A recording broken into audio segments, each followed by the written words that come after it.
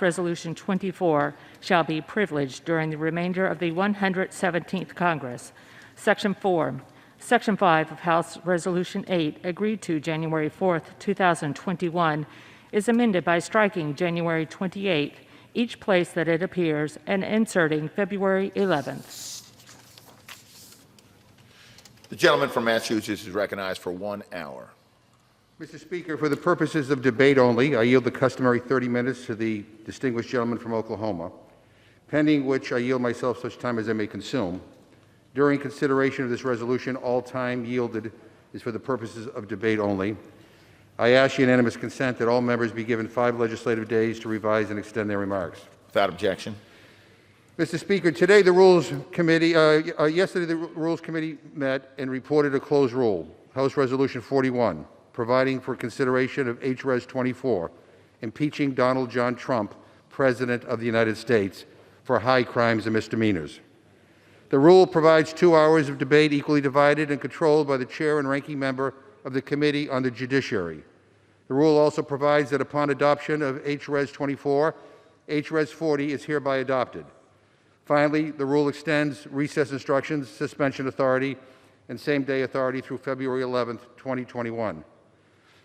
Mr. Speaker, we are debating this historic measure at an actual crime scene, and we wouldn't be here if it weren't for the President of the United States.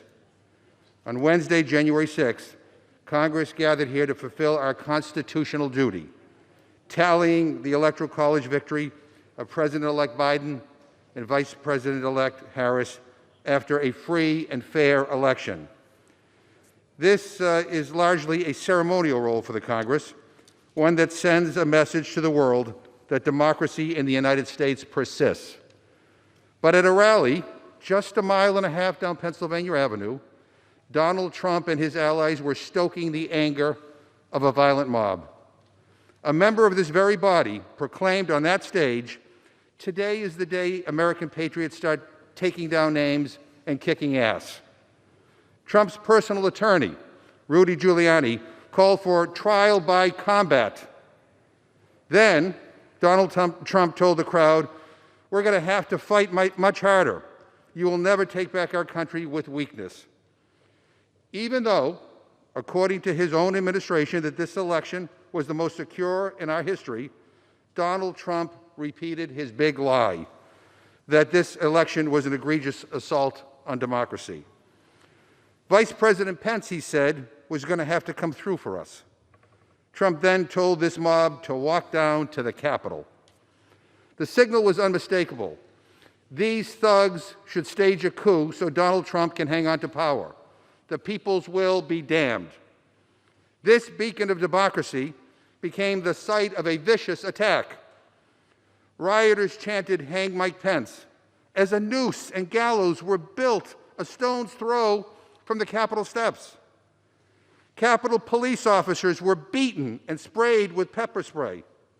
Attackers hunted down lawmakers to hold them hostage or worse. Staff barricaded doors. People sent text messages to their families to tell them they loved them. They thought they were saying goodbye, Mr. Speaker. This was not a protest. This was an insurrection. This was a well-organized attack on our country that was incited by Donald Trump.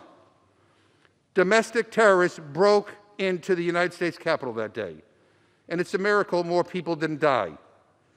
As my colleagues and I were being evacuated to safety, I never, ever will forget what I saw when I looked into the eyes of those attackers right in the Speaker's lobby there. I saw evil, Mr. Speaker. Our country came under attack, not from a foreign nation, but from within. These were not protesters. These were not patriots. These were traitors. These were domestic terrorists, Mr. Speaker. And they were acting under the orders of Donald Trump. Now, some of my colleagues on the other side have suggested that we just move on from this horror. But to gloss over it would be an abdication of our duty. Others on the Republican side have talked about unity. But we can't have unity without truth and without accountability. And I'm not about to be lectured by people who just voted to overturn the results of a free and fair election. America was attacked, and we must respond. even when the cause of this violence resides at 1600 Pennsylvania Avenue. Each of us took an oath last week.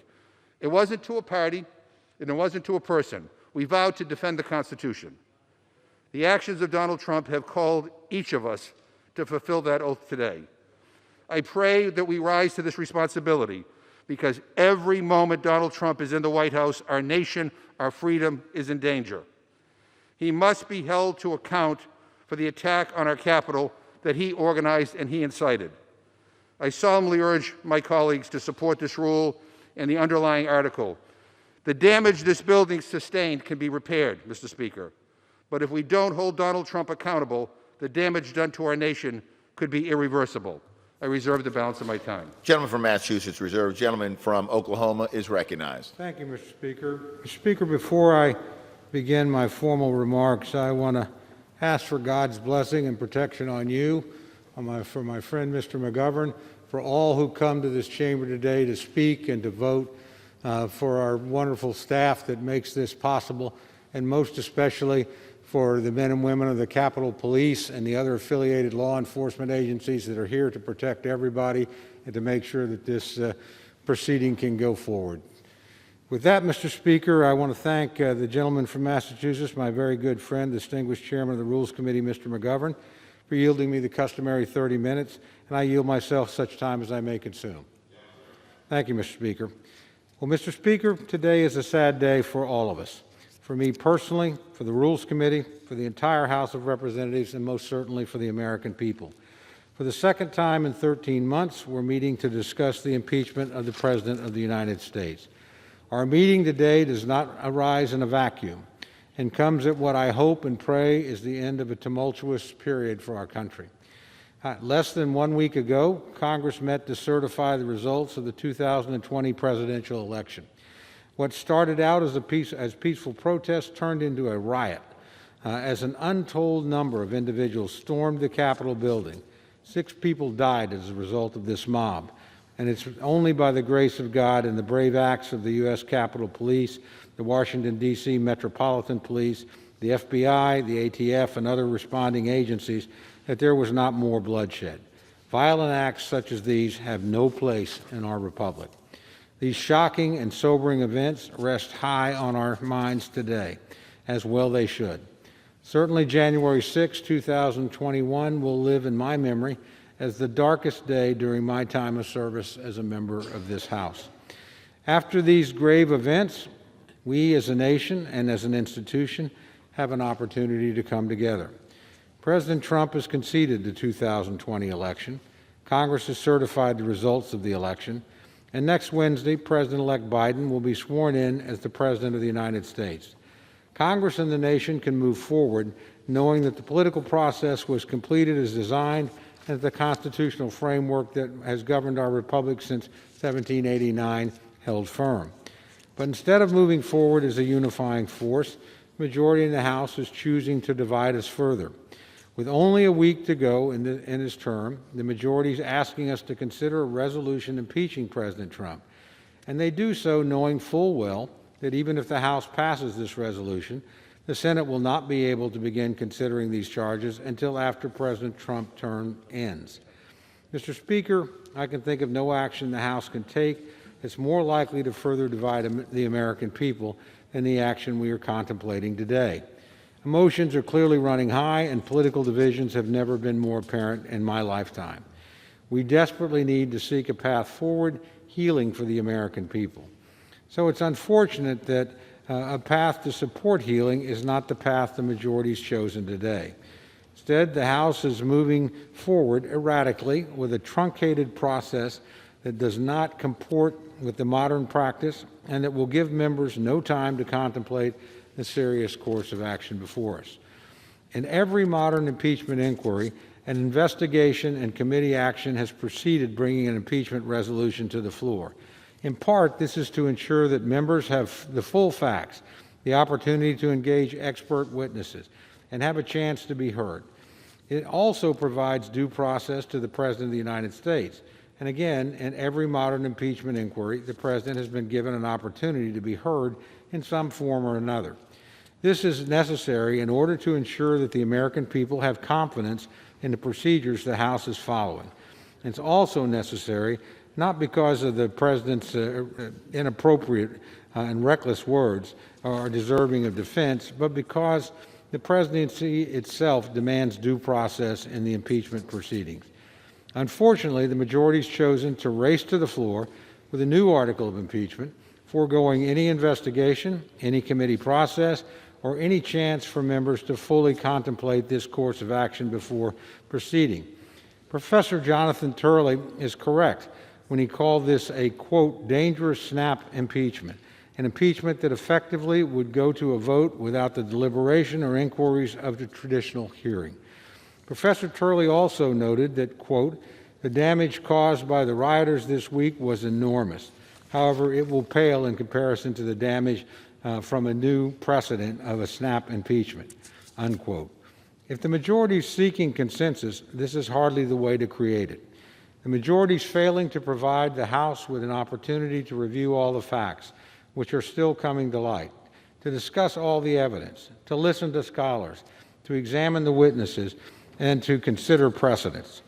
This is not the type of robust process we have followed for every modern impeachment, and the failure to do so does a great disservice to this institution and to this country. Mr. Speaker, I can think of nothing that will cause further division more than the path the majority is now taking.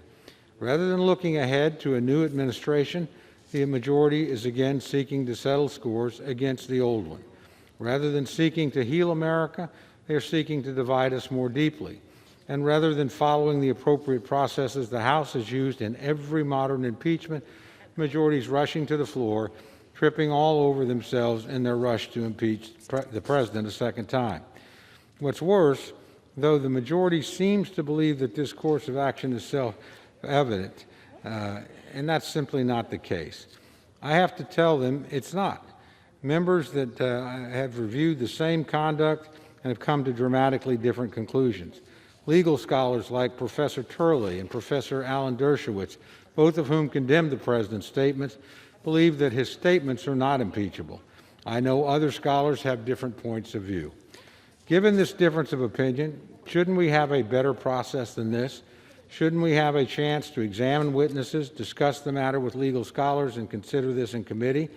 On a matter as grave and consequential as impeachment, shouldn't we follow the same process we have used in every modern impeachment rather than rushing to the floor? On behalf of generations of Americans to come, we need to think more clearly about the consequences of our actions today. The fact of the matter is, Mr. Speaker, there is no reason to rush forward like this, other than the very obvious fact that there are only 7 days left until a new president takes office. But what's worse, as Professor Dershowitz has pointed out, because of the Senate's rules, the case cannot come to trial in the Senate until 1 p.m. on January the 20th, 1 hour after President Trump leaves office. This is an ill-advised course, in my opinion, Mr. Speaker. Even Senator Joe Manchin, a Democrat, agrees. Senator Manchin is quoted this week as having said, quote, I think this is so ill-advised for Joe Biden to be coming in, trying to heal the country, trying to be the president of all the people when we're going to be so divided and fighting again. Let the judicial system do its job, unquote. So what, then, is the point of the rush to impeach? We are coming off a horrific event that resulted in 6 deaths. We have an opportunity to move forward, but we cannot if the majority insists on bringing the country through the trauma of another impeachment. It will carry forward into the next president's term, ensuring that he will struggle to organize his administration. What's worse, it will continue to generate the bitterness so many of us have opposed. Why put us through that when we can't actually resolve this before the end of the president's term? Mr. Speaker, I think my colleagues in the majority need to think about this more soberly. We need to recognize we are following a flawed process. We need to recognize that people of goodwill can differ. We need to recognize that while the House may be done with this matter after today's vote, it will not be done for the country. It will not be done for the Senate, and it will not be done for the incoming Biden administration. The House's action today will only extend the division longer than necessary. Finally, Mr. Speaker, I would note that there are other remedies that can be pursued. The President is expected to face litigation over his role in last Wednesday's events. There will be criminal proceedings against the perpetrators, and I hope all of those who stormed the Capitol will be brought to justice. And some members have proposed an alternative procedure, censuring the President, which could garner significant bipartisan support in the House. I do not think impeachment is a wise course, Mr. Speaker. I would urge my friends in the majority to reconsider. There's still time to choose a different path, one that leads to reconciliation and hope for a better and brighter days. With that, I urge opposition to the rule, and I reserve the balance of my time. Gentleman from Oklahoma reserves. Gentleman from Massachusetts is recognized. Mr. Speaker, I ask unanimous consent to insert in the record the powerful statement by Congresswoman Liz Cheney, who is the chair of the House Republican Caucus, entitled, I will vote to impeach the President. Without objection. And I just want to be clear about one thing.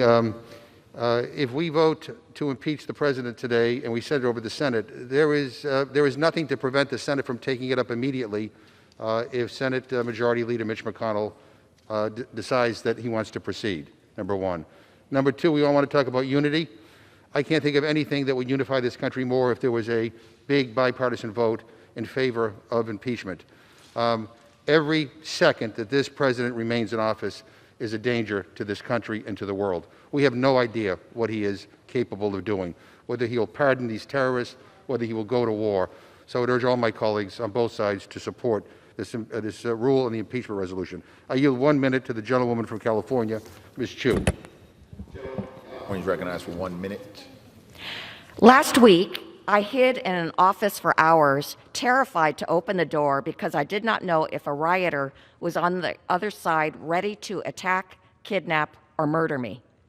But my experiences were just the tip of the iceberg. The U.S. Capitol was targeted, besieged, and ransacked on January 6 by a murderous mob holding a noose for Vice President Pence and targeting Speaker Pelosi. Their rampage resulted in destruction and 5 people dead. We were attacked by terrorists, but this time the terrorists were radicalized right here in the United States. Worse, they were radicalized by the President, who intentionally lied to his supporters that the election was stolen and then told them when to come to D.C., where to protest, and who to direct their anger at. The need to remove this president could not be more urgent. He is too dangerous to remain in office. Donald Trump must be held accountable. He must be impeached. Gentlewoman yields. Gentleman from Massachusetts reserves. Gentleman from Oklahoma is recognized. Thank you, Mr. Speaker. Mr. Speaker, I yield myself such time as I may consume. Gentleman is recognized. Thank you, Mr. Speaker. If we defeat the previous question, I'll offer an amendment to the rule to immediately bring up a resolution establishing a bipartisan national commission on the domestic terrorist attack on the United States Capitol. This proposed bipartisan commission will be tasked with examining and reporting upon the terror attack on our Capitol that occurred last Wednesday. The commission will be bipartisan in nature, modeled after the 9/11 Commission, and will fully be empowered to undertake a full investigation and make recommendations to the President and to Congress. I can think of no more appropriate path for Congress to follow than by ensuring a bipartisan commission reviews all evidence and reports back to us on this horrific event. Mr. Speaker, I ask unanimous consent to insert the text of my amendment in the record, along with extraneous material, immediately prior to the vote on the previous question. With that, I Without urge... objection. Thank you, Mr. Speaker. With that, I urge a no vote on the previous question. I yield 4 minutes to my good friend, Mr. Davis of Illinois, the ranking Republican member on House Administration, for a further explanation of this amendment. The gentleman from Illinois is recognized for 4 minutes. Thank you, Mr. Speaker. I first want to thank the U.S. Capitol Police and the Sergeant-at-Arms employees who were here on the front lines protecting this Capitol last week during the unprecedented attack. It is imperative that we focus on ensuring a safe inauguration day, protecting members and staff during this time of increased threats, and making sure that our Capitol police officers have the support that they need. We need to ensure that what we saw happen a week ago today never happens again. Yesterday, I introduced, along with Representatives Katko and Comer, a bill that would create a national commission on the domestic terrorist attack upon the United States Capitol. The bipartisan commission would consist of 10 members, 5 Republicans, 5 Democrats, appointed by the next president and by House and Senate leadership. This commission would be tasked with investigating the domestic terrorist attack that occurred in this building just a week ago. And it will provide us recommendations to prevent similar attacks from happening in the future. What we saw last week scared all of us who were here, but it also showed adversaries what it takes to take out a branch of government.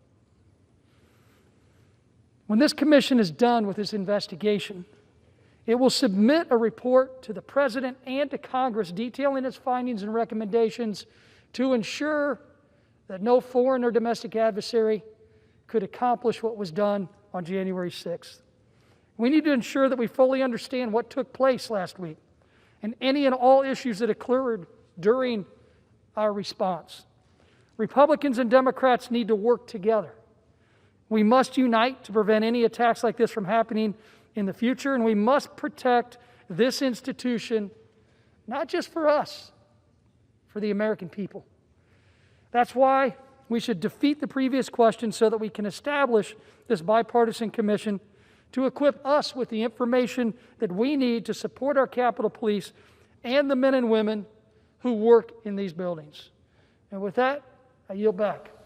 The gentleman yields. The gentleman from Oklahoma reserves. The gentleman from Massachusetts is recognized. Mr. Speaker, I'm proud to yield 1 minute to the distinguished gentleman from Maryland, the Majority Leader, Mr. Hoyer. The gentleman from Maryland is recognized for 1 minute. I thank the chairman of the Rules Committee for yielding. I congratulate him for his efforts and that of the Rules Committee in acting swiftly. I appreciate the remarks of Mr. Cole, for whom I have great respect, but I disagree with his sense of a lack of urgency in action. I do agree with him of the consequences of our action. There are consequences to actions, and the actions of the President of the United States demand urgent, clear action by the Congress of the United States. The chairman of the committee introduced the remarks and put them in the record. But I want to reference the remarks of the chair of the Republican Conference, which is the analog to the Democratic Caucus. It is all the Republicans elected to the Congress of the United States in the House of Representatives. And they elected Liz Cheney, the daughter of the Vice President of the United States, the former whip of this House, Dick Cheney, with whom I served in the 80s. Representative Cheney from Wyoming, a conservative Republican, said this: "The President of the United States summoned the mob, assembled the mob, and lit the flame of this attack." That is not some irresponsible new member of the Congress of the United States. This is the daughter of the former Republican whip and former Vice President of the United States of America. She knows of what she speaks. And she said this as well: "There has never been a greater betrayal by a President of the United States of his office and his oath of Constitution, to the Constitution." This is not, as Liz Cheney says, just some action. She characterizes it as the biggest betrayal of any President of the United States in our history.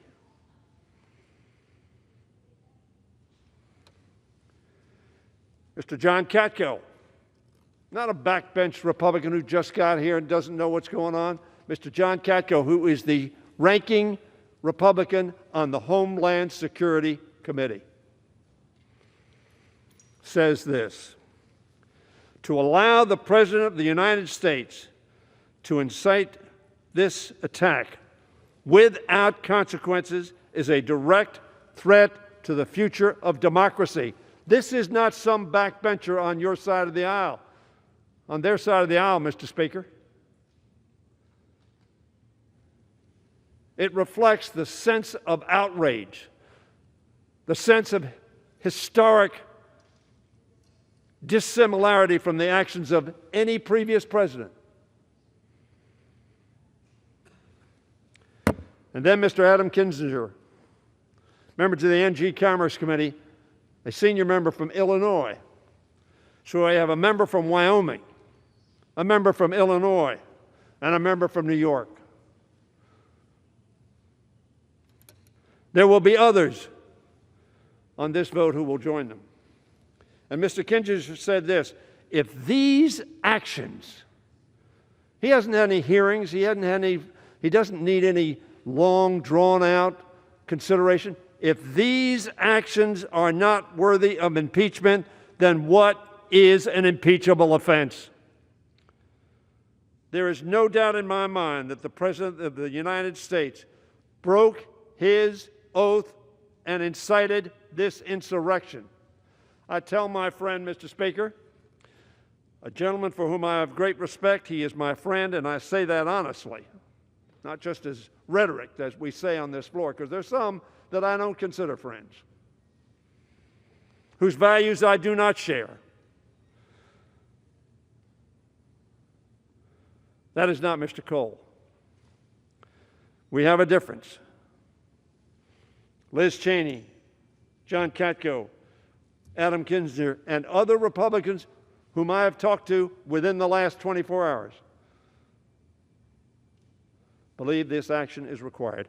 Now, let me say, I see the gentleman from Ohio is on the floor.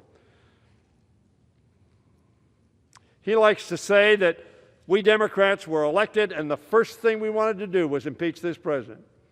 And he's shaking his head in agreement because, like the President of the United States, he denies the facts.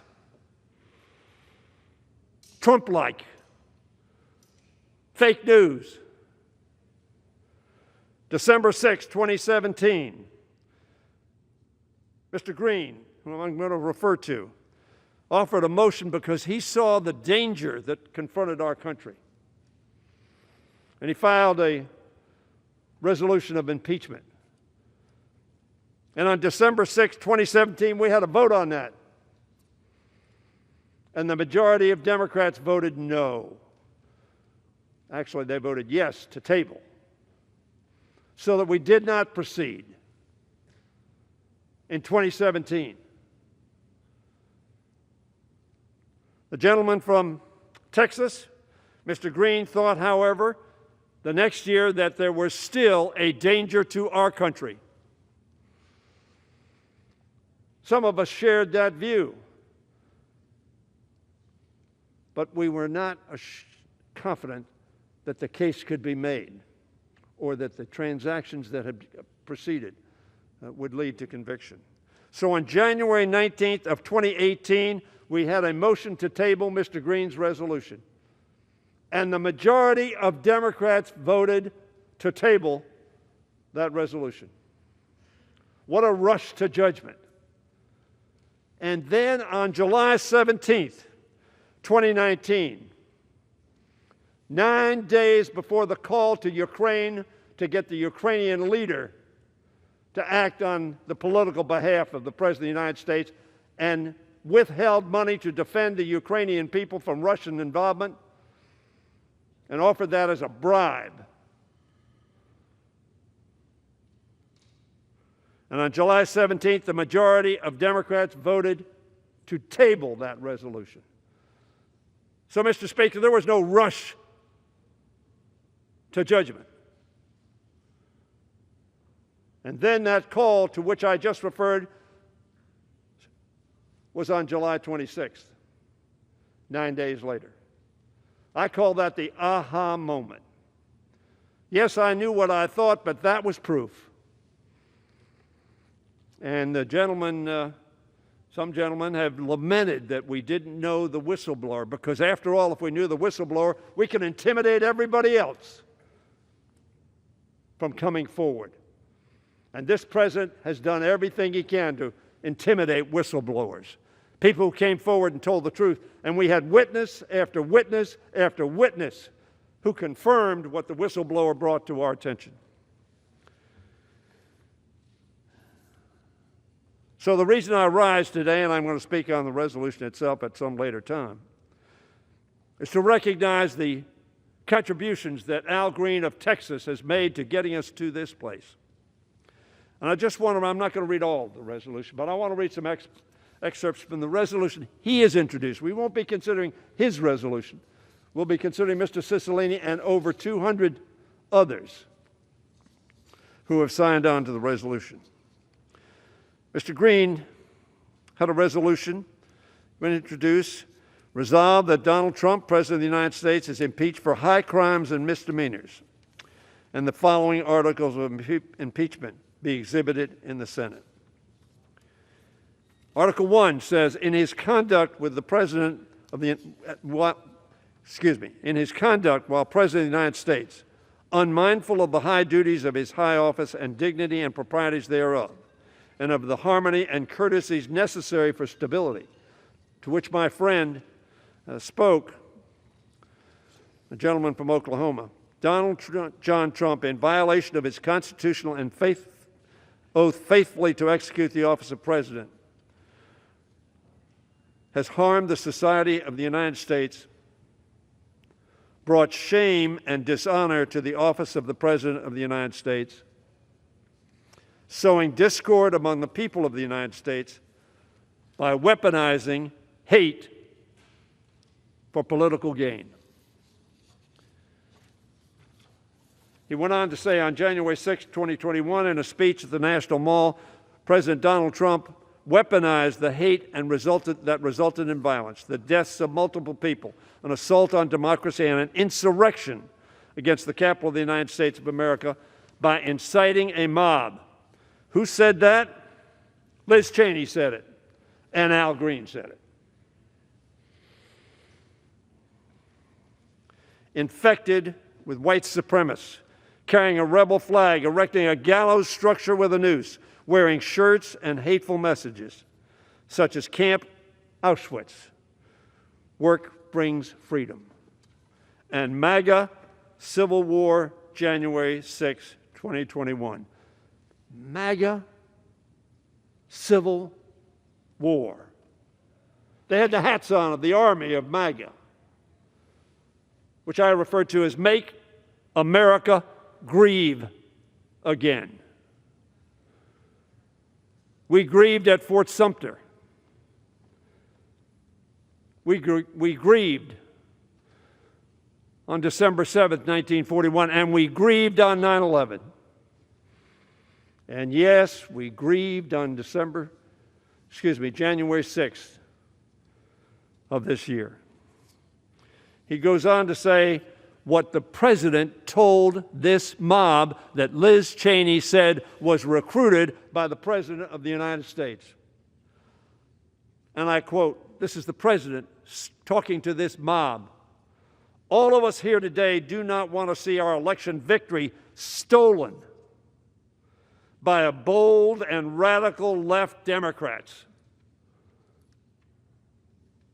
like the Secretary of State in Georgia and the governor of Georgia, which is what they are doing, and stolen by the fake news media, inciting, riling up, creating anger with the fake news and lies that the President of the United States said to these folks. That is what they have done and what they are doing, the President continued. We will never give up. We will never concede. It doesn't happen. You don't concede when there's theft involved. And so what did they do? Incited by this president, as Liz Cheney said, as John Katko said, as Adam Kinzinger said, and frankly, what Secretary Chao acted upon, and what the Secretary of Homeland Security acted upon, and what so many others in the administration have acted upon. Disgusted, dismayed, and disheartened by what their president had done. They got out. They quit. The president further emboldened them, saying, this is the green resolution. We're not considering it, but it is the green resolution. The president further emboldened them, saying, you will never take back our country with weakness. We had a display of non-weakness, criminal, insurrection-like conduct. Recruited by and deployed by the President of the United States to come to this Capitol and stop the steal. The steal, of course, was we assembled accepting what all the courts that considered it said was a fair and accurate election of Joe Biden and Kamala Harris as President and Vice President of the United States. After his National Mall speech, a mob of his supporters proceeded to the Capitol complex. We know that. And so Mr. Green's resolution ends with, wherefore, to prevent national harm to our society, Donald John Trump, by such conduct, warrants immediate impeachment trial and removal from office and disqualification to hold and enjoy any office of honor, trust, or profit under the United States Constitution and the 14th Amendment.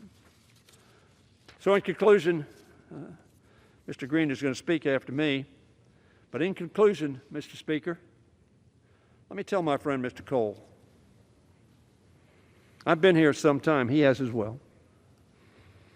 I've served with Ronald Reagan, with George H.W. Bush, and George Bush. I had respect for all of those presidents. They cared about our country, they honored our Constitution, and they executed the duties of their office consistent with the Constitution and laws of our country. That is not true of this president. And therefore, he ought to be removed. And we have that opportunity to do so. Is there little time left? Yes. But it is never too late to do the right thing. I yield back the balance of my time. Gentleman from Maryland yields. Gentleman from Massachusetts is recognized. Speaker, at this point, I'd like to yield 1 minute to the gentleman from Texas, my good friend, Mr. Green.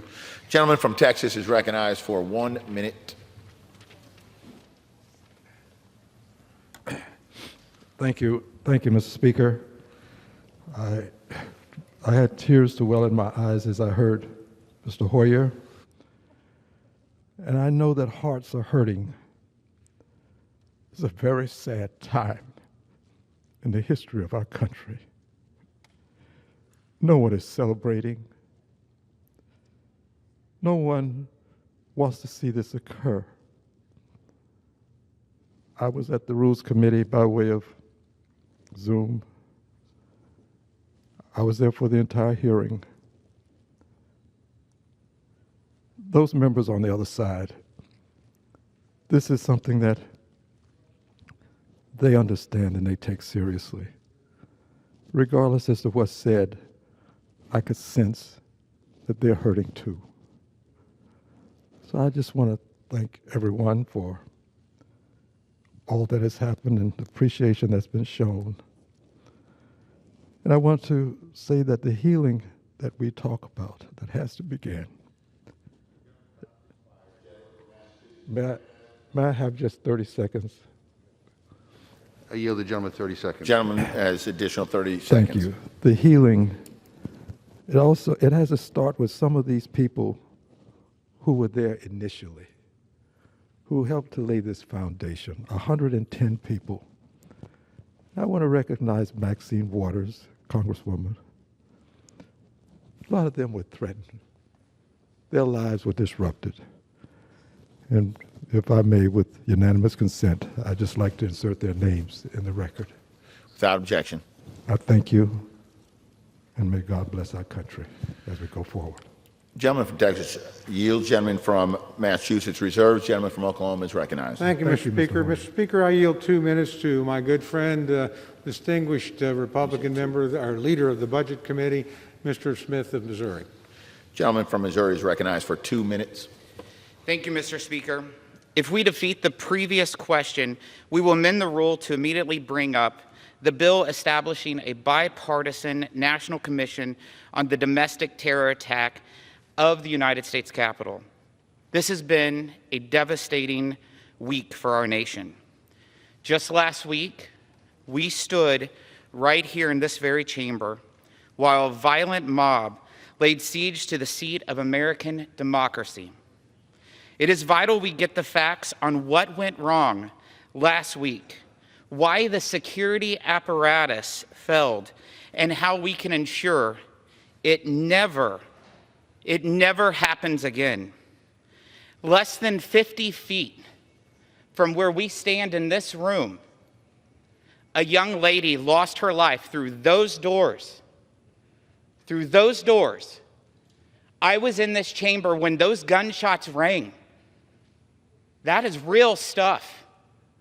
That should never happen in the people's house. For the first time, can the House Democrats and the Speaker of the House put the people before politics? Please put the people before politics. At a time when our nation is more divided than ever before, let's put people before politics. President Trump will be leaving in 7 days. Let's try to heal this nation. Let's listen to the American people. This is the people's house. Let's operate for the people. This country is hurting. The people are hurting. Our colleagues are hurting. This is a reckless impeachment. This will only bring up the hate and fire more than ever before. Have a conscience. Put the people before politics. Gentleman's time's expired. Unify Gentleman from this Oklahoma country. is recognized. Gentleman from Oklahoma reserves. Gentleman from Massachusetts is recognized. Mr. Speaker, let me remind all of my colleagues that what happened on Wednesday would not have happened if it weren't for the occupant in the White House. And if we want to put the people first, we all ought to vote to impeach him and remove him from office as soon as possible. With that, I yield 1 minute to the gentlewoman from California, Ms. Brownlee. Gentlewoman from California is recognized for 1 minute. Mr. Speaker, today is a defining moment in our history. Congress was attacked by a mob directed by the President of the United States. It was a horrible, terrifying situation, but we all know deep in our hearts that it could have been much, much worse. We simply cannot let it stand. We cannot let it stand for the very soul of our democracy. We cannot let the President of the United States leave office without acting. We are the oldest constitutional republic in the world, and our Capitol is the sacred symbol of our great democracy. To my colleagues across the aisle, I appeal to your sense of service and duty to our nation and to the oath we all swore to uphold. Before we are Democrats and Republicans, we are Americans. Let us come together to fulfill our oath by voting for the resolution before us and by defending, preserving, and honoring our democracy. I yield back. The gentlewoman yields. Gentleman from Massachusetts reserves. Gentleman from Oklahoma is recognized. Thank you very much, Mr. Speaker. Mr. Speaker, I yield 2 minutes to one of our new members, distinguished gentlelady from South Carolina, Ms. Mace, and note that this is her first speech on the House floor. Gentlewoman from South Carolina is recognized for 2 minutes. Thank you, Mr. Speaker. And this is not the reason why I wanted to give my first speech on the in our chambers, in our hallowed halls. This is not what I wanted to do in my first week in office. But after the violent events of last week, watching and witnessing how heartbreaking this was, thank God I sent my kids home on Monday morning because I was worried about the rhetoric leading up to the events and to the rally on January 6th, the violence that could transpire. Not only were our lives in danger, but if my kids were here, their lives would have been in danger too, the two most precious people in my life. Mr. Speaker, the President of the United States, the U.S. House of Representatives has every right to impeach the President of the United States. But what we're doing today, rushing this impeachment in an hour or 2 hour long debate on the floor of this chamber, bypassing judiciary, poses great questions about the constitutionality of this process. I believe we need to hold the president accountable. I hold him accountable for the events that transpired, for the attack on our Capitol last Wednesday. I also believe that we need to hold accountable every single person, even members of Congress, if they contributed to the violence that transpired here. But today I'm asking my colleagues to remember the words of the legendary, the great leader in this country, Dr. Martin Luther King, who once said, "The time is always right to do what is right." And if we're serious about healing the divisions in this country, Republicans and Democrats need to acknowledge this is not the first day of violence we've seen. We've seen violence across our country for the last 9 months. And we need to recognize, number one, that our words have consequences, that there is violence on both sides of the aisle. We've contributed to it. We need to take responsibility for our words and our actions. We need to acknowledge there is a problem, take responsibility for it, and stop being part of the problem and start being part of the solution. God bless every member in the chamber today, and God bless the United States of America. I yield back. Thank you. The gentlewoman yields. Gentleman from Oklahoma Reserve. Gentleman from Massachusetts is recognized. Mr. Speaker, I'm happy to yield 1 minute to the gentleman from Vermont, Mr. Welsh. Gentleman from Vermont is recognized for 1 minute. Mr. Speaker, our government is founded on the principle all power flows from the people. Donald Trump challenged this principle in 2 ways: deceit and violence.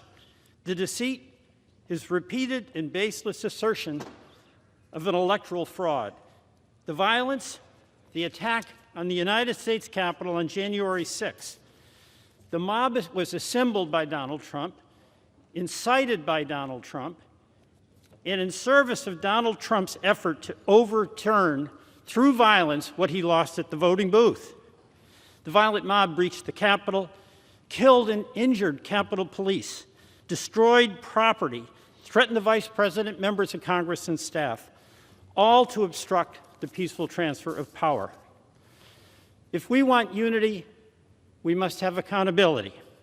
So the question before this Congress: will Congress condone through acquiescence or condemn through impeachment Donald Trump's violent acts to overturn the election? Gentleman's Congress time has must expired. impeach. Gentleman from Massachusetts I yield is back. reserves. Gentleman from Oklahoma is recognized. Thank you very much, Mr. Speaker. Mr. Speaker, I yield 2 minutes to the distinguished Republican leader of the Judiciary Committee, Mr. Jordan of Ohio.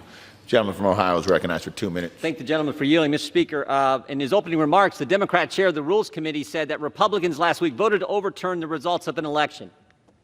Guess who the first objector was on January 6, 2017? First objector, the Democrat chair of the Rules Committee. And guess which state he objected to? Alabama. The very first state called, Alabama. President Trump, I think, won Alabama by like 80 points. Actually, he won it by 30 points.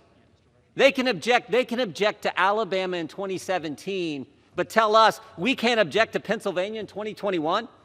Pennsylvania, where the state Supreme Court just unilaterally extended the election to Friday?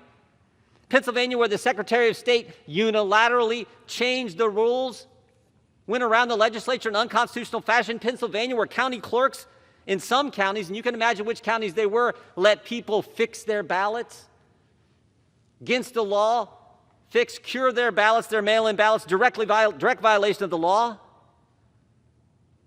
And they tell us we tried to overturn the election. Guess who the second objector was in 2017? The individual managing the impeachment for the Democrats.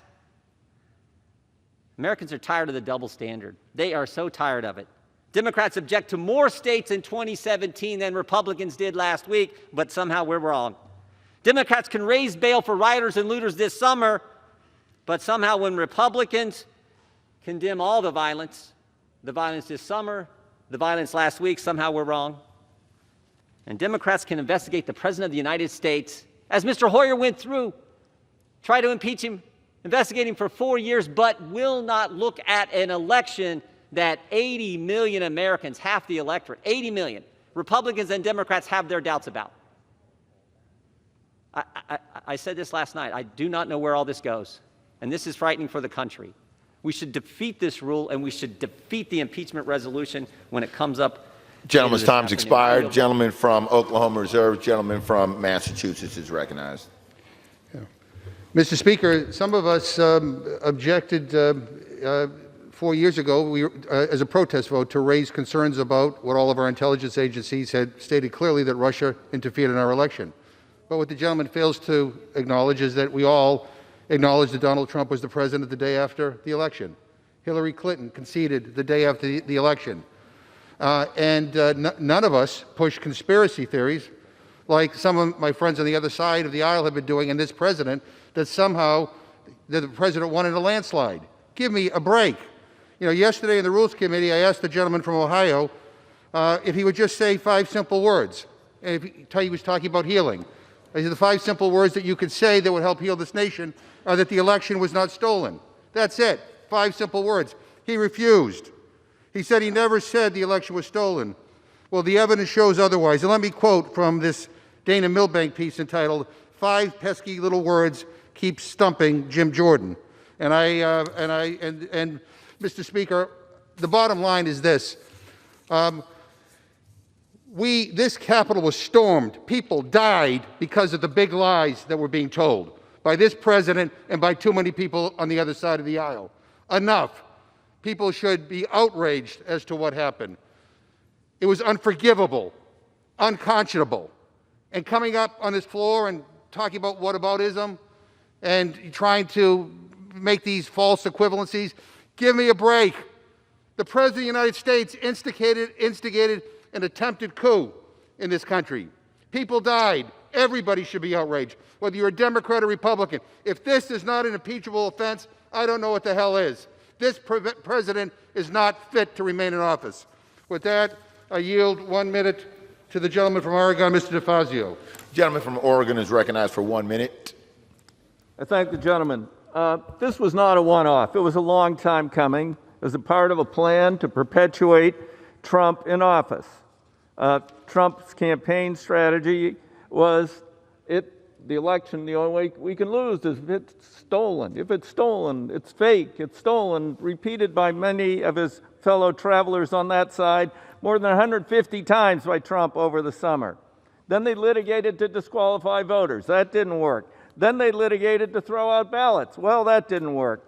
Then they attempted to delay the count and flip state legislatures. Well, that didn't work. Last ditch, the president called down to Georgia and said, "Can't you find me more votes?" And then one last desperate plea: stop the January 6th certification. And the president talked about that on September 26th. He said, "You know, if it goes to Congress, there's 1 vote per state, and we have an advantage." So I think this was part of a plan to disrupt the Electoral College of the United States. Giuliani, trial by combat. Trump, never take back our country with weakness. Gentleman's time's expired. You have to show Gentleman strength. from Massachusetts You have to be strong. reserves. If you The don't gentleman fight like from hell, you're not gonna Oklahoma have a is country recognized. The anymore. gentleman will And then suspend. he said, "We love The you." gentleman is no longer recognized. Gentleman from Oklahoma is recognized. Thank you very much, Mr. Speaker. Mr. Speaker, I yield 3 minutes to my good friend, the gentleman from Pennsylvania, Mr. Reschenthaler, new member of the Rules Committee. Gentleman from Pennsylvania is recognized for 3 minutes. Thank you, Mr. Chairman. I'm deeply troubled by last week's attack on our Capitol, and I pray for the families of Officer Sicknick and Officer Liebengood. As I have been saying all summer long, violence and rioting has no place in America, and the criminals responsible for last week's rioting must be brought to justice. At a time when our nation is still healing, we must seek out issues to work on that unite us, rather than issues that further divide us. I was greatly encouraged to see our country unite in condemnation of last week's lawlessness and the rioting. I am further encouraged that despite my Democrat colleagues' claims to the contrary, President Trump is committed to a peaceful and uninterrupted transfer of power. But that's not good enough for my colleagues across the aisle. With just 7 days left in President Trump's term, they are fast-tracking impeachment proceedings, a move which will no doubt further divide an already fractured nation. Even House Democrats' last impeachment effort, which was rushed through in record time, at the very least that had expert input, depositions, hearings, and deliberation. This latest attempt at impeachment ignores all precedent and ignores all due process. And it cannot be voted on in the Senate before Joe Biden is sworn into office. I'm also very concerned by the charge against the president of quote-unquote incitement of insurrection. At his rally, President Trump urged attendees to quote-unquote peacefully and patriotically make your voices heard. There was no mention of violence, let alone calls to action. Look, I prosecuted terrorists in the Navy. I was a defense attorney in the Navy JAG Corps. I was a district judge. Just pull up the criminal statute. Look at the criminal code. President Trump's words would not even meet the definition of incitement under criminal statutes. The measure before us today sets a dangerous precedent whereby political parties can justify impeachment simply because they do not agree with the president. I would therefore urge my colleagues across the aisle to just take a step back, let cooler heads prevail, and consider how the actions we're taking here today will alter the course of history, will lower an already low bar of impeachment for all future presidencies. Thank you, and I yield back. Gentleman yields. Gentleman from Oklahoma reserves. Gentleman from Massachusetts is recognized. Mr. Speaker, when my friends talk about the president being committed to a peaceful transition, I just point to what happened on Wednesday when his words launched a violent attack against this Capitol, where 5 people lost their lives and many more were injured. So give me a break. Mr. Speaker, I yield 1 minute to the gentleman from Texas, Ms. Jackson Lee.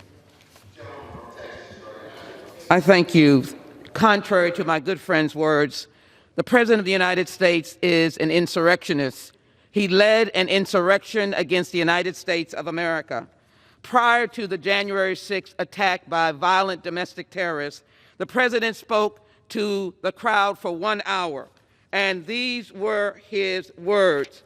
These were his words, which is that we cannot take the nation back.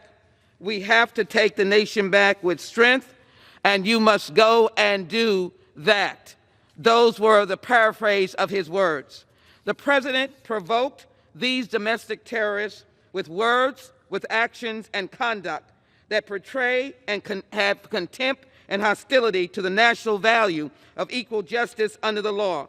Telling domestic terrorists, nearly all of them were white supremacists, many of them, who support him politically, who stormed the Capitol to derail Congress from completing its constitutionally required duty of counting and verifying the votes. Gentlewoman's time has expired. Gentleman from Massachusetts reserves. The gentleman from Oklahoma is recognized.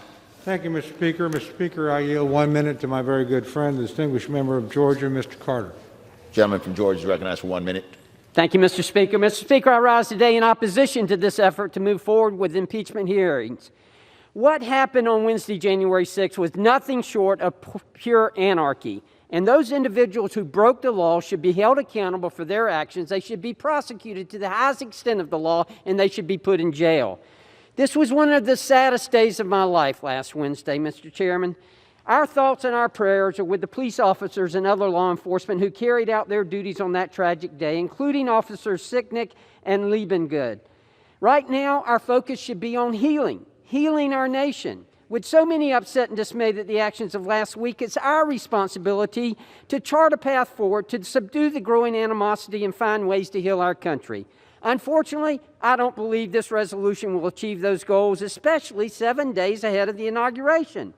This is very serious and concerning effort during such a tense and fragile time in our country. I urge my colleagues to consider how this will further entrench people during such a tense time. I cannot support this. The gentleman will suspend. All members are reminded to wear face coverings while on the floor. All members and staff should be wearing face coverings while on the floor.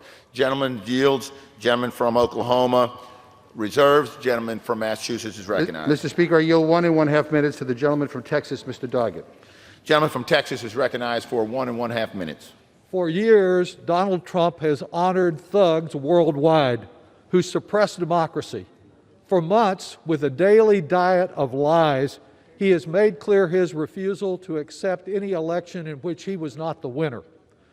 After failing completely in his repeated attempts to intimidate both Republican election officials into committing fraud and Republican-appointed judges into ignoring our Constitution, he made a desperate attempt last week to block the final election count and prevent the peaceful transition of power essential to democracy. Trump basically attempted to overthrow the government, to violently overthrow the first branch of government, this Congress. Like his deadly reaction to the pandemic, he totally bungled the deadly attack. Both his frenzied, riotous mob and his congressional enablers were defeated. America, we did stop the steal. We stopped Donald Trump from stealing our democracy and imposing himself as a tyrant. Today, we not only demand accountability for his gross misconduct, but more importantly, we declare to the next Trump-like aspiring tyrant, not in America, we love our democracy too much. Our capital is scarred, but our democracy survives.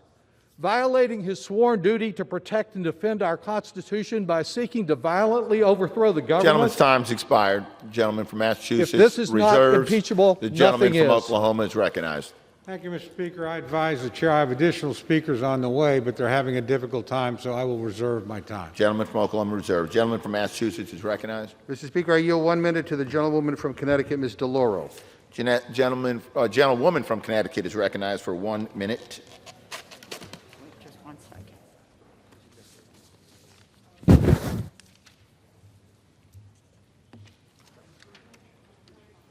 On November 3rd, the American people voted overwhelmingly for Joe Biden and Kamala Harris to serve as President and Vice President of the United States.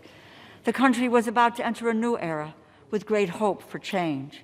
And yet, with a decisive mandate and majority, the President used untruthful claims to end the completion of a constitutional process of collecting the electoral votes, making Joe Biden President of the United States.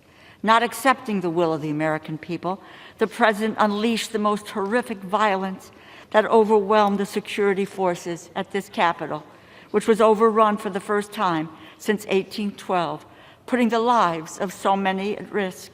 Indeed, a day of infamy. This impeachment will be viewed as a transcendent vote where all will be judged. Vote to impeach the President of the United States, Donald J. Trump, and I yield back. Gentlewoman yields. Gentleman from Massachusetts reserves. Gentleman from Oklahoma is I recognized. continue to reserve, Mr. Speaker. Gentleman from Oklahoma reserved. From Massachusetts is recognized.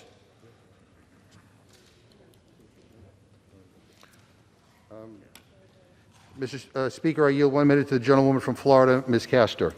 The gentlewoman from Florida is recognized for 1 minute.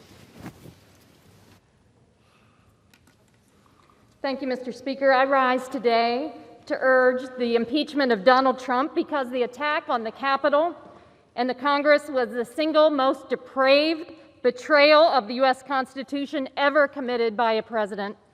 The traitorous incitement of an insurrection demands not just impeachment, but removal of from office immediately. Violence during the transfer of power, Confederate flags, anti-Semitic paraphernalia desecrated this Capitol, so accountability must come swiftly. We must act with the same resoluteness we showed in the early morning hours after the insurrection, where we ensured the will of the voters was effectuated. Donald Trump's defilement of this Capitol will not stand. It demands impeachment now. I yield back. Gentlewoman yields. Gentleman from Massachusetts reserved. Gentleman from Oklahoma is recognized. Thank you very much, Mr. Speaker. Mr. Speaker, I yield 1 minute to my very good friend, the distinguished gentleman from North Carolina, Mr. Bishop. Gentleman from North Carolina. Excuse me, 2 minutes, Mr. Speaker. For 2 minutes. Thank you, Mr. Speaker. I thank the gentleman for yielding. These articles charge incitement. Once before, the House impeached the President of the United States within a week of the alleged offense. That was President Andrew Johnson, days after he removed Secretary of War Edwin Stanton in 1868. Over 50 years later, the Supreme Court declared unconstitutional the Tenure of Office Act that President Johnson had refused to obey. In other words, the House was not only hasty, it was wrong, punishing noncompliance with an unconstitutional law. At least when that occurred, the constitutionality of the law in question was unsettled. Here, however, an angry House majority races to impeachment in direct violation of settled constitutional law. Again, the articles before the House charge incitement to insurrection. They do not specify inciting language. The law is well settled. Quote, "What is required to forfeit constitutional protection is incitement speech that specifically advocates for listeners to take unlawful action." The violence last Wednesday was abhorrent. Perpetrators should be prosecuted. Those responsible for security decisions held accountable. Congress can disapprove, revile, condemn, even censure, but you cannot, consistent with the rule of law, punish that which the Constitution's First Amendment declares protected. If you do it, the violators of duty to this Constitution, however angry, will be those who vote for this article of impeachment.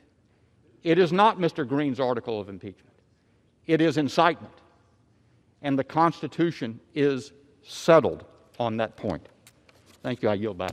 Yields. Gentleman from Oklahoma reserves. Gentleman from Massachusetts is recognized. Mr. Speaker, I'm proud to yield 1.5 minutes to the gentlewoman from Minnesota, Ms. Omar. Gentlewoman from Minnesota is recognized for 1.5 minutes. Thank you, Chairman. Mr. Speaker, let us not mince words about what happened last week. It was a violent attempt to interrupt our democratic process. It was a targeted blow at the most essential process that makes us a democracy. It was a direct and specifically incited by the President of the United States.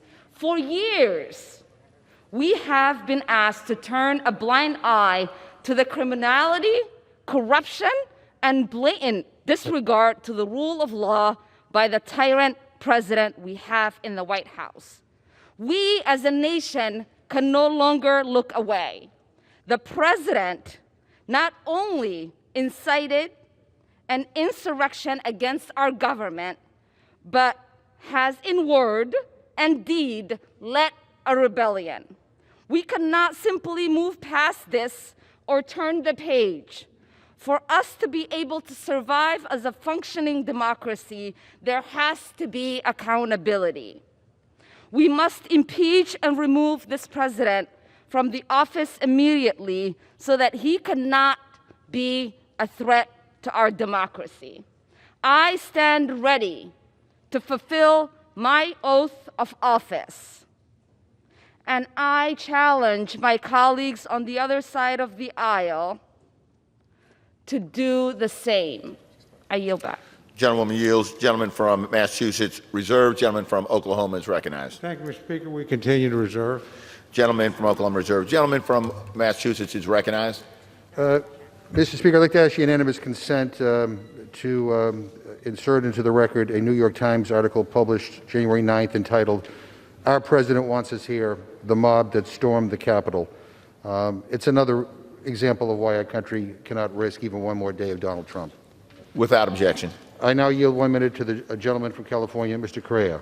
Gentleman from California is recognized for 1 minute. I thank the gentleman for yielding. And Mr. Speaker, last week, Congress was under siege by a mob, motivated and directed by the President of the United States. Our Vice President was the target of that mob. Members of Congress, both Democrats and Republicans, were targets of this mob.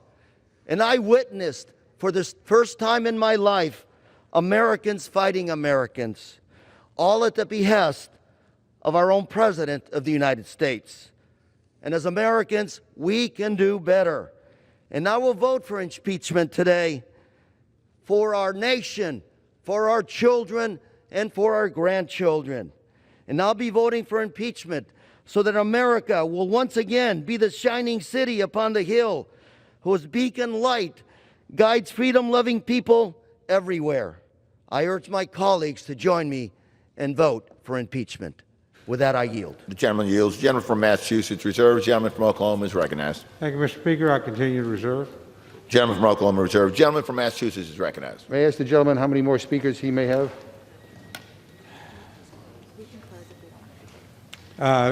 Whenever the gentleman is prepared to close, we'll close. We were hopeful that one of our speakers could arrive, but difficult circumstances, they're just having a hard time getting here. I think we have exhausted all of our speakers, so I yield to the gentleman. Is my friend prepared to close?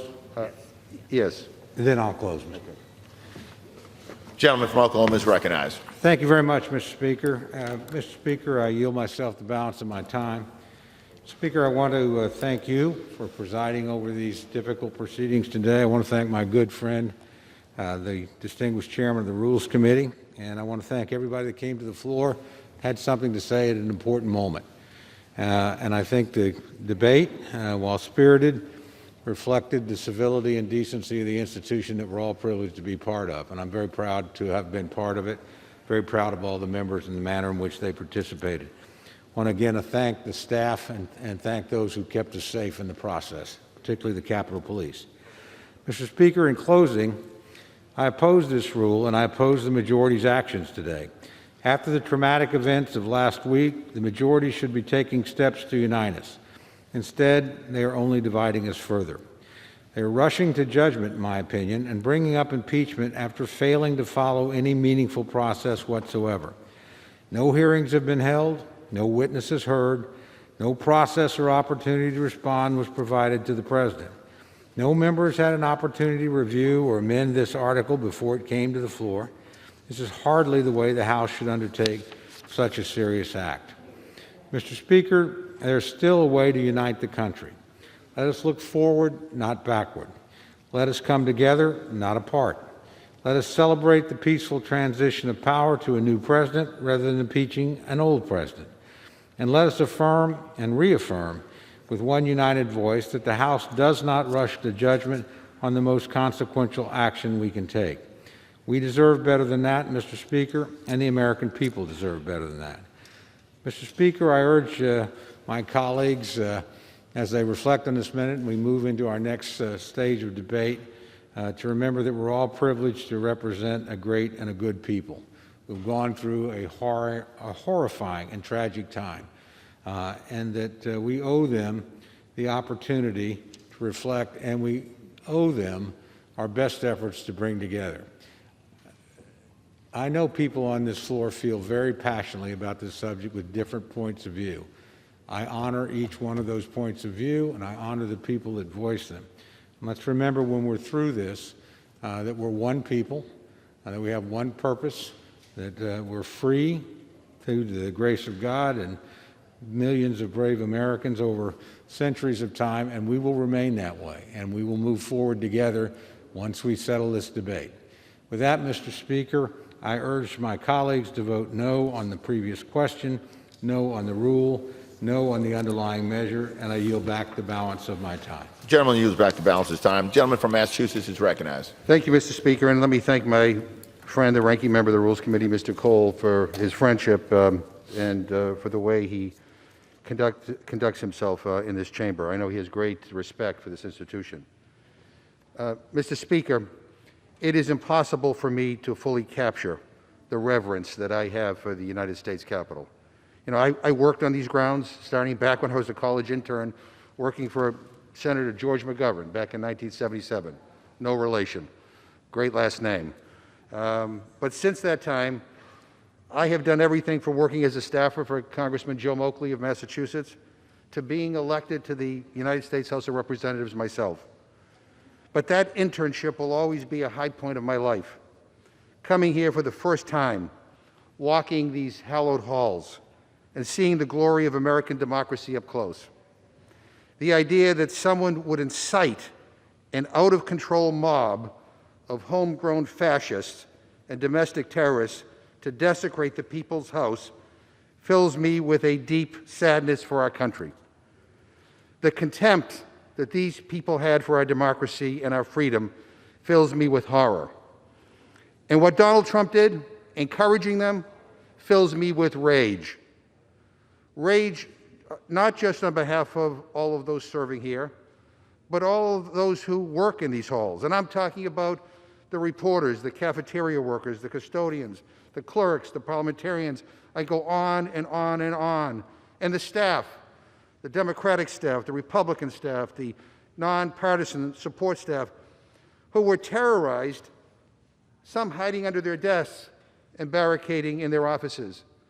I was in the Speaker's chair the day this unfolded, and many of the people who are sitting up there now were present at that time. What a horrifying thing for anybody to have to experience. Now, some of my Republican friends have been trying to lecture us about unity here today. Unity, after they voted to overturn a free and fair election in the United States of America, but also preaching unity and not acknowledging that for 4 years, many of them gave oxygen to Donald Trump's conspiracy theories, to the big lies. They turned the other way in the face of racism and bigotry and how he embraced some of the most intolerant voices in this country. They just let it go. You know, I will remind everybody here that words have consequences. And ignoring words that are wrong also have consequences. You know, what happened would never have happened if everybody stood up in unity and called out the president when he was not telling the American people the truth, when he was pushing a big lie. We will never have unity without truth and also without accountability. This week in Congress, we saw the best of us and the worst of us. Some of my colleagues have shown that they will defend this president no matter what he does. There's nothing that he could do that would dissuade them from all-out support. But some are standing up and doing the right thing under tremendous pressure, and I am proud of that, and I honor them for their courage. This impeachment resolution outlines the truth of what Trump did. It is time that this Congress now holds him accountable for his words and for their devastating impact. Last week, we took an oath to protect this nation. As history calls on us today, I pray that we all have the moral clarity to uphold it here today. With that, Mr. Speaker, I yield back the balance of my time, and I move the previous question on the resolution. The question is on order in the previous question on the resolution. Those in favor say aye. Those opposed, no. No. In the opinion of the chair, the ayes have it. Mr. Speaker, on that, I would request the yeas and nays. Pursuant to Section 3S of House Resolution 8, the yeas and nays are ordered. Members will record their votes by electronic device.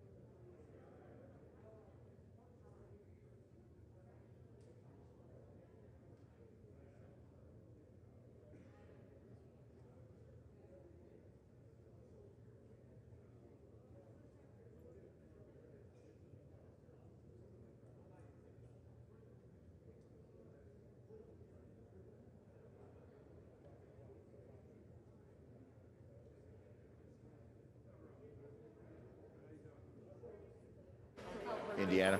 For what purpose does the gentleman from Indiana seek recognition? Mr. Speaker, as the member designated by Mr. Baird of Indiana, pursuant to H-Res 8, I inform the House that Mr. Baird will vote no on Rep. McGovern motion to move the previous question on H-Res 41.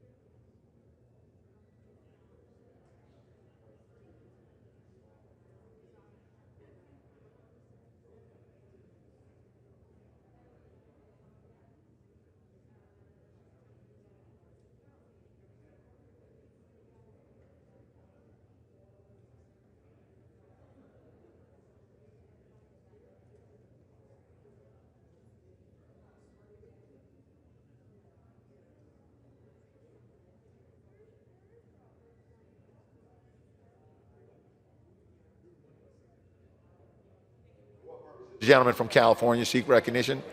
As a member designated by Mr. Vella pursuant to H-Res 8, I inform the House that Mr. Vella will vote aye on ordering the previous question. You know, that qualification for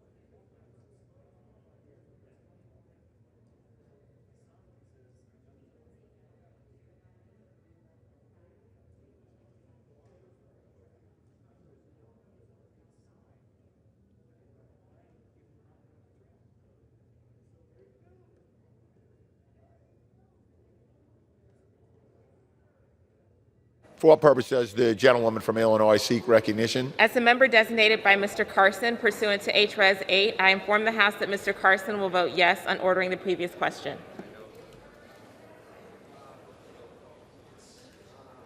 What do we have over here?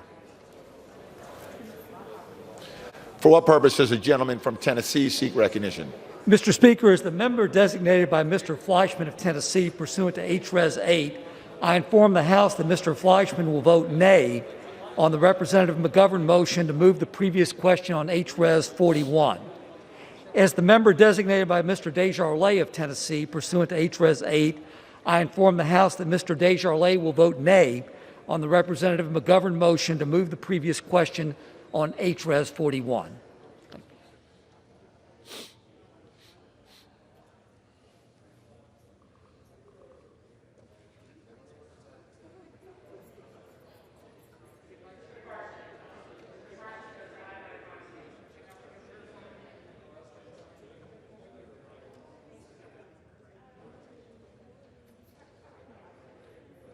Kansas. For what purpose does the gentleman from Kansas seek recognition? Mr. Speaker, as the member designated by Mr. LaTurner of Kansas pursuant to House Resolution 8, I inform the House that Mr. LaTurner will vote nay on the Rep. McGovern motion to move the previous question on House Resolution 41.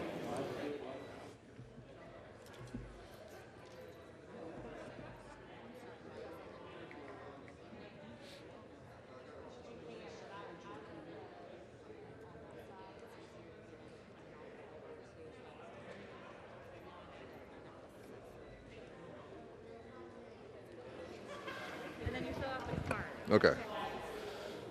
Yep. For what purpose does the gentleman from Texas seek recognition? I'm sorry. Mr. Speaker, as the member designated by Ms. Fletcher, pursuant to HRES 8, I inform the House that Ms. Fletcher will vote yes on ordering the previous question.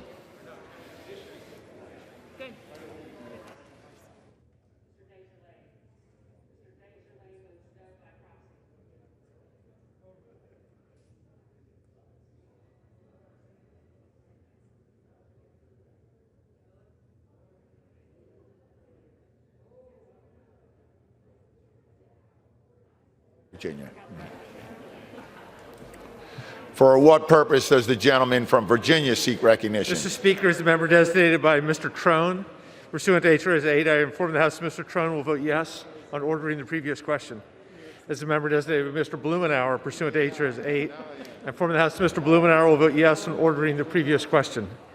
As the member designated by Mr. Peters, pursuant to HRES 8, I inform the House that Mr. Peters will vote yes on ordering the previous question. As the member designated by Dr. Lowenthal, pursuant to HRES 8, I inform the House that Mr. Lowenthal will vote yes on ordering the previous question.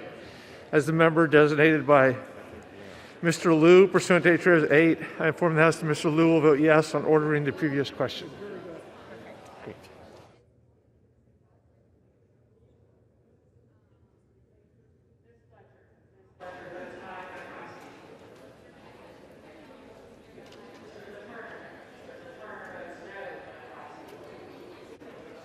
For what purpose does the gentleman from New York seek recognition? As the member designated by Chairwoman Eddie Bernice Johnson, pursuant to HRES 8, I inform the House that Chairwoman Johnson will vote yea on the previous question. The member designated by Congressman Brendan Boyle, pursuant to HRES 8, I inform the House that Congressman Boyle will vote yea on the previous question.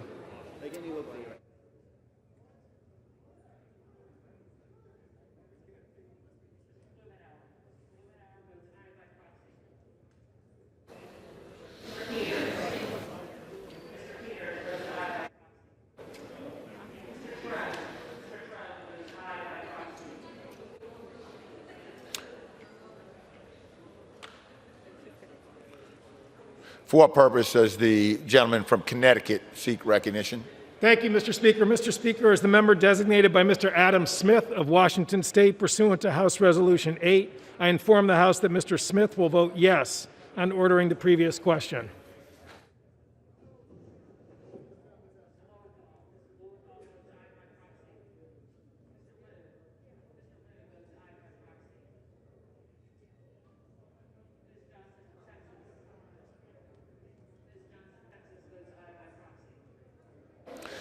For what purpose does the gentleman from Arizona seek recognition?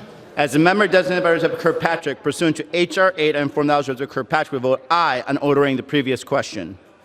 As a member designated by Representative Cardenas, pursuant to H.R. 8, I inform the House that Representative Cardenas will vote aye on ordering the previous question.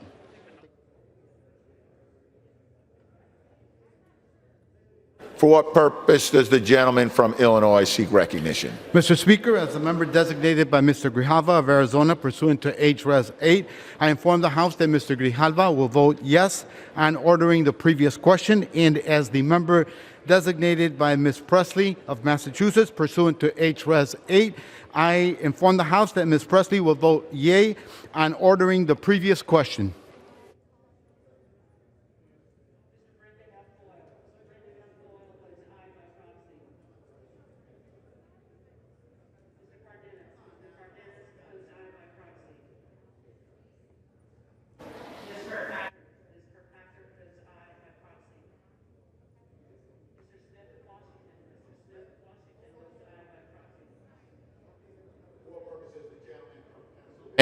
Recognition. Mr. Speaker, as a member designated by Mr. Lawson of Florida 5th Congressional District, pursuant to House Resolution 8, I inform the House that Mr. Lawson will vote yes on the motion ordering the previous question on the rule.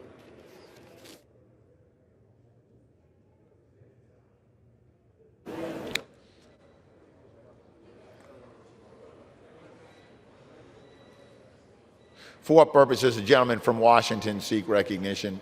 Thank you, Mr. Speaker. As the member designated by Ms. Strickland of Washington pursuant to H-Res 8, I inform the House that Ms. Strickland will vote yes on ordering the previous question.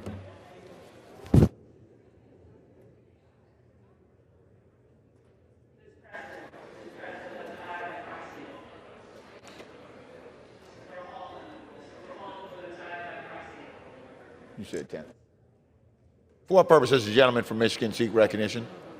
Mr. Speaker, as the member designated by Mr. Bergman, pursuant to House Resolution 8, I inform the House that Mr. Bergman will vote no on ordering the previous question. Mr. Speaker, as the member designated by Mr. Lamborn, pursuant to House Resolution 8, I inform the House that Mr. Lamborn will vote no on ordering the previous question.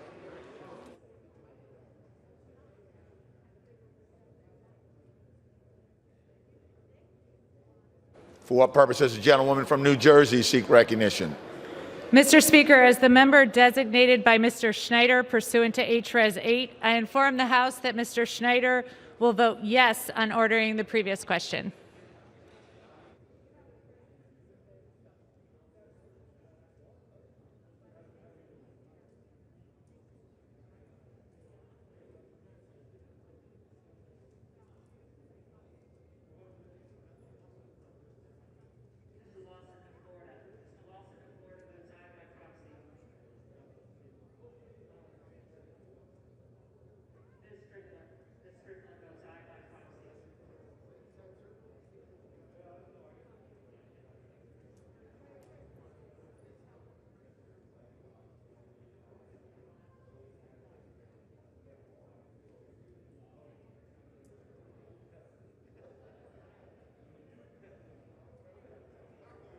Tell him from the chair. Mr. Brown,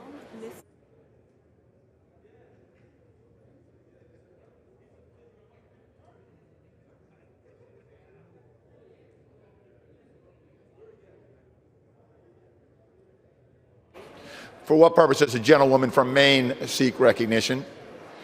Mr. Speaker, as the member designated by Ms. Custer of New Hampshire pursuant to H-Res 8, I will inform the House that Ms. Custer will vote yea on ordering the previous question.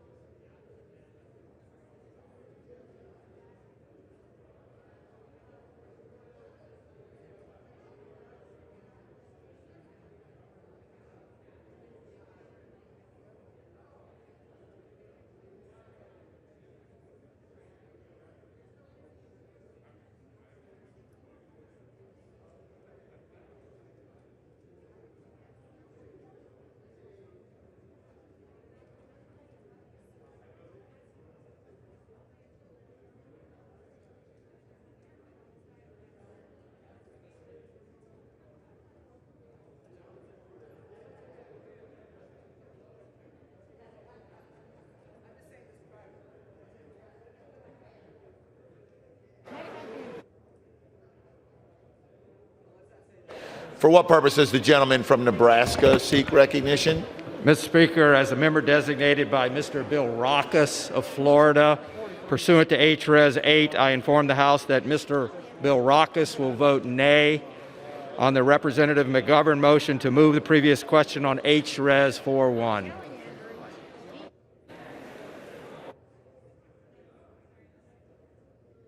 For what purpose does the gentlewoman from California seek recognition? Mr. Speaker, as a member designated by Mr. DeSaulnier pursuant to H-Res 8, I inform the House that Mr. DeSaulnier will vote yes on ordering the previous question.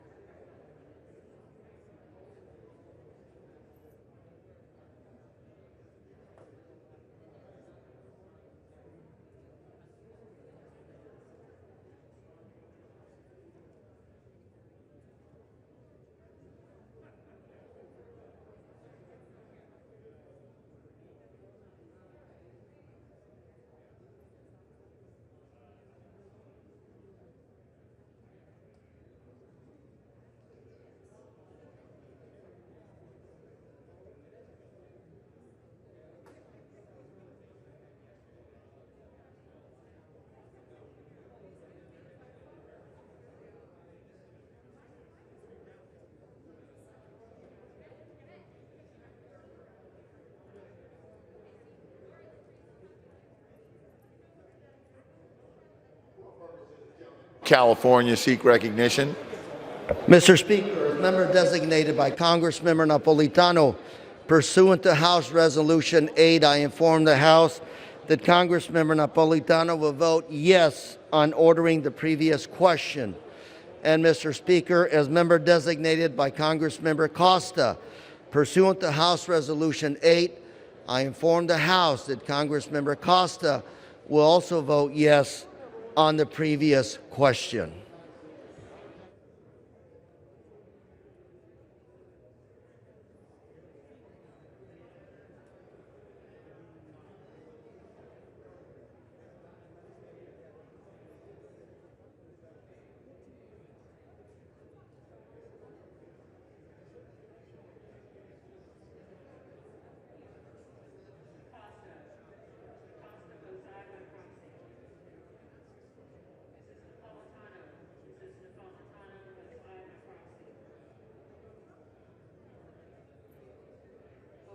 does the gentleman from Maryland seek recognition? Madam Speaker, as the member designated by Ms. Alma Adams pursuant to House Resolution 8, I inform the House that Ms. Adams will vote yes on ordering the previous question.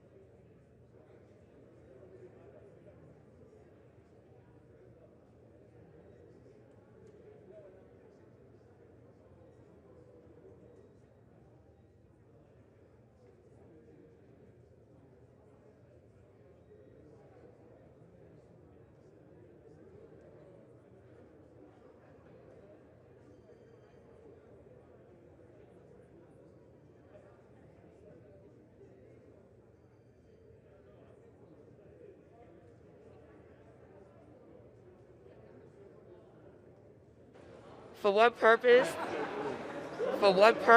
does the gentlewoman from New York seek recognition?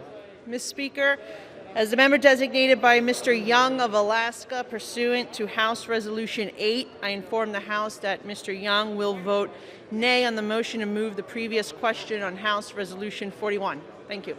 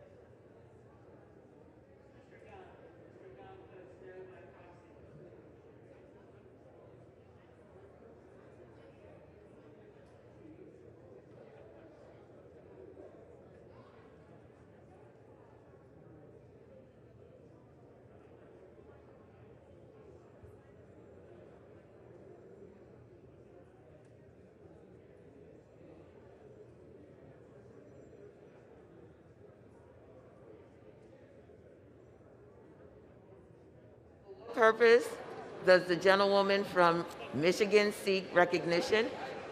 Madam Speaker, as the member designated by Ms. Lee of Nevada pursuant to H-Res 8, I will inform the House that Ms. Lee will vote yea on ordering the previous question. As the member designated by Mrs. Dingle pursuant to H-Res 8, I will inform the House that Mrs. Dingle will vote yea on ordering the previous question. As the member designated by Ms. Axney pursuant to H-Res 8, I inform the House that Ms. Axney will vote yea on ordering the previous question. As the member designated by Ms. Capter pursuant to H-Res 8, I will inform the House that Ms. Capter will vote yea on ordering the previous question.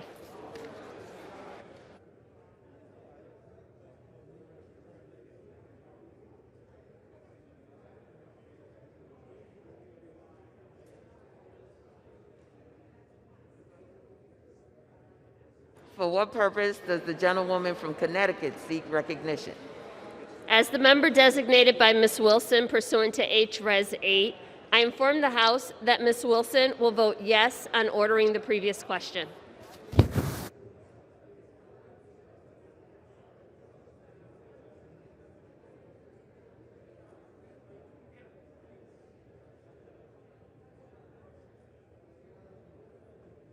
Purpose Does the gentlewoman from Massachusetts seek recognition?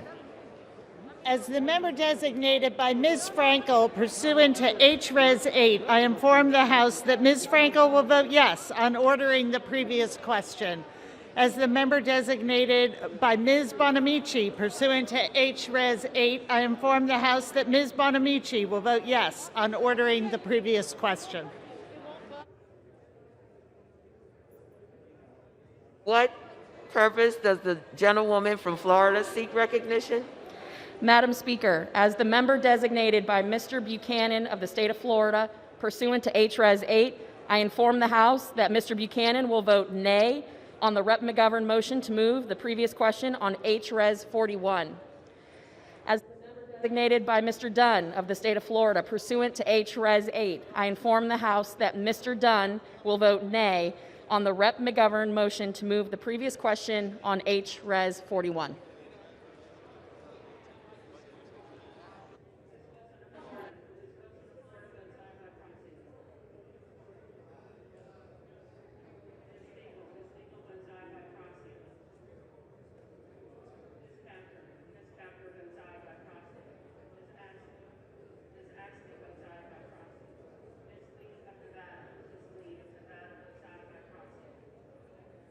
For what purpose does the gentlewoman from Virginia seek recognition?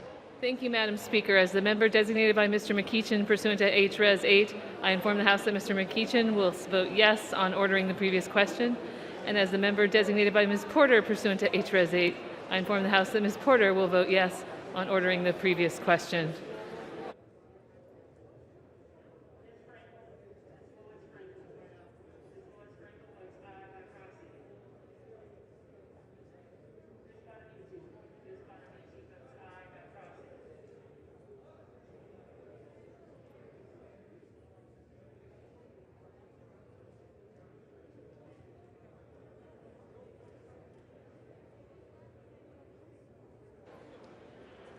For what purpose does the gentlewoman from Michigan seek recognition? As the member designated by Ms. Ocasio-Cortez pursuant to H-Res 8, I inform the House that Ms. Ocasio-Cortez will vote yes on ordering the previous question.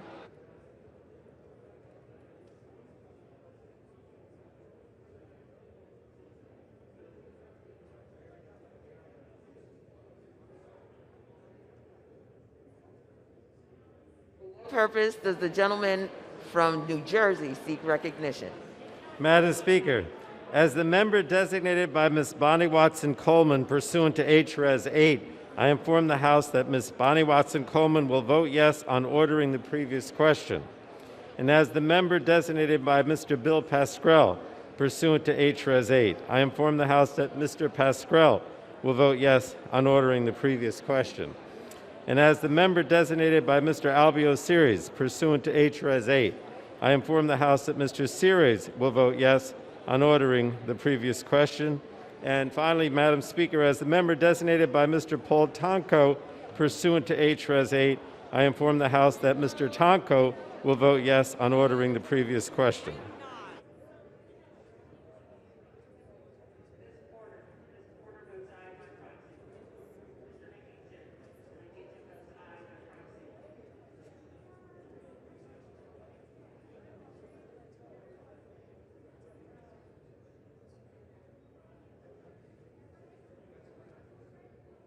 For what purpose does the gentleman from California seek recognition? Madam Speaker, as the member designated by Representative Jerry McNerney pursuant to H-Res 8, I inform the House that Mr. McNerney will vote yes on ordering the previous question.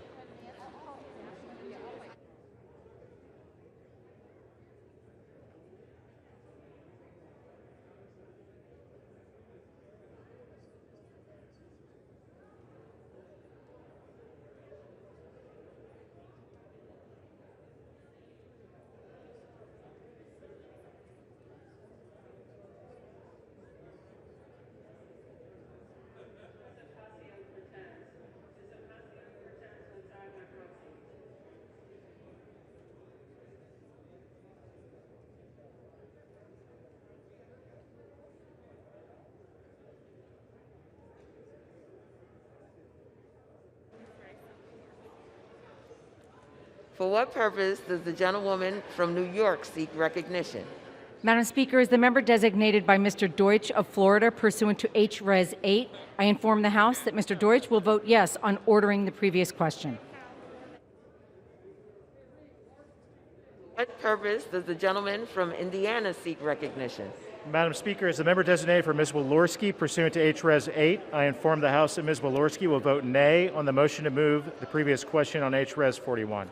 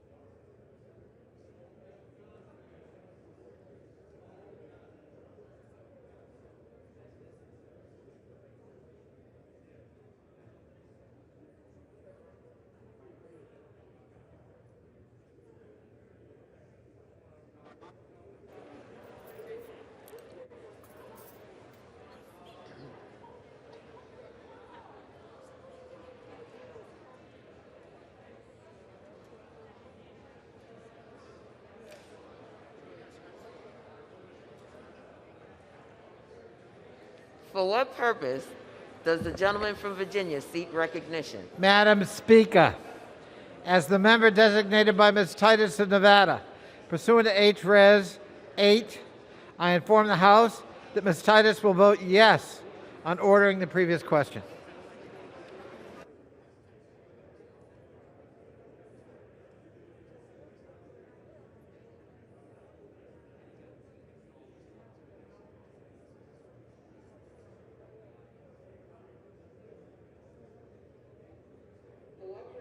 The gentleman from Pennsylvania seek recognition. Good morning, Madam Speaker. As a member designated by Mr. Doyle of Pennsylvania pursuant to House Resolution 8, I hereby inform the House that Mr. Doyle will vote yes on ordering the previous question.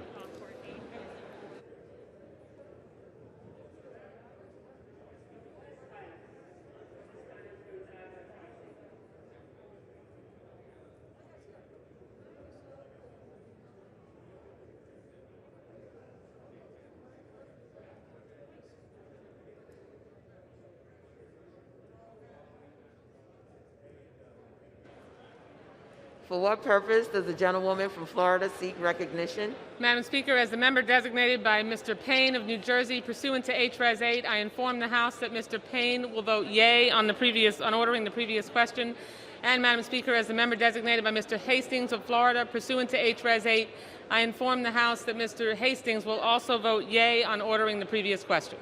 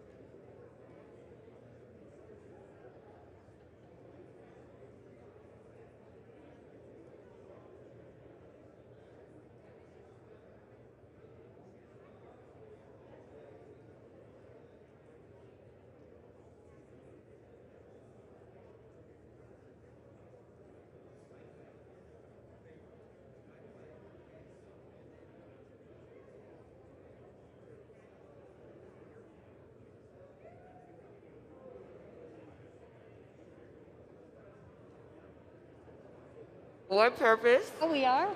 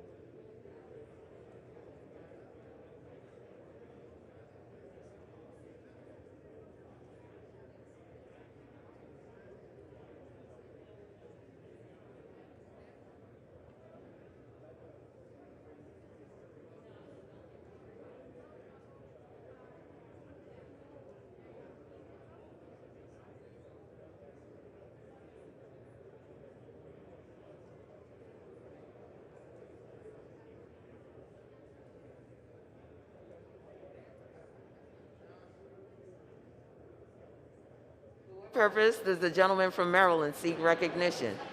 As the member designated by Ms. Jayapal pursuant to House Resolution 8, I rise to announce that Ms. Jayapal will vote aye on ordering the previous question. I forgot we were doing proxy voting.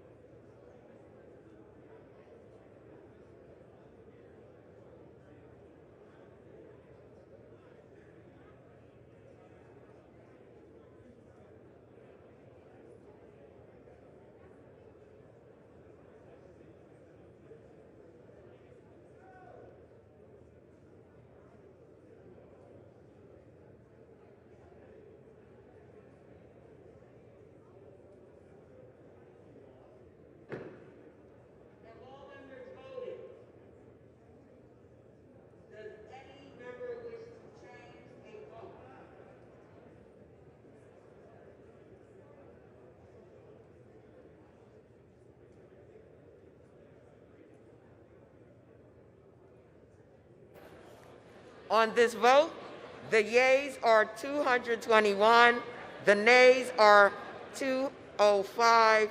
The previous question is ordered. The question is on the adoption of the resolution. Those in favor say aye. Those opposed say no. In the opinion of the chair, the yeas have it. Gentleman from Oklahoma. Madam Speaker, on that, I would request the yeas and nays. Pursuant to Section 3S of House Resolution 8, the yeas and nays are ordered. Members will record their votes by electronic device.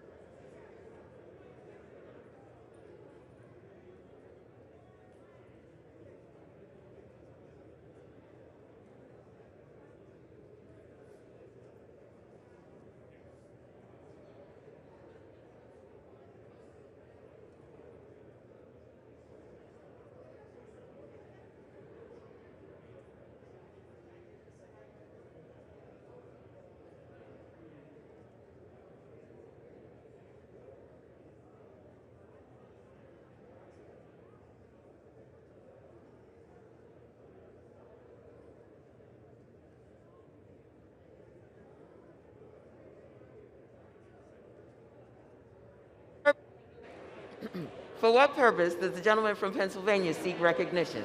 Thank you, Madam Speaker. As a member designated by Mr. Doyle of Pennsylvania, pursuant to House Resolution 8, I hereby inform the House that Mr. Doyle will vote yes on House Resolution 41. For what purpose does the gentleman from Michigan seek recognition? Madam Speaker, as the member designated by Mr. Bergman, pursuant to House Resolution 8, I inform the House that Mr. Bergman will vote no on the rule H-Res 41. Madam Speaker, as the member designated by Mr. Lamborn, pursuant to House Resolution 8, I inform the House that Mr. Lamborn will vote no on the rule H-Res 41.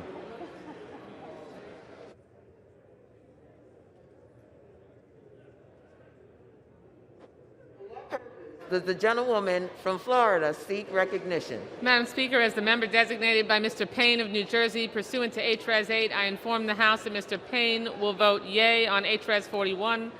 And Madam Speaker, as the member designated by Mr. Hastings of Florida, pursuant to H-Res 8, I inform the House that Mr. Hastings will also vote yea on H-Res 41.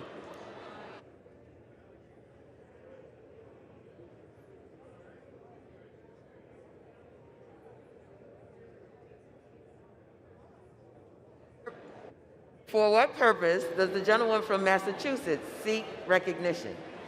As the member designated by Ms. Franco pursuant to H-Res 8, I inform the House that Ms. Franco will vote yes on H-Res 41. As the member designated by Ms. Bonamici pursuant to H-Res 8, I inform the House that Ms. Bonamici will vote yes on H-Res 41.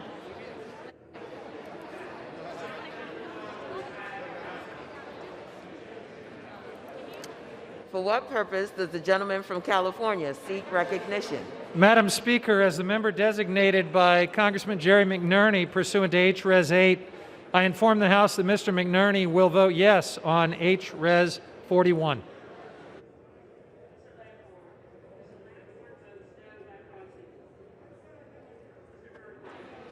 The gentleman from Illinois seek recognition. Madam Speaker, as the member designated by Ms. Presley of Massachusetts pursuant to House Res 8, I inform the House that Ms. Presley will vote yea on House Resolution 41.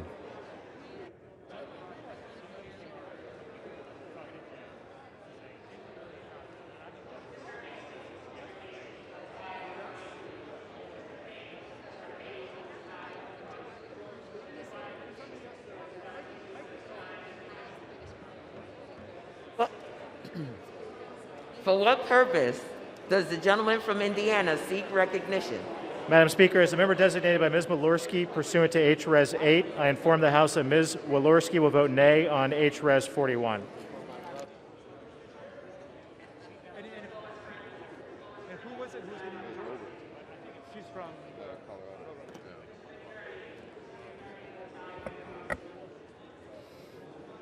Purpose, the gentleman from Texas seek recognition.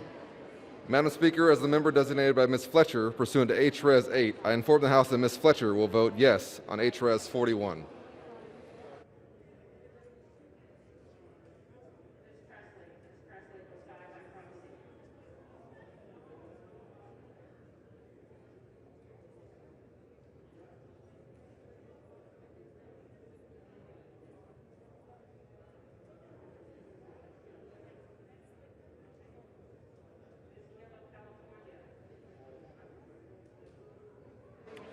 For what purpose does the gentlewoman from New York seek recognition? Madam Speaker, as the member designated by Mr. Young of Alaska pursuant to House Resolution 8, I inform the House that Mr. Young will vote nay on the rule of House Resolution 24. Thank you.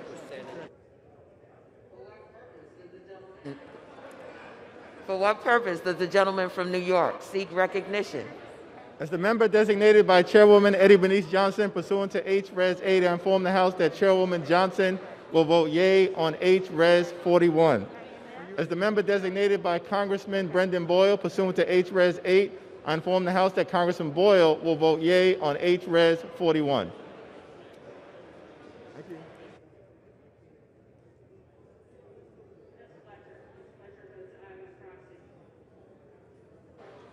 For what purpose does the gentleman from Maryland seek recognition? As the member designated by Ms. Jayapal pursuant to House Resolution 8, I inform the House that Ms. Jayapal votes aye on H-Res 41.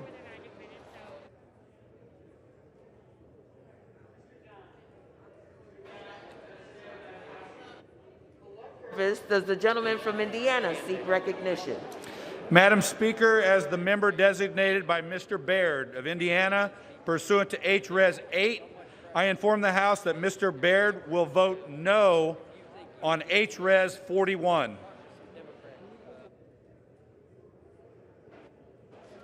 Mr. California.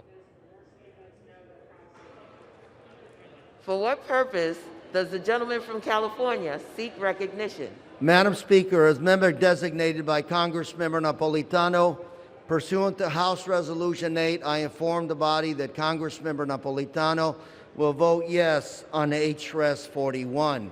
And Madam Speaker, as member designated by Congressmember Costa, pursuant to House Resolution 8, I inform the body that Congressmember Costa will also vote aye on H-Res 41.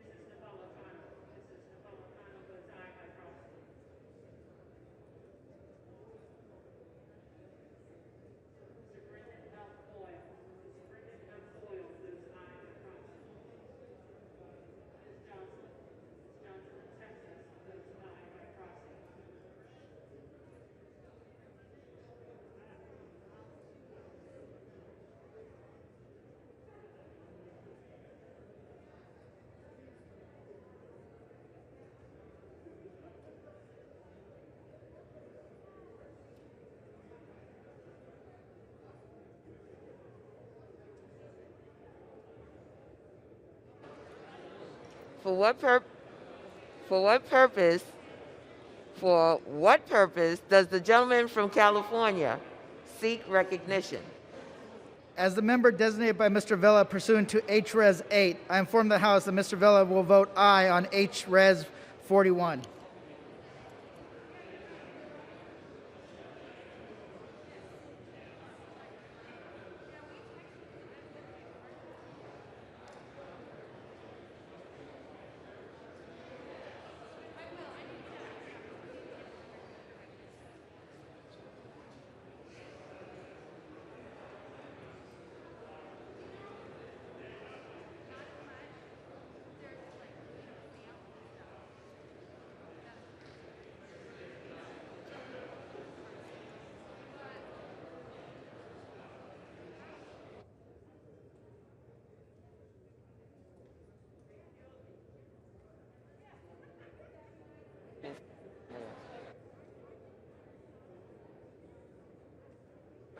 What purpose does the gentlelady from Florida seek recognition?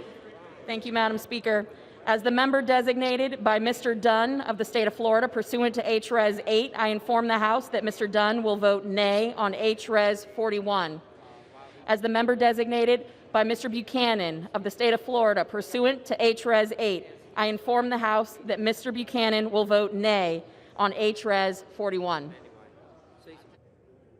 For what purpose does the gentleman from Arizona seek recognition? As a member designated by Representative Kirkpatrick pursuant to H.R. 8, I inform the House Representative Kirkpatrick will vote aye on H.R. 41. As the member designated by Representative Cardenas to H.R. 8, I inform the House Representative Cardenas will vote aye on H.R. 41.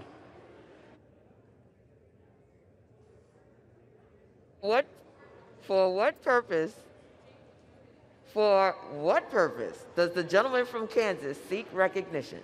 Madam Speaker, as a member designated by Mr. LaTurner from Kansas, pursuant to House Resolution 8, I inform the House that Mr. LaTurner will vote nay on House Resolution 41. For what purpose does the gentlelady from Maine seek recognition? Thank you, Madam Speaker. Madam Speaker, as the member designated by Ms. Custer of New Hampshire pursuant to HRes 8, I inform the House that Ms. Custer will vote yea on HRes 41.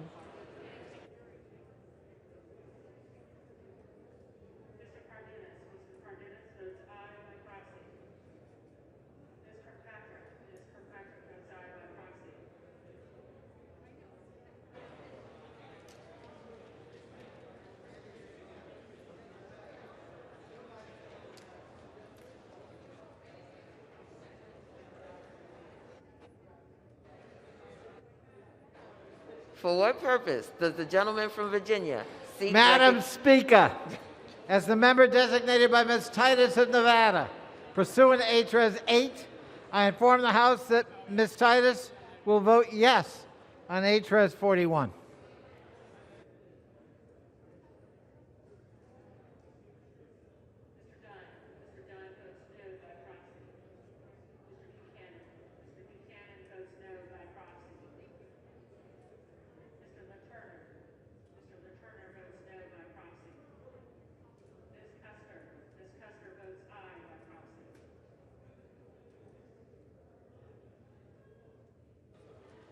For what purpose does the gentlewoman from Michigan seek recognition? As the member designated by Ms. Lee of Nevada pursuant to HRes 8, I inform the House that Ms. Lee will vote yea on HRes 41. As the member designated by Mrs. Dingle pursuant to HRes 8, I inform the House that Mrs. Dingle will vote yea on HRes 41. As the member designated by Ms. Axney pursuant to HRes 8, I inform the House that Ms. Axney will vote yea on HRes 41. As the member designated by Ms. Capter pursuant to HRes 8, I inform the House that Ms. Capter will vote yea on HRes 41.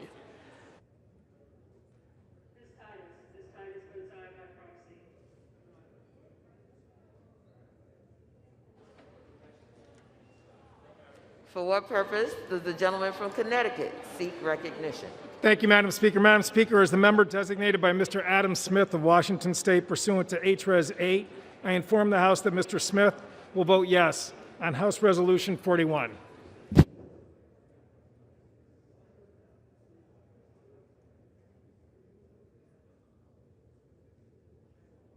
For what purpose does the gentleman from Tennessee seek recognition?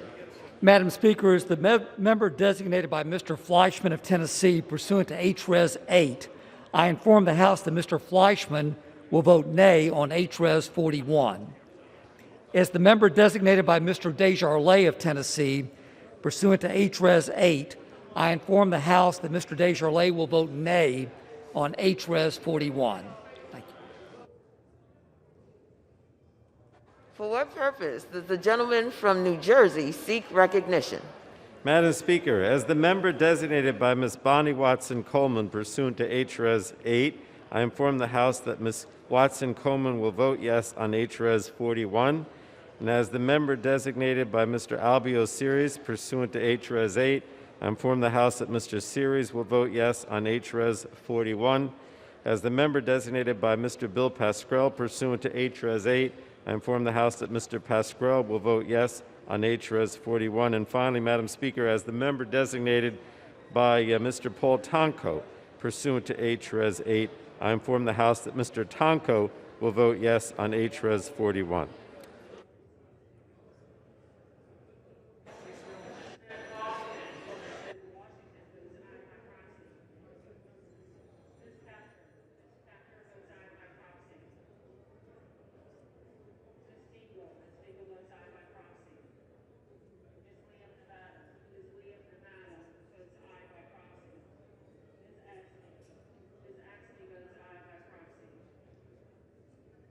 For what purpose does the gentleman from Virginia seek recognition? Madam Speaker, as the member designated by Mr. Blumenauer pursuant to H.R.S. 8, I inform the House that Mr. Blumenauer will vote yes on H.R.S. 41. As the member designated by Mr. Liu pursuant to H.R.S. 8, I inform the House that Mr. Liu will vote yes on H.R.S. 41. As the member designated by Mr. Lowenthal pursuant to H.R.S. 8, I inform the House that Mr. Lowenthal will vote yes on H.R.S. 41. As the member designated by Mr. Peters pursuant to H.R.S. 8, I inform the House that Mr. Peters will vote yes on H.R.S. 41. As the member designated by Mr. Trone pursuant to H.R.S. 8, I inform the House that Mr. Trone will vote yes on H.R.S. 41.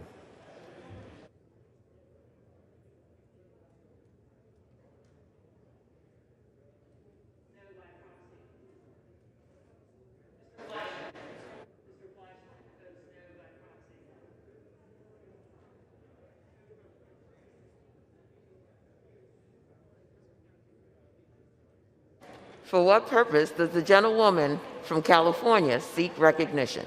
Madam Speaker, as a member designated by Mr. DeSaulnier pursuant to H.Res. 8, I inform the House that Mr. DeSaulnier will vote yes on H.Res. 41.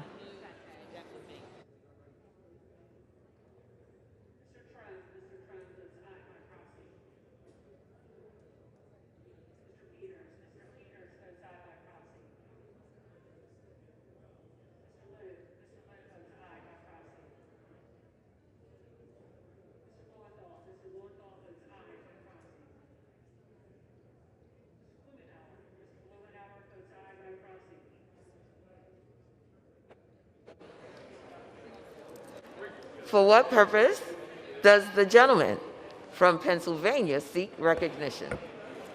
Madam Speaker, as the member designated by Mr. Lawson of Florida 5th Congressional District pursuant to House Resolution 8, I inform the House that Mr. Lawson will vote yea on H.R. Resolution 41.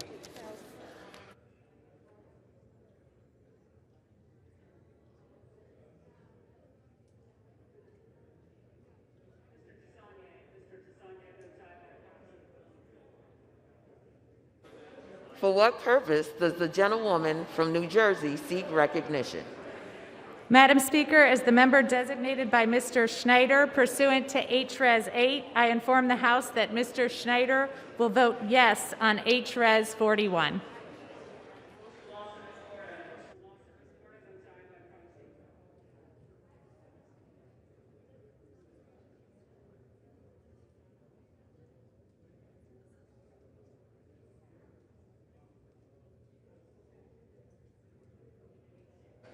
For what purpose does the gentleman from Washington seek recognition? Thank you, Madam Speaker. As the member designated by Ms. Strickland of Washington pursuant to H.Res. 8, I inform the House that Ms. Strickland will vote yes on H.Res. 41.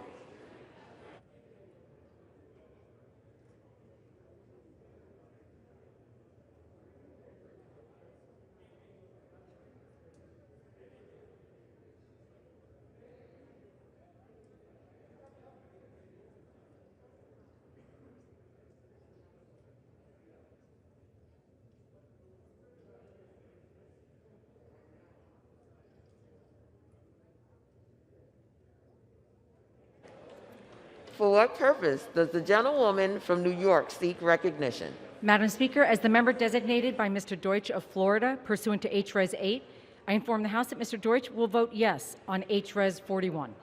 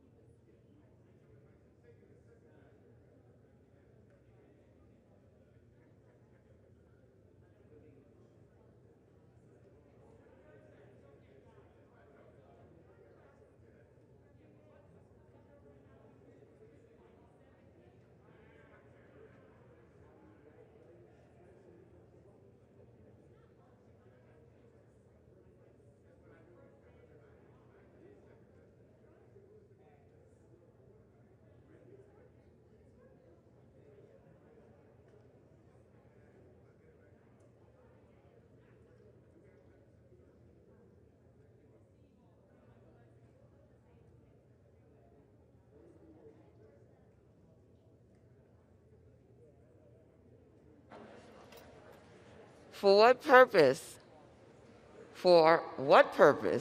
does the gentlewoman from Connecticut seek recognition?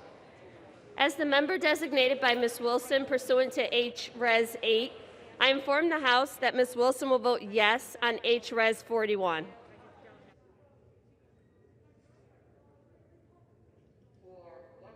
Does the gentleman from Nebraska seek recognition? Madam Speaker, as the member designated by Mr. Bill Rackus of Florida, pursuant to H-Res 8, I inform the House that Mr. Bill Rackus will vote nay on H-Res 41.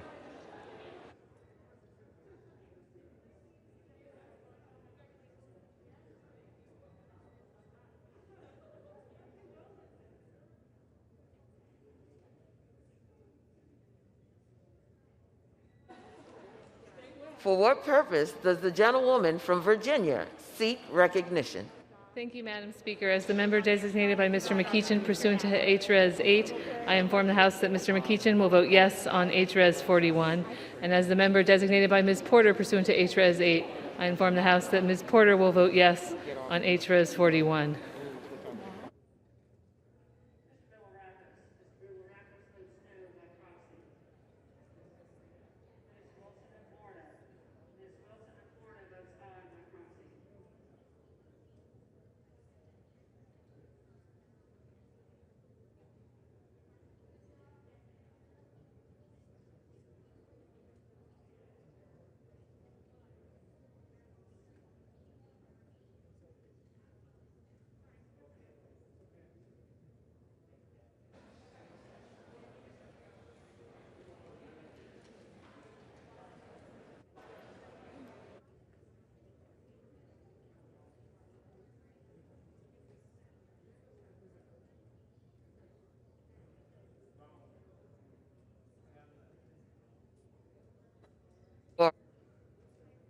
For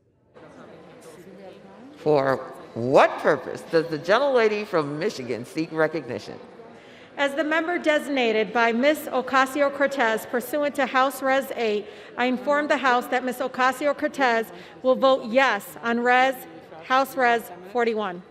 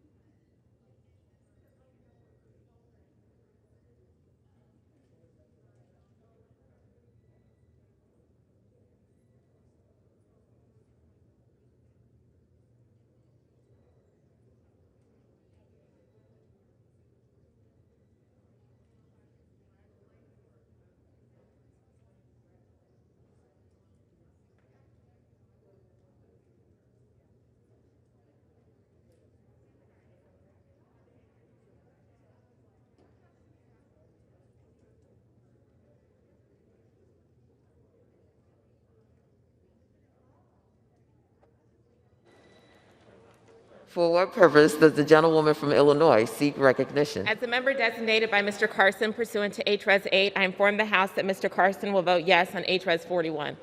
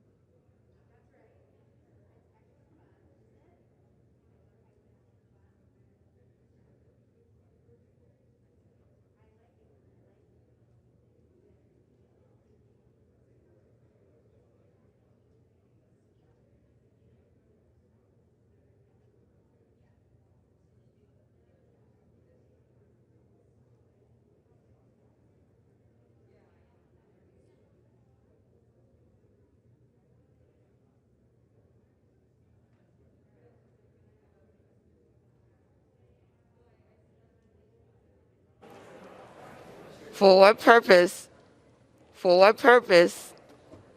does the gentleman from Maryland seek recognition? Madam Speaker, as a member designated by Ms. Alma Adams of North Carolina, pursuant to House Resolution 8, I inform the House that Ms. Adams will vote yes on H.Res. 41.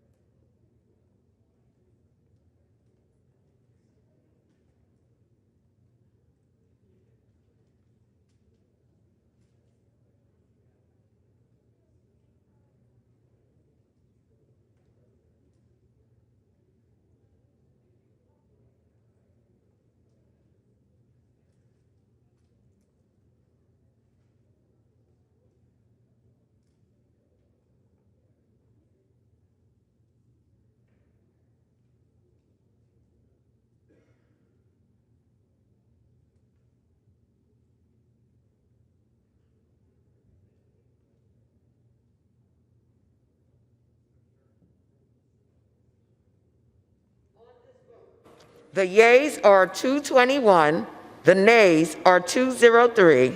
The resolution is adopted. Without objection, the motion to reconsider is laid on the table.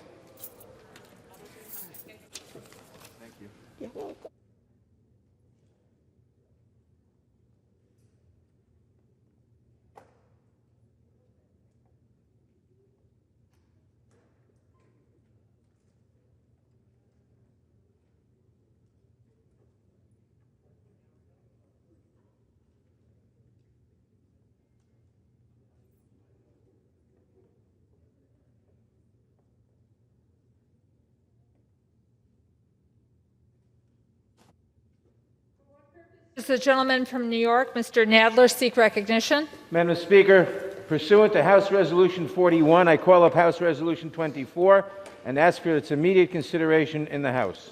The clerk will report the resolution. House Resolution 24, resolved that Donald John Trump, President of the United States, is impeached for high crimes and misdemeanors, and that the following article of impeachment be exhibited to the United States Senate. Article of impeachment exhibited by the House of Representatives of the United States of America in the name of itself and of the people of the United States of America against Donald John Trump, President of the United States of America, in maintenance and support of its impeachment against him for high crimes and misdemeanors. Article 1, incitement of insurrection. The Constitution provides that the House of Representatives shall have the sole power of impeachment, and that the President shall be removed from office on impeachment for and conviction of treason, bribery, or other crimes and misdemeanors. Further, Section 3 of the 14th Amendment to the Constitution prohibits any person who has engaged in insurrection or rebellion against the United States from holding any office under the United States in his conduct while President of the United States, and in violation of his constitutional oath faithfully to execute the office of the President of the United States, and to the best of his ability preserve, protect, and defend the Constitution of the United States, and in violation of his constitutional duty to take care that the laws be faithfully executed, Donald John Trump engaged in high crimes and misdemeanors by inciting violence against the government of the United States, and that on January 6, 2021, pursuant to the 12th Amendment to the Constitution of the United States, the Vice President of the United States, the House of Representatives, and the Senate met at the United States Capitol for a joint session of Congress to count the votes of the Electoral College. In the months preceding the joint session, President Trump repeatedly issued false statements asserting that the presidential election results were the product of widespread fraud and should not be accepted by the American people or certified by state or federal officials. Shortly before the joint session commenced, President Trump addressed a crowd at the Ellipse in Washington, D.C. There, he reiterated false claims that we won this election and we won it by a landslide. He also willfully made statements that, in context, encouraged and foreseeably resulted in lawless action at the Capitol, such as, if you don't fight like hell, you're not going to have a country anymore. Thus incited by President Trump, members of the crowd he had addressed, in an attempt to, among other objectives, interfere with the joint session's solemn constitutional duty to certify the results of the 2020 presidential election, unlawfully breached and vandalized the Capitol, injured and killed law enforcement personnel, menaced members of Congress, the Vice President, and congressional personnel, and engaged in other violent, deadly, destructive, and seditious acts. President Trump's conduct on January 6, 2021 followed his prior efforts to subvert and obstruct the certification of the results of the 2020 presidential election. Those prior efforts included a phone call on January 2, 2021, during which President Trump urged the Secretary of State of Georgia, Brad Raffensperger, to find enough votes to overturn the Georgia presidential election results, and threatened Secretary Raffensperger if he failed to do so. In all of this, President Trump gravely endangered the security of the United States and its institutions of government. He threatened the integrity of the democratic system, interfered with the peaceful transition of power, and imperiled a co-equal branch of government. He thereby betrayed his trust as president to the manifest injury of the people of the United States. Wherefore, Donald John Trump, by such conduct, has demonstrated that he will remain a threat to the national security, democracy, and the Constitution if allowed to remain in office, and has acted in a manner grossly incompatible with self-governance and the rule of law. Donald John Trump thus warrants impeachment and trial, removal from office, and disqualification to hold and enjoy any office of honor, trust, or profit under the United States. The resolution shall be debatable for 2 hours, equally divided and controlled by the chair and the ranking minority member of the Committee on the Judiciary.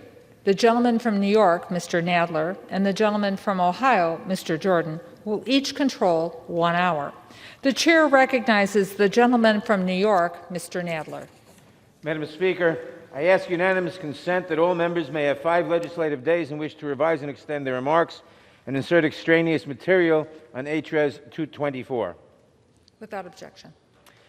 Madam Speaker, I yield 1 minute to the distinguished Speaker of the House, the gentlelady from California, Ms. Pelosi. The gentlewoman from California is yielded 1 minute.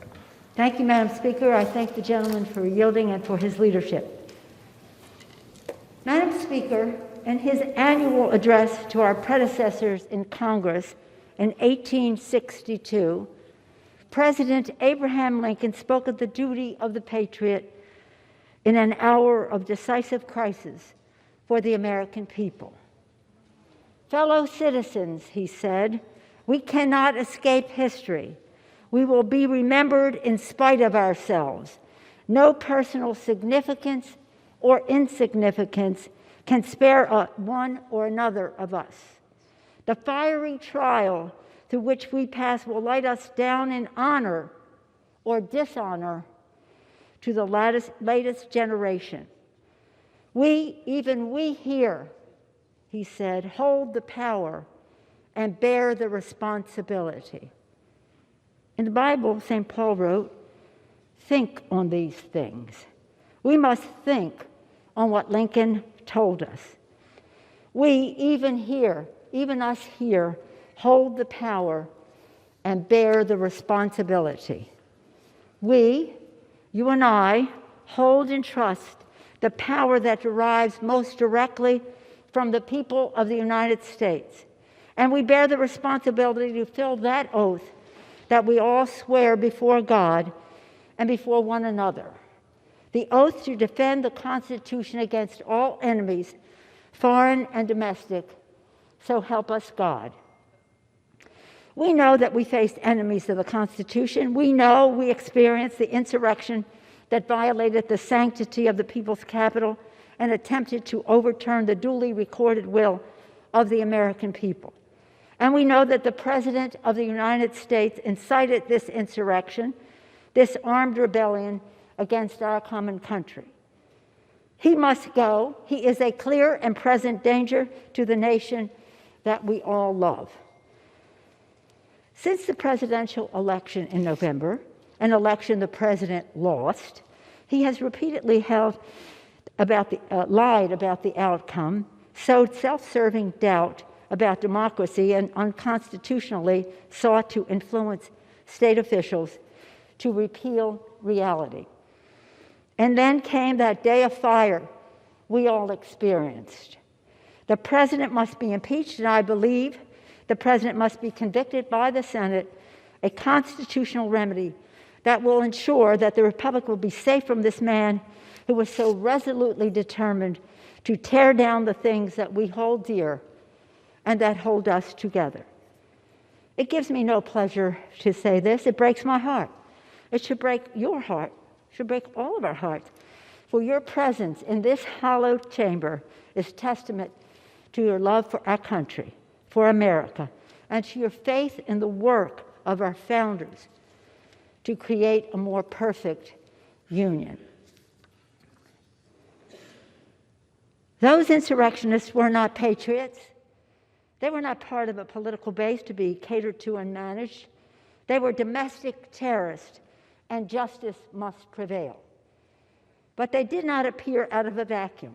They were sent here by the president with words such as a cry to fight like hell. Words matter. Truth matters. Accountability matters.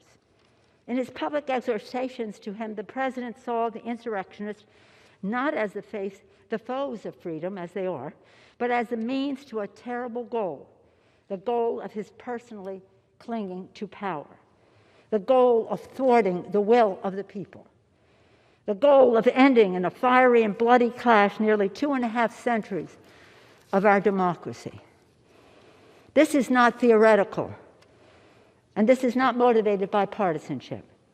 I stand before you today as an officer of the Constitution, a Speaker of the House of Representatives. I stand before you as a wife, a mother, a grandmother, a daughter whose father proudly served in this Congress, Thomas D'Alessandro Jr. from Maryland, one of the first Italian Americans to serve in the Congress.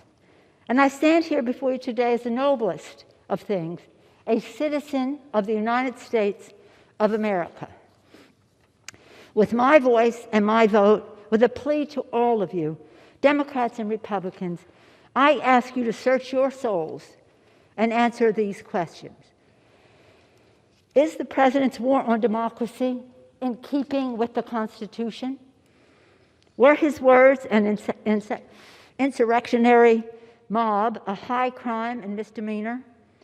Do we not have the duty to our oath to do all we constitutionally can to protect our nation and our democracy from the appetites and ambitions of a man who has self-evidently demonstrated that he is a vital threat to liberty, to self-government, and to the rule of law? Our country is divided. We all know that. There are lies abroad in the land spread by a desperate president who feels his power slipping away. We know that too. But I know this as well, that we here in this House have a sacred obligation to stand for truth, to stand up for the Constitution, to stand as guardians of the Republic. In a speech he was prepared to give in Dallas on Friday, November 22nd, 1963, President John F. Kennedy was to say, "We in this country, in this generation, are, by destiny rather than choice, the watchmen on the walls of world freedom. We ask, therefore, that we may be worthy of our power and responsibility." That we may be worthy. President Kennedy was assassinated before he could deliver those words to the nation, but they resonate more even now, in our time, in this place. Let us be worthy of our power and responsibility, that what Lincoln thought was the world's last best hope, the United States of America may long survive. My fellow members, my fellow Americans, we cannot escape history. Let us embrace our duty, fulfill our oath, and honor the trust of our nation. And we pray that God will continue to bless America. I thank you, Madam Speaker, and yield back. The gentleman from New York reserves. The gentleman from Ohio is recognized. Madam Speaker, I yield myself such time as I may consume. The gentleman's recognized. Thank you, Madam Speaker. 19 minutes. 19 minutes. 4 years ago on Inauguration Day, January 20th, 2017, 19 minutes into President Trump's administration, at 12:19 p.m., the Washington Post headline was, "Campaign to impeach President Trump has begun." And now, with just 1 week left, they're still trying.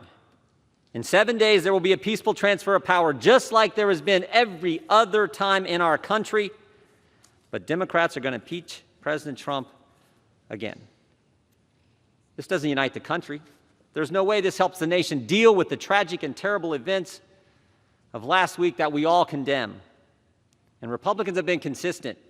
We've condemned all the violence all the time. We condemned it last summer. We condemned it last week. We should be focused on bringing the nation together. Instead, Democrats are going to impeach the president for a second time 1 week before he leaves office.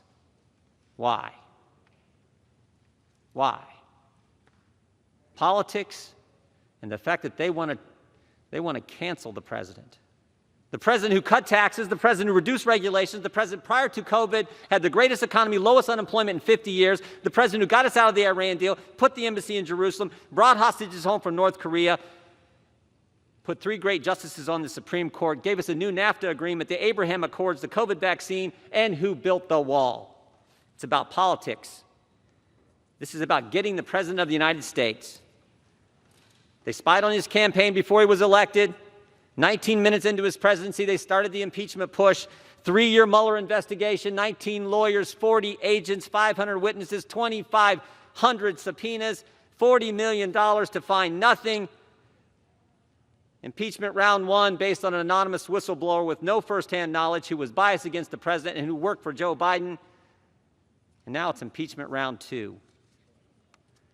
It's always been about getting the president no matter what. It's an obsession that is now broadened. It's not just about impeachment anymore, it's about canceling, as I've said. Canceling the president and anyone that disagrees with them. The Ayatollah can tweet, the president can't. Democrats can object on January 6, 2017, but Republicans aren't allowed to object on January 6, 2021. Democrats say Antifa is a myth. Republicans condemn all violence all the time.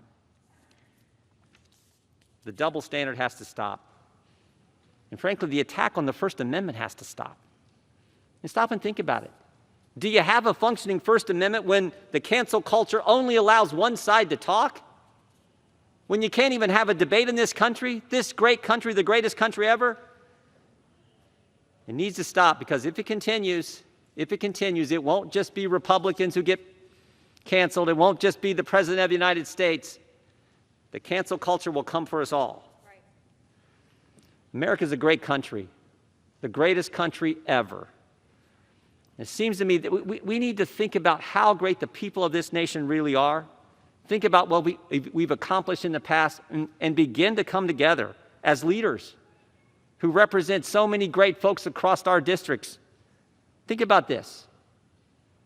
Think about this. In 1903, in Kitty Hawk, North Carolina, 2 guys fly this thing they called a plane 100 feet. Barely got off the ground. Barely got off the ground. Amazing thing. 44 years later, Chuck Yeager breaks the sound barrier. In 44 years, we go from 2 guys flying a contraption they called a plane a few hundred feet to Chuck Yeager breaking the sound barrier. And 22 years after that, another American steps on the moon. Think about it. In one lifetime, in 66 years, 2 guys flying 100 feet to putting a man on the moon. That's what this country is capable of. That's what we can do. And we, as the Congress who represent the people who did that, should start leading. to start understanding what really is going on here. So I hope we defeat this. I hope we can begin to come together and recognize the greatness of the American people and focus on the things they want us to focus on. I yield back our time. Gentleman reserves. The gentleman from New York is recognized. Madam Speaker, I yield myself 3 minutes. Gentleman from New York is recognized for 3 minutes. Madam Speaker, we all saw it coming. Months in advance, President Trump was baselessly and deliberately whipping his supporters into a frenzy. Weeks before the riot, he used his bully pulpit to spread lies about the election. He told his supporters that the results were fraudulent. He implored them again and again to help him stay in power. And he convinced them that accepting the outcome of the election posed an existential threat to their families and their freedoms. We have a duty to observe, Madam Speaker, that racism played a direct role in this incitement. The president's violent rhetoric is always at its most fevered pitch when he is talking about the civil rights and civic aspirations of Black Americans and other minority communities. On January 6th, at a rally that was large, angry, and widely reported to be armed, the president's lies and violent rhetoric reached their crescendo. At that rally, the president took the stage. After reiterating the falsehood that we won this election, and we won it by a landslide, he told the crowd that if you don't fight like hell, you're not going to have a country anymore. And then he urged the mob to walk down Pennsylvania Avenue to prevent the Congress from confirming the election of an illegitimate president. On that day, President Trump unleashed the force of a mob on this, the people's house. He encouraged that attack with the explicit intent to disrupt the joint session of Congress, an attack that threatened the safety of the Vice President, the Speaker of the House, and the President pro tem of the Senate, the next three officers in the line of succession. And look at what that violence has wrought. At least 6 dead, offices ransacked, the sanctity of our Capitol breached for the first time in 2 centuries.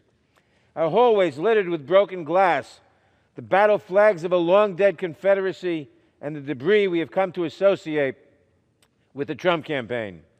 Madam Speaker, I have faith in the resiliency of our government. We will bring the rioters to justice. Their accomplices in this House will be held responsible. But today, we must focus on the gravest threat first. President Trump, who incited this riot and who remains a grave danger to the nation. As we warned the Senate when we tried him for his first impeachment, President Trump has made clear in word and deed that he will persist in such conduct if he is not removed from power. He poses a continuing threat to our nation, to the integrity of our elections, and to our democratic order. He must not remain in power 1 moment longer. Not 1 moment longer. The danger is too great. We must impeach. I reserve the balance of my time. Gentleman reserves the balance of his time. The gentleman from Ohio is recognized. Thank you, Madam Speaker. I would yield 2 minutes to the gentleman from California, Mr. McClellan. The gentleman from California is recognized for 2 minutes. The gentleman from California is recognized for 2 minutes. We'll go 4 minutes. Excuse me. I didn't realize that. The gentleman from Ohio, in control of the time on that side of the aisle, wishes to yield 4 minutes to the gentleman from California. Correct? Yes. The gentleman from California is recognized for 4 minutes. Thank you, Madam Speaker. You know, I didn't like the president's speech on January 6th either. I thought he was wrong to assert that the vice president in Congress can pick and choose which electoral votes to count. He was wrong to set such a confrontational tone in a politically tense situation. But what did he actually say? His exact words were, quote, "I know that everyone here will soon be marching over to the Capitol building to peacefully and patriotically make your voices heard," unquote. That's impeachable? That's called freedom of speech. Now, he also threatened to oppose candidates in future elections. And by the way, that was directed at Republicans like me who'd resolved to uphold the constitutional process and protect the Electoral College. Well, so what? That's called politics. If we impeached every politician who gave a fiery speech to a crowd of partisans, this Capitol would be deserted. That's what the president did. That is all he did. He specifically told the crowd to protest peacefully and patriotically, and the vast majority of them did. But every movement has a lunatic fringe. Suppressing free speech is not the answer. Holding rioters accountable for their actions is the answer. And we are. And if we'd prosecuted BLM and Antifa rioters across the country with the same determination these last 6 months, this incident may not have happened at all. Now, short of declaring war, the power of impeachment is the most solemn and consequential act that Congress can take.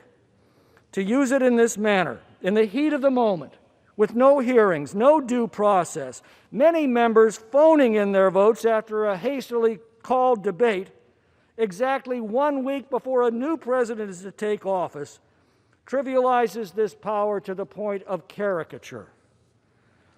The Democrats have won everything in sight: the House, the Senate, and the presidency. In a republic, that calls for magnanimity by the victors. Only in a banana republic does it call for vengeance. Benjamin Franklin warned us that passion governs, and she never governs wisely. In our passions this week, we've set some dangerous new precedents that will haunt us for years to come.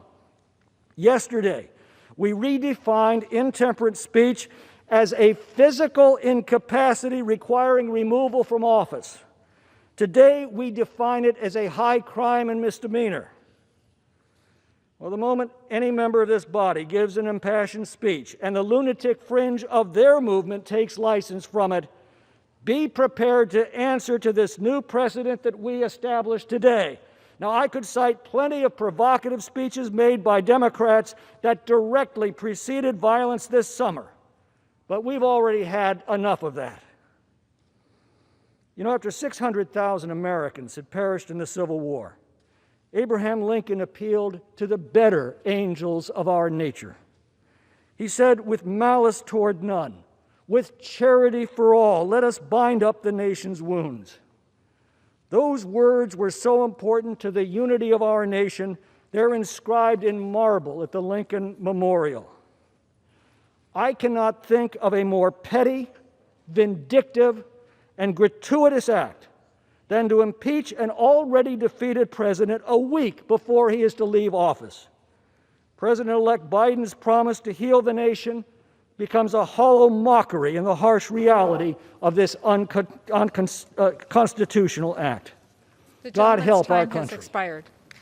Good job, Tommy. The gentleman from Ohio reserves. The gentleman from New York is recognized. And now yield 1 minute to the gentlelady from California, Ms. Lofgren. The gentlewoman from California is recognized for 1 minute. Madam Speaker, I'm the only member of Congress who's been involved in all 3 of the last presidential impeachments.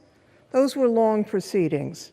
Today, we don't need a long investigation to know the president incited right-wing terrorists to attack the Congress to try to overturn constitutional government. The actions were in public, plain as day. His actions are the most serious offense against our Constitution and our country. They are impeachable acts.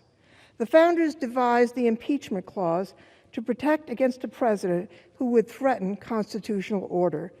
If we don't act now, the impeachment clause would essentially be meaningless. Faced with these facts, if we don't impeach to protect our country, we will fail our own oath to protect and defend the Constitution of the United States against all enemies, foreign and, yes, domestic. We have no choice. We must impeach. Time has expired. God bless America. Gentleman from New York reserves. I reserve. The gentleman from Ohio is recognized. Thank you, Madam Speaker. I yield 2 minutes to the gentleman from Arizona, Mr. Biggs. The gentleman from Arizona is recognized for 2 minutes. It is with wariness and a certain unhealthy, morbid curiosity that I watched the beast attempt to devour President Donald J. Trump again. The craving to crush President Trump has never been satisfied, not through investigations, not through false allegations, and not even through an impeachment that was wholly without merit. And the timing of this impeachment makes little sense. Your candidate will take office in a few hours, and President Trump will relinquish the levers of power to President-elect Biden. But your craving was never a Biden victory, nor was it even a Trump defeat. You believe that your hunger will be finally satiated by impeaching this president without completion of his full term of office. You don't merely seek victory, but you seek obliteration of your nemesis. The thirst for Trump's destruction will not be slaked, however, even if you're successful today and were the Senate to convict President Trump. Yours will be a Pyrrhic victory, for instead of stopping the Trump train, his movement will grow stronger, for you will have made him a martyr. Surely you are aware of this, and that is why your allies in the media seek to censor conservative voices. Your chums that sit on the boards of corporate America, yes, the same companies that the left vilifies, promise to starve Republicans from receiving their PAC donations. But I bet that the groundswell of support for President Trump and his policies will not go away. You see, the movement he started is based on building an incredibly robust economy on a foundation of lower taxes and fewer regulations that has the wonderful effect of putting more people to work than ever. It is built upon a strong military that is extricated from endless wars. It provides border security, America First trade agreements, Mideast peace and stability. Those are the things the American people want. Your four-year appetite will be temporarily assuaged, while you will no doubt continue to chase after leaders of this movement. But your appetite will be unfulfilled. I urge you, please do not, and I'm mixing metaphors here, attempt to douse the remaining burning embers of this movement with gasoline. No one wants that. I urge you, please, to reconsider the reckless action in which you engaged today. The gentleman's time has I yield. expired. The gentleman from Ohio reserves. The gentleman from New York is recognized. Madam Speaker, I now yield 1 minute to the gentleman from California, Mr. Schiff. The gentleman from California is recognized for 1 minute. 1 week ago, the President incited an insurrection against Congress to prevent the peaceful transition of power. It was the most dangerous moment for our democracy in a century. Today, we invoke the remedy the founders provided for just such a lawless president, impeachment. More important, today we begin the long road to restoration. America has been through a civil war, world wars, a Great Depression, pandemics, McCarthyism, and now a Trumpist and white nationalist insurrection. And yet our democracy endures. It endures because at every juncture, every pivotal moment, when evil threatened to overtake good, patriotic Americans step forward to say enough. This is one of those moments. To preserve this sacred place, this citadel of democracy for ourselves and for posterity, let us say enough. Enough. I yield back. Gentleman yields back. The gentleman from New York reserves. The gentleman from Ohio is recognized. Thank you, Madam Speaker. I yield 2 minutes to the gentleman from Texas, Mr. Gomer. The gentleman from Texas is recognized for 2 minutes. Here's a quote. I just don't even know why there aren't more uprisings all over the country, and maybe there will be. Or, sadly, the domestic enemies of our voting system and honoring our Constitution are right at 1600 Pennsylvania Avenue with their allies in Congress of the United States. We were called enemies of the state. Those are all quotes from our speaker. Now, on our side, we didn't take those to be impeachable because we didn't believe she surely meant that. But by the Democrats taking this action, you're telling me, no, when we say those, we actually mean to incite violence. That's what this action is saying. Look, I just looked on the History Channel. It says these words: if the Judiciary Committee, talking about impeachment, finds sufficient grounds, its members write and pass articles of impeachment, which then go to the full House for a vote. Half of all the impeachments ever conducted, ever voted for, occurred under this speaker.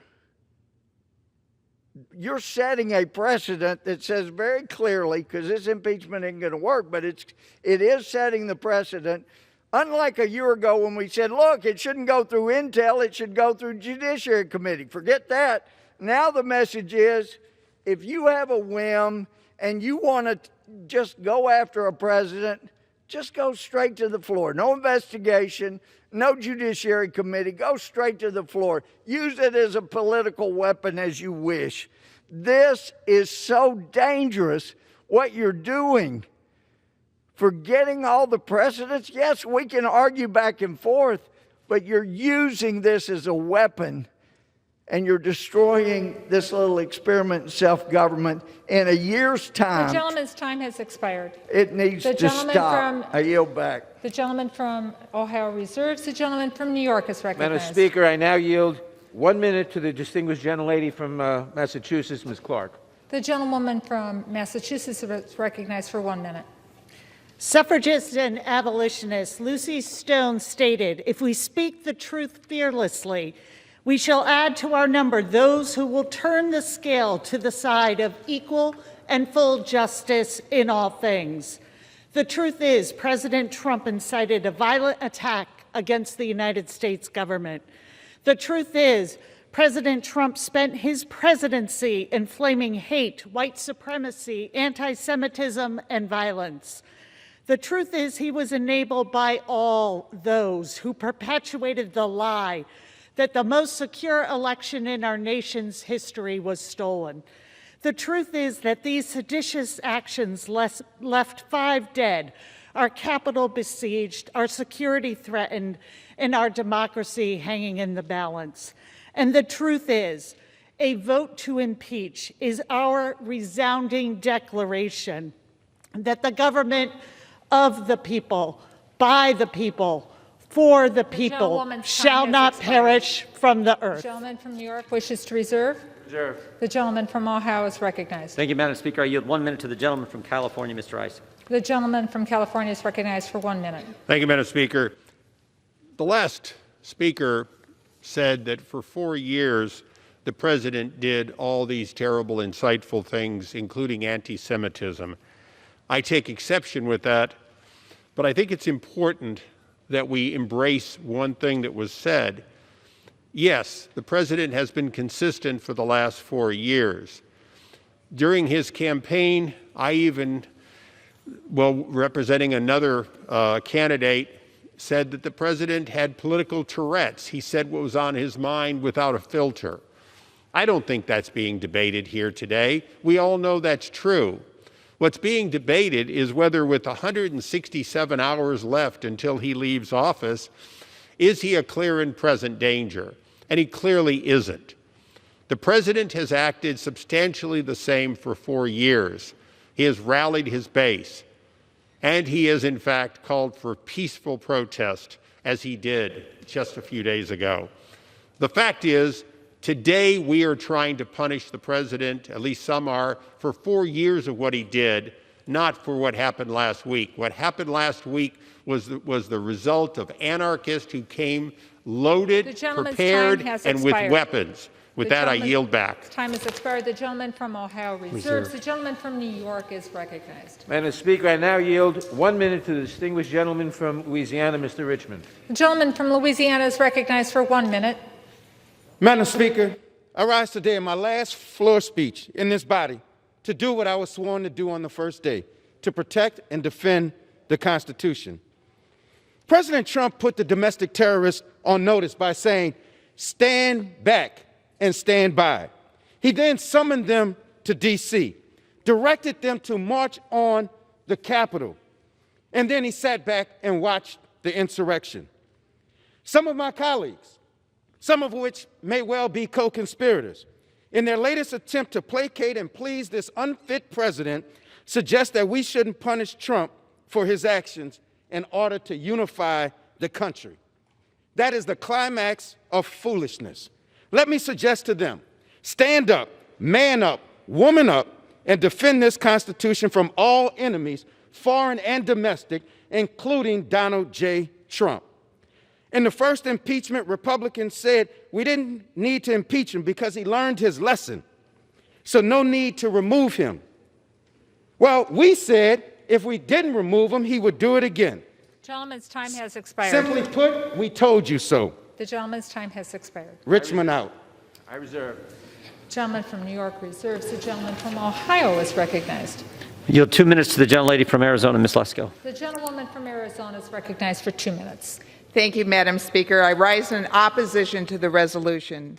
At a time when our country needs unity, it is concerning that my Democratic colleagues have chosen to begin impeachment proceedings against a president with just 7 days left in office.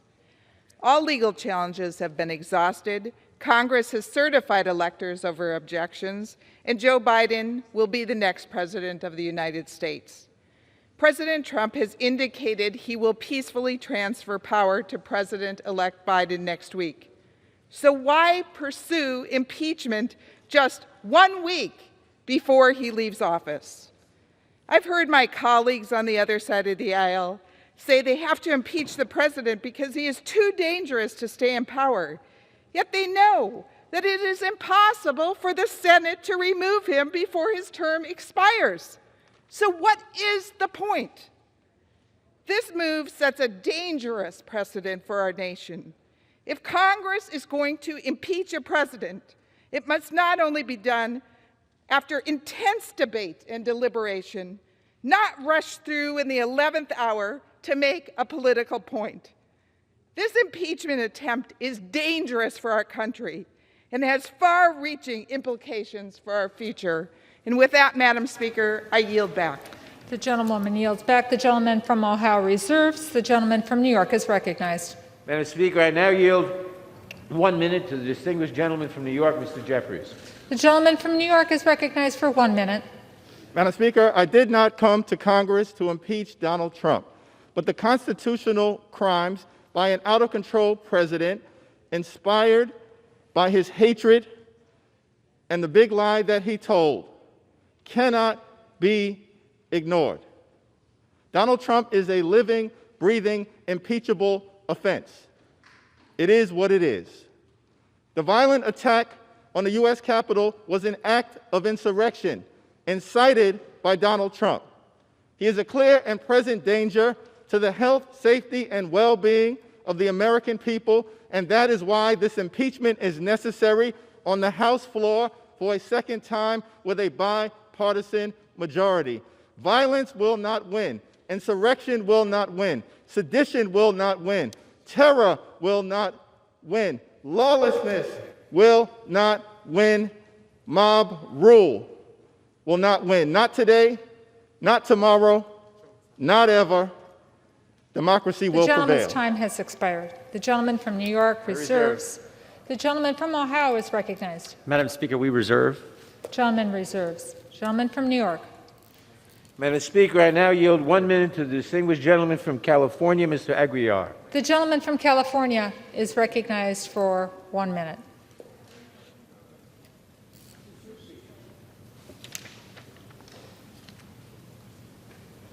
Thank you, Madam Speaker. On January 3rd, we stood here on this floor and swore an oath to defend our Constitution against enemies, foreign and domestic. 3 days later, that oath was put to the test when a violent mob tried to break down those doors to stop us from performing our constitutional duty. This mob was not without a leader. On that day, the president told them to walk to this Capitol 16 blocks from where he stood. They were radicalized by his lies and conspiracy theories he spent months fueling, many of which I've heard on this floor the last week. He needed to say only 2 words to end the violence: I concede, because that's what leaders do in a democracy, because that's what we do in the United States. They put politics aside and put country first. And as I look to our colleagues over on the other side, I wonder how many of them will demonstrate that leadership and join us in holding President Trump accountable for inciting this deadly attack. How many will uphold our oath and put our country first to defend this Constitution from the threat in the White House? To do anything less is to turn your back on the oath altogether. Thank you. I yield back. Gentleman yields back. The gentleman from New York reserves. The gentleman from Ohio is recognized. Madam Speaker, we continue to reserve. The gentleman from Ohio continues to reserve. The gentleman from New York is recognized. Madam Speaker, I now yield 3 minutes to the gentleman from Rhode Island, Mr. Cicilline. The gentleman from Rhode Island, Mr. Cicilline, is recognized for 3 minutes. Madam Speaker, for more than 220 years since George Washington yielded the presidency to John Adams, the peaceful transfer of power has been a hallmark of our democracy. In this country, the will of the American people reigns supreme over the ambitions of any individual. Every single president has honored and upheld these principles until now. Donald Trump lost his bid for re-election last November. It was a free and fair election. In fact, President Trump's own election security director called it the most secure election in U.S. history. But for 2 months now, Donald Trump has refused to accept the will of the American people.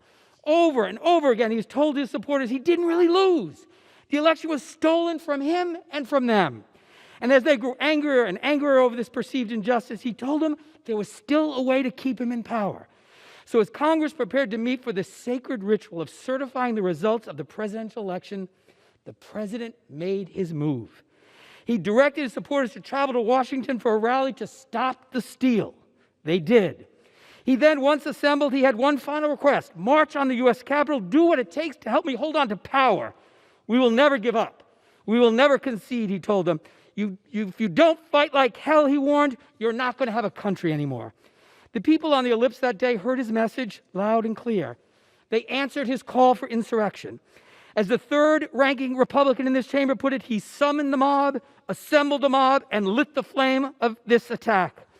Armed with guns, pipe bombs, bats, shields, zip ties, and more, they set their sights on the U.S. Capitol. They stormed the citadel of our democracy.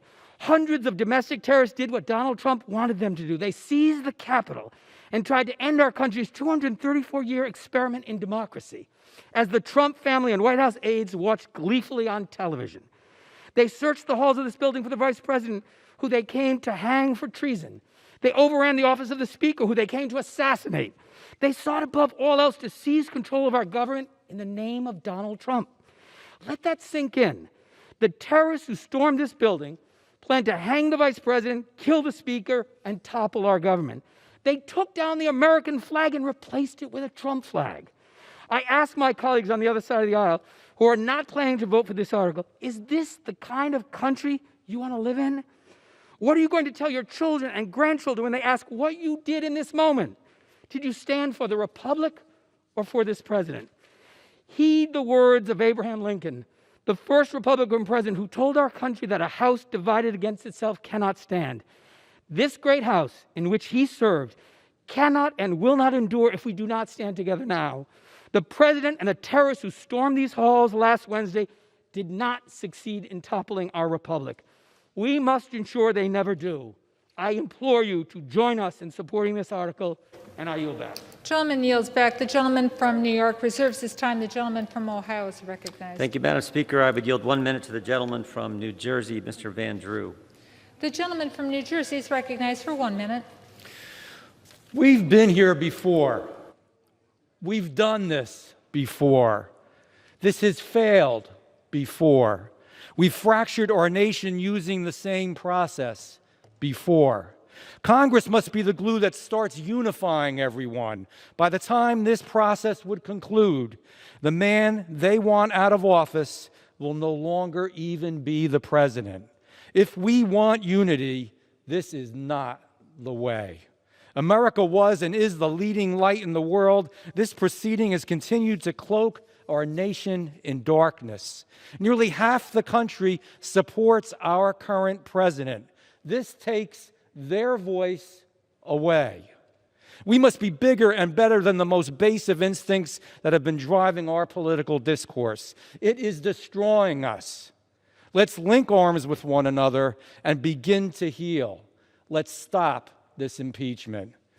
I yield back. Gentleman yields back. The gentleman from Ohio reserves. The gentleman from New York is recognized. Madam Speaker, I now yield 1 minute to the distinguished gentleman from Colorado, Mr. Neguse. The gentleman from Colorado is recognized for 1 minute. Thank you, Madam Speaker. Thank you to the chairman. President Trump's actions, encouraging, inciting a mob that stormed the United States Capitol for the sole purpose of stopping the constitutionally mandated counting of electoral votes, cannot go unanswered by this body. He must be impeached. If Congress does not act, if we shrink from our constitutional responsibilities to defend our republic, it will undoubtedly undermine the vision of America as the last best hope of earth, as Abraham Lincoln so eloquently said so many years ago. So to the millions of Americans watching today, I hope you understand that we are proceeding on this path out of love for our country. I will honor my oath today. I will vote for impeachment.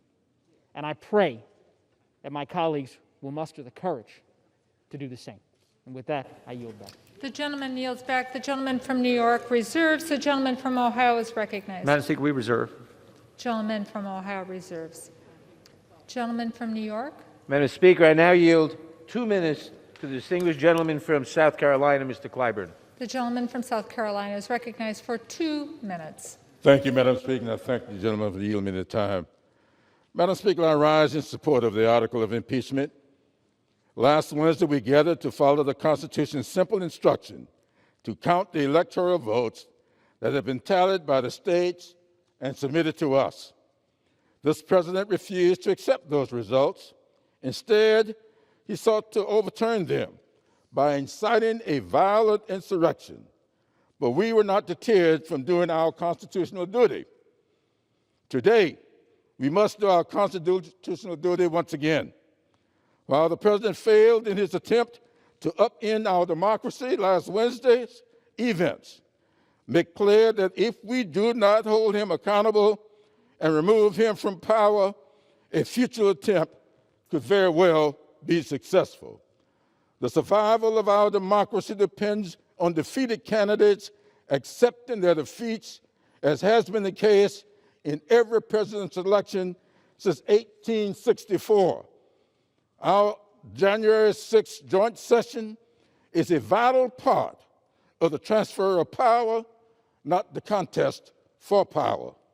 Vice President Gore understood this, accepting and certifying the 2000 election result in which he was defeated.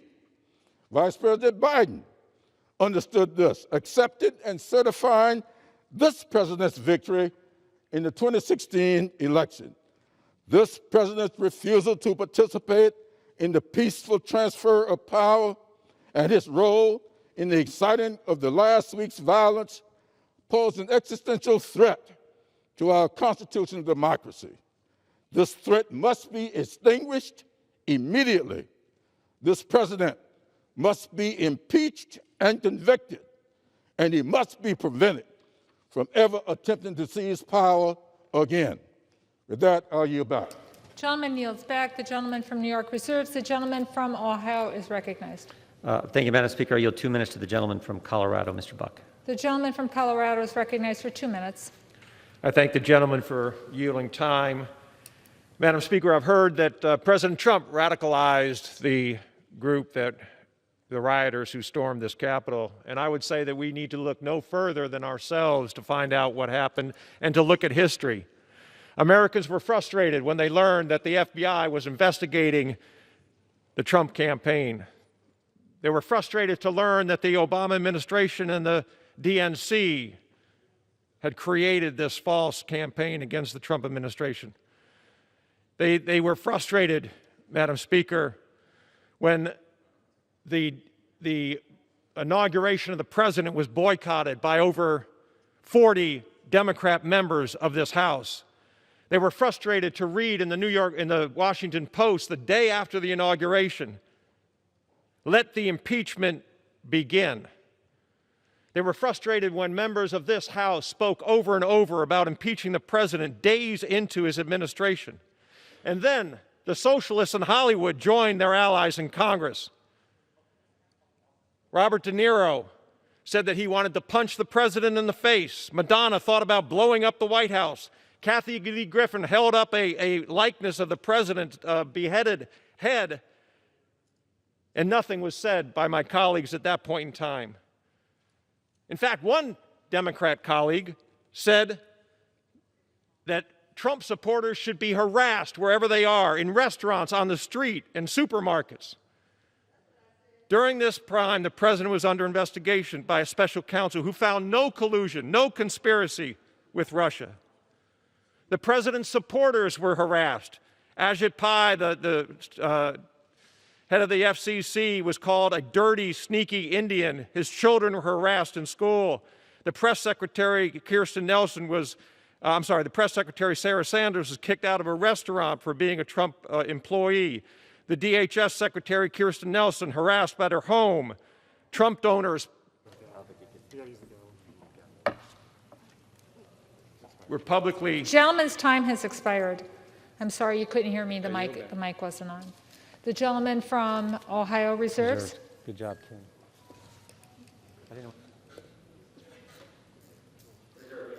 The gentleman from Ohio reserves. The gentleman from New York is recognized. Madam Speaker, I now yield 2 minutes to the distinguished gentleman from Maryland, Mr. Raskin. The gentleman from Maryland is recognized for 2 minutes. Smashing windows and beating police officers over the head with fire extinguishers, a bloodthirsty mob attacked the Capitol and invaded this Congress last Wednesday. They erected a gallows and repeatedly chanted, "Hang Mike Pence."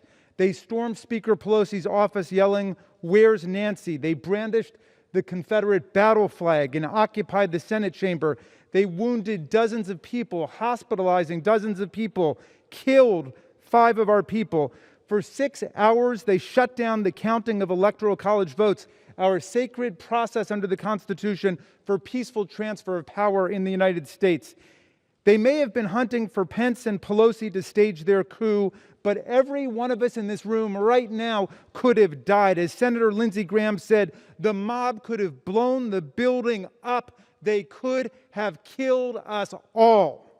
And now the far right is calling for return engagement from January 17th to January 20th. They're asking the president to pardon the conspirators in last week's rampage as they prepare for a race war again next week. And it's a bit much to be hearing that these people would not be trying to destroy our government and kill us if we just weren't so mean to them. Well, despite the floor leader's desperate effort to polarize this body and this nation along party lines, it is the chair of the Republican conference who best articulated what happened in a statement yesterday, and I recommend every American read this. Liz Cheney of Wyoming, the elected chair of the Republican conference, wrote, "The president summoned this mob, assembled this mob, and lit the flame of this attack. Everything that followed was his doing. None of this would have happened without the president. The president could have immediately and forcefully intervened to stop the violence. He did not. There has never been a greater betrayal by a president of the United States of his office." Request 10 seconds. Gentleman from New York. I yield an additional 10 seconds. An additional 10 seconds to the gentleman from Maryland. Cheney says there's never been a greater betrayal by a president of the United States of his office and his oath to the Constitution. Read Ms. Cheney's statement. Let's come together and impeach the president for this high crime against the republic. We don't have a minute to spare. He is a clear and present danger to the people. The gentleman from New York reserves. The gentleman from Ohio is recognized. Madam Speaker, I yield 2 minutes to the gentleman from Florida, Mr. Gates. The gentleman from Florida is recognized for 2 minutes. Seems to me that impeachment is an itch that doesn't go away with just one scratch. It also seems that President Trump may be most likely to be impeached when he is correct. Before the last presidential impeachment, President Trump rightly pointed out the improper activities of the Biden crime family, and subsequently he's been proven right. And don't think for a moment, Madam Speaker, that we're going to drop that or stop our pursuit for the truth. Before that, we had the Russia hoax, where you had the president rightly making claims that Hillary Clinton and the DNC were colluding with Russians to disorient our democracy. How right he turned out to be. And then we have the 2020 presidential election, where the president correctly pointed out unconstitutional behavior, voting irregularities, concerns over tabulations, dead people voting, and now impeachment again. When they go low, we kick them.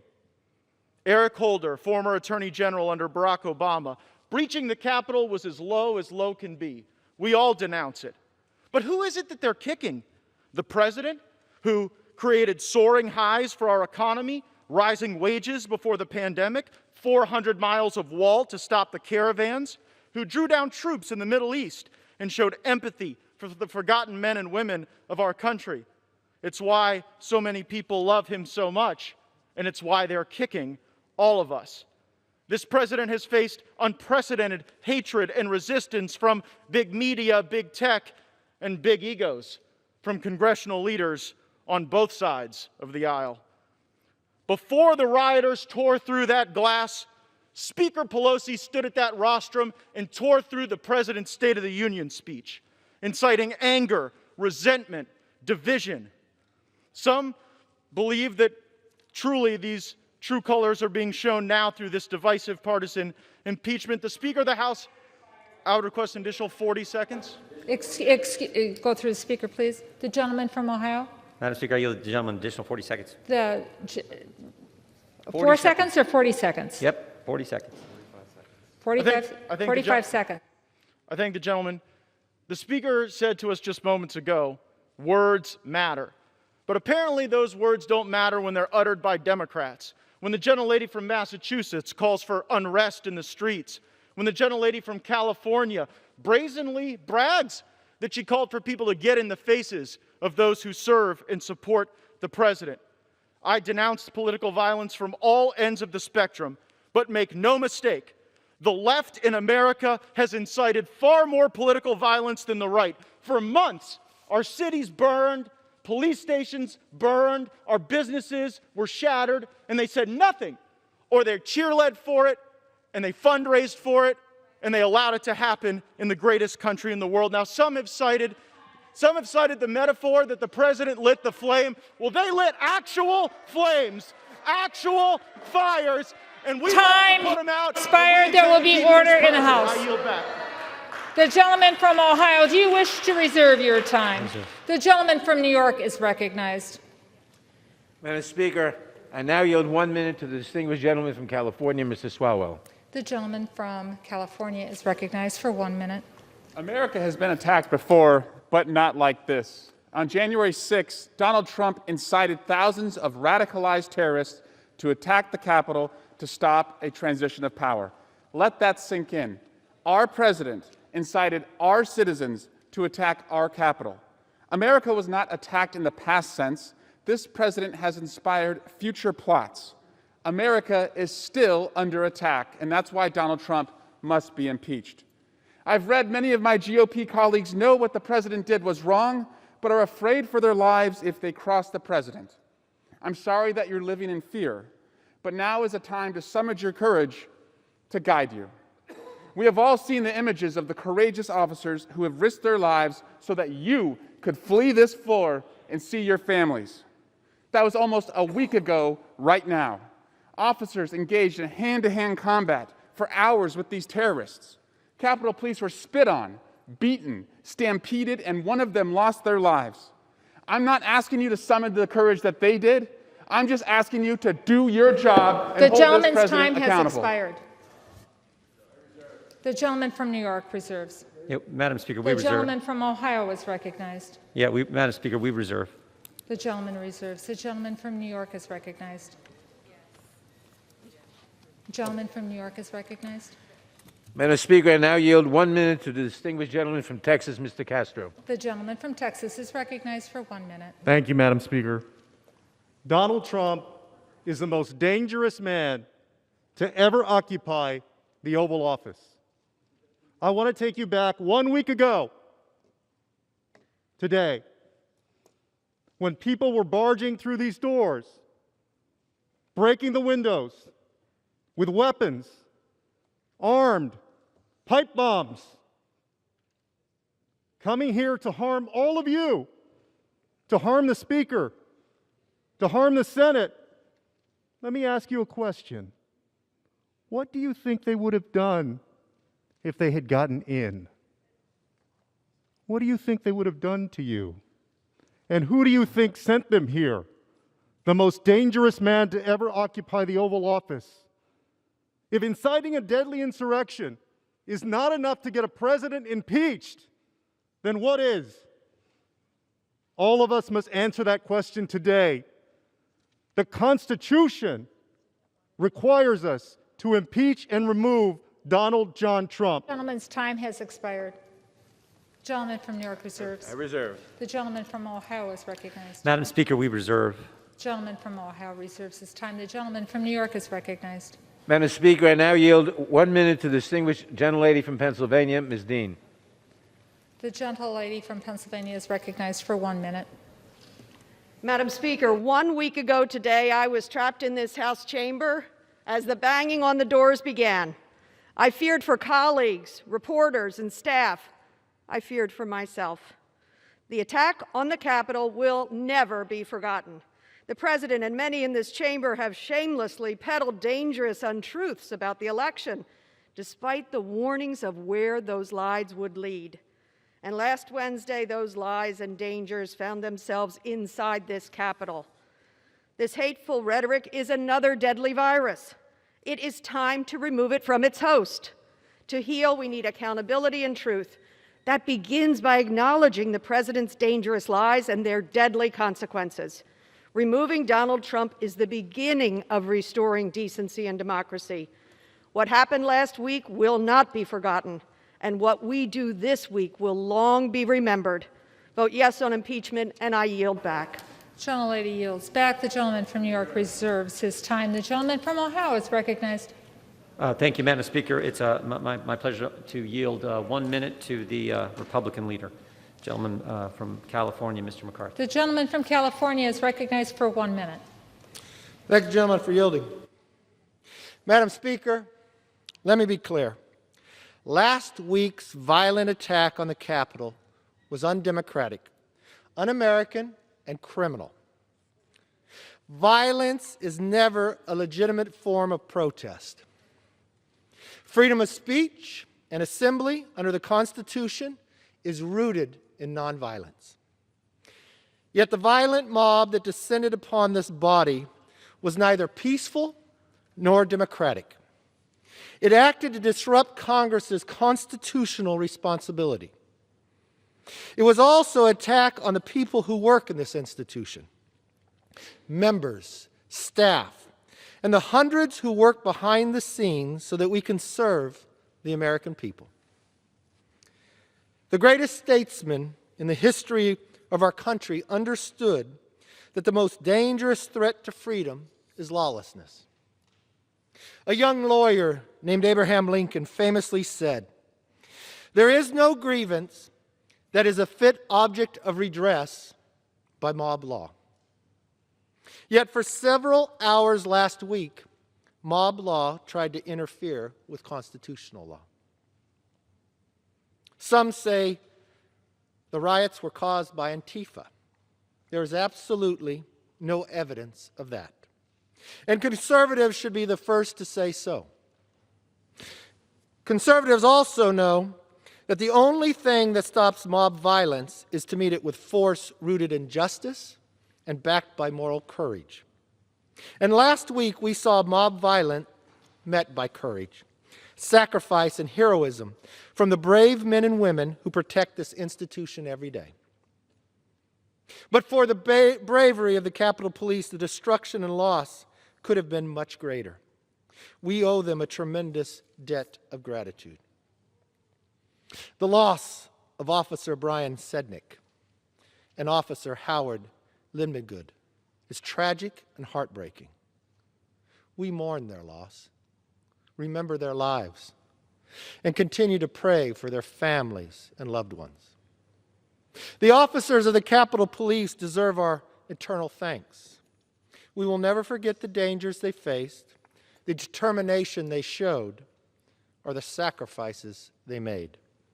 And make no mistake, those who are responsible for Wednesday's chaos will be brought to justice.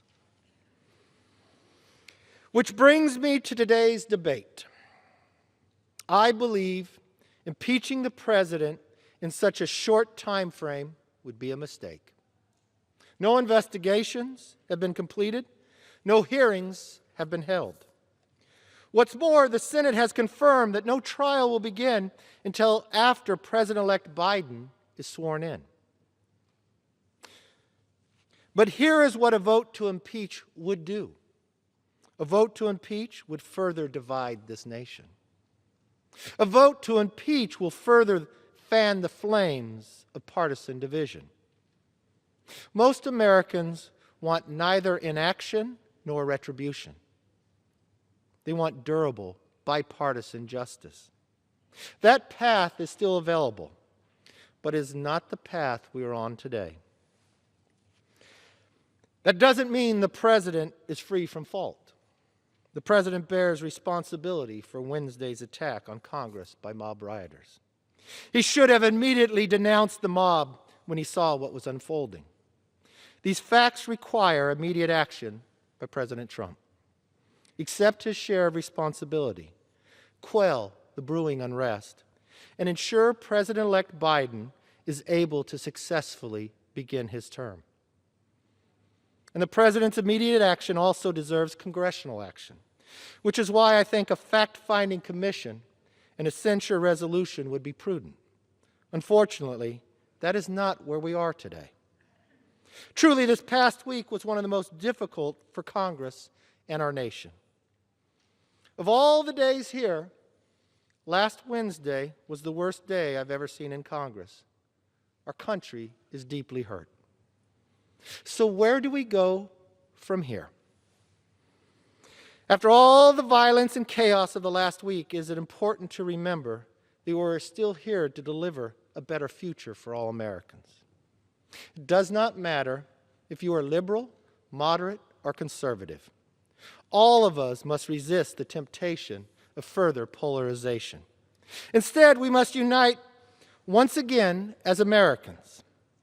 I understand for some, this call for unity may ring hollow. But times like these are when we must remember who we are as Americans and what we as a nation stand for.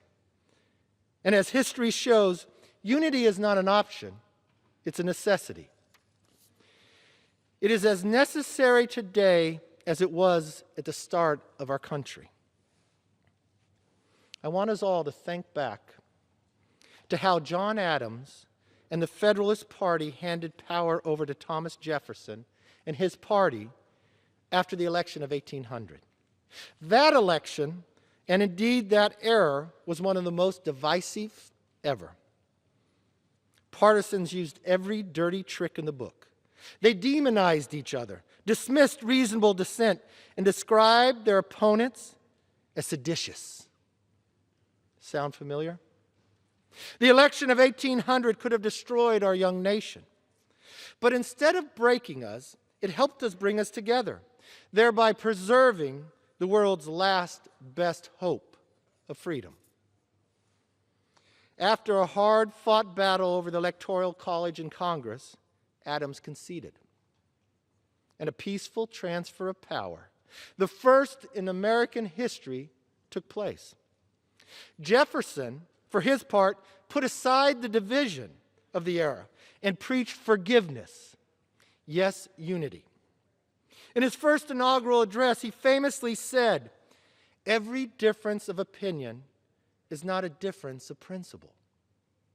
Jefferson and Adams did not end every difference of opinion that existed in America, nor did they try. In a free country as big and diverse as ours, that would be impossible. What they did was more important. They recognized a deeper unity, a unity rooted in the famous proposition both men helped to write. At a critical moment in history, our founders chose peace, liberty, partnership over tension, division, and partisanship. For the sake of our country, we must make the exact same choice. We have already begun. Last week, despite the lingering shock and amid the windows still broken, we did what all healthy democracies do. We debated and we voted. In this country, we solve our disputes at the ballot box and through debates and votes on the floor of this exact chamber. We did our duty then, and we must do more.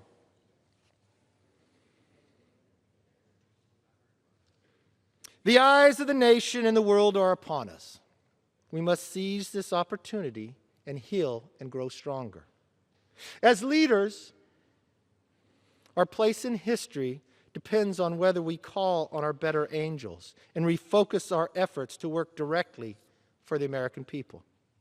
United, we can deliver peace, strength, and prosperity our country desperately needs. Divided, we will fail. What we saw last week was not the American way. Neither is the continued rhetoric that Joe Biden is not the legitimate president. Let's be clear. Joe Biden will be sworn in as President of the United States in 1 week because he won the election. And the presidency and this Congress will face immediate challenges that must be addressed. I stand ready to assist in that effort with good faith, goodwill, and an open hand. The United States remains exceptional. We remain extraordinary. In the coming weeks and months, we must work together, all of us, to recharge the light of our shining city on the hill. History has shown us a way. History has given us a path. Just as Adams and Jefferson has shown, now is the moment that we should do the exact same. In these trying times, may God continue to bless America. And let's chart a course that history will repeat, but not what's happening today. I yield back. The gentleman yields back. The gentleman from Ohio continues to reserve. The gentleman from New York is recognized. Madam Speaker, I now yield 1 minute to the distinguished gentlelady from Colorado, Ms. DeGette. The gentlewoman from Colorado is recognized for 1 minute. Thank you, Madam Speaker. Madam Speaker, just over a year ago, I stood right there where you're standing today as we took the solemn step of impeaching the President of the United States for pressuring a foreign leader to take unlawful actions to help him in his reelection. And now, just 1 week ago, almost to the hour, I laid right there on the floor of the gallery above us. I heard gunshots in the Speaker's lobby. I heard the mob pounding on the door. And what they were trying to do, they were all an angry mob incited by the President, trying to stop certification of a legitimate election. It's clear the President learned nothing in the last year. Yesterday, the President said again he did nothing wrong. This man is dangerous. He has defied the Constitution. He's incited sedition, and he must be removed. We all took a pledge on January 3rd to uphold the Constitution. We must honor that oath. We must vote yes on this article of impeachment. I yield back. Expired. The gentlewoman yields back. The gentleman from New York reserves. The gentleman from Ohio is recognized. Thank you, Madam Speaker. I will yield 1 minute to the gentlelady from Colorado. The gentlewoman from Colorado is recognized for 1 minute. Glory to God. Madam Speaker, I rise today to oppose this impeachment and denounce the recent violence on the Capitol, just as I oppose the previous impeachment and the violence we've all witnessed all summer long across our great country. Make no mistake here, the hypocrisy of the left is on full display. Quote, go to the Hill, get in the face of some Congress people. We've got to fight in Congress, fight in the courts, fight in the streets. Take him behind the gym and beat the hell out of him. Go and take Trump out tonight. Sound familiar? What about the gentlewoman from New York who defended the looting by saying looters just wanted loaves of bread? Well, the last I checked, Best Buy and Teslas and stores of the like do not produce baked goods. Where's the accountability for the left after encouraging and normalizing violence? Rather than actually helping American people in this time, we start impeachments that further divide our country. I call bullcrap when I hear the Democrats demanding unity. Sadly, they are only unified in hate. Expired. Thank you. I yield.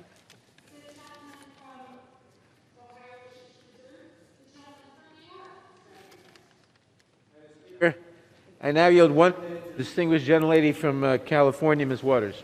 The gentlewoman from New York is recognized for 1 minute. Thank you very much, Madam Speaker. I rise in support of impeaching again the worst president in the history of the United States. Since his first day in office, this president has spent 4 years abusing his power, lying, embracing authoritarianism, radicalizing his supporters against democracy. This corruption poisoned the minds of his supporters, inciting them to willingly join with white supremacists, neo-Nazis, and paramilitary extremists in a siege of the United States Capitol building, the very seat of American democracy. The Republican Party is now the Trump Party. And I want you to know that this is a Trump power grab that will not stop. It will not stop with attacking the Capitol and our state legislatures. This president intends to exercise power long after he is out of office. It is reported that the President of the United States watched the invasion from the Oval Office of our Capitol and seemingly enjoyed it. I want you to know we should be concerned that the Republicans will not defend him, and he is capable of starting a civil war. He must be impeached. He must be stopped now. The gentleman from New York reserves. The gentleman from Ohio is recognized. Thank you, Madam Speaker. I would yield 1 minute to the gentleman from Washington, Mr. Newhouse. Thank you, Mr. Jordan. The gentleman from Washington is recognized for a minute. Thank you, Mr. Jordan. Madam Speaker, this is a sad day in our republic, but not as sad or disheartening as the violence we witnessed in the Capitol last Wednesday. We are all responsible. My colleagues are responsible for not condemning rioters this past year, like those who barricaded the doors of the Seattle Police Department and attempted to murder the officers inside. Others, including myself, are responsible for not speaking out sooner, before the president misinformed and inflamed a violent mob who tore down the American flag and brutally beat Capitol Police officers. Madam Speaker, we must all do better. These articles of impeachment are flawed, but I will not use process as an excuse. There is no excuse for President Trump's actions. The president took an oath to defend the Constitution against all enemies, foreign and domestic. Last week, there was a domestic threat at the door of the Capitol, and he did nothing to stop it. That is why, with a heavy heart and clear resolve, I will vote yes on these articles of impeachment. The gentleman from Ohio wishes to reserve. The gentleman from Ohio wishes to reserve. Madam Speaker, could I ask how much time each side has? The gentleman from Ohio has 36 1/4 minutes remaining. And the gentleman from New York has 36 3/4 minutes remaining. We reserve. The gentleman from Ohio wishes to reserve. The gentleman from New York is recognized. Madam Speaker, I now yield 30 seconds to the gentleman from Massachusetts, Mr. Auchincloss. The gentleman from Massachusetts is recognized for 30 seconds. Madam Chair, a mob desecrated our Capitol, killed a police officer, and attempted to overthrow our government on the orders of the President of the United States. Immediate impeachment is our duty under a Constitution that compels us to defend against enemies, foreign and domestic. As a Marine officer, I defended our democracy from foreign enemies. As a member of Congress, I am solemnly resolved to defend it from domestic ones. With this vote, we strike a blow for moral leadership. I yield back. Yields back. The gentleman from New York wishes to reserve. The gentleman from Ohio is recognized. Madam Speaker, I yield 2 minutes to the gentleman from Ohio, Mr. The gentleman from Ohio is recognized for 2 minutes. Madam Speaker, America is at a crossroads. As the violent riots at the Capitol last week so painfully and shockingly reminded us, the unhinged partisan rhetoric that too often consumes the political dialogue in this country has become toxic and is tearing us apart. If we continue down this path, there's no telling how much damage to our union there may be. Sadly, that's what's happening here today. The majority is rushing through yet a second impeachment of President Trump, who has but 7 days remaining in office. As prominent constitutional law professor Jonathan Turley has cautioned, today a dangerous precedent is being set that could lead to the normalization of snap impeachments without any hearings or any meaningful discussion or debate. The majority is ramming through this House the most potent tool at our disposal without a single hearing turning a process that usually takes months into a few short hours. We haven't heard a testimony from a single witness. We haven't heard from any experts on the nature of these charges, nor the damage this effort could inflict on our republic. We didn't even know how this debate would unfold until 9 o'clock this morning. This is truly an unprecedented situation, and one which could cause irrevocable harm to our nation. But, Madam Speaker, it doesn't have to be this way. We don't have to continue down this misguided path. We could instead follow the wisdom provided by none other than Abraham Lincoln during another divisive time in our nation's history and listen to the better angels of our nature. We could choose a more positive, constructive path and vote down this ill-conceived effort. We should tone down the political rhetoric. We should work together to solve the problems that face our nation. We should put aside our differences and find common ground. And we should bring Americans back together, because there's no crisis we can't overcome if we stand united. And I yield back. Gentleman from Ohio yields back. The gentleman from Ohio wishes to reserve. The gentleman from New York is recognized. Speaker, I now yield 1 minute to the distinguished gentlelady from Washington, Ms. Herrera Butler. The gentlewoman from Washington is recognized for 1 minute. My fellow Americans, I rise today to stand against our enemy and to clarify our enemy isn't the president or the president-elect. Fear is our enemy. Fear tells us what we want to hear. It incites anger and violence and fire. But it also haunts us into silence and inaction. What are you afraid of?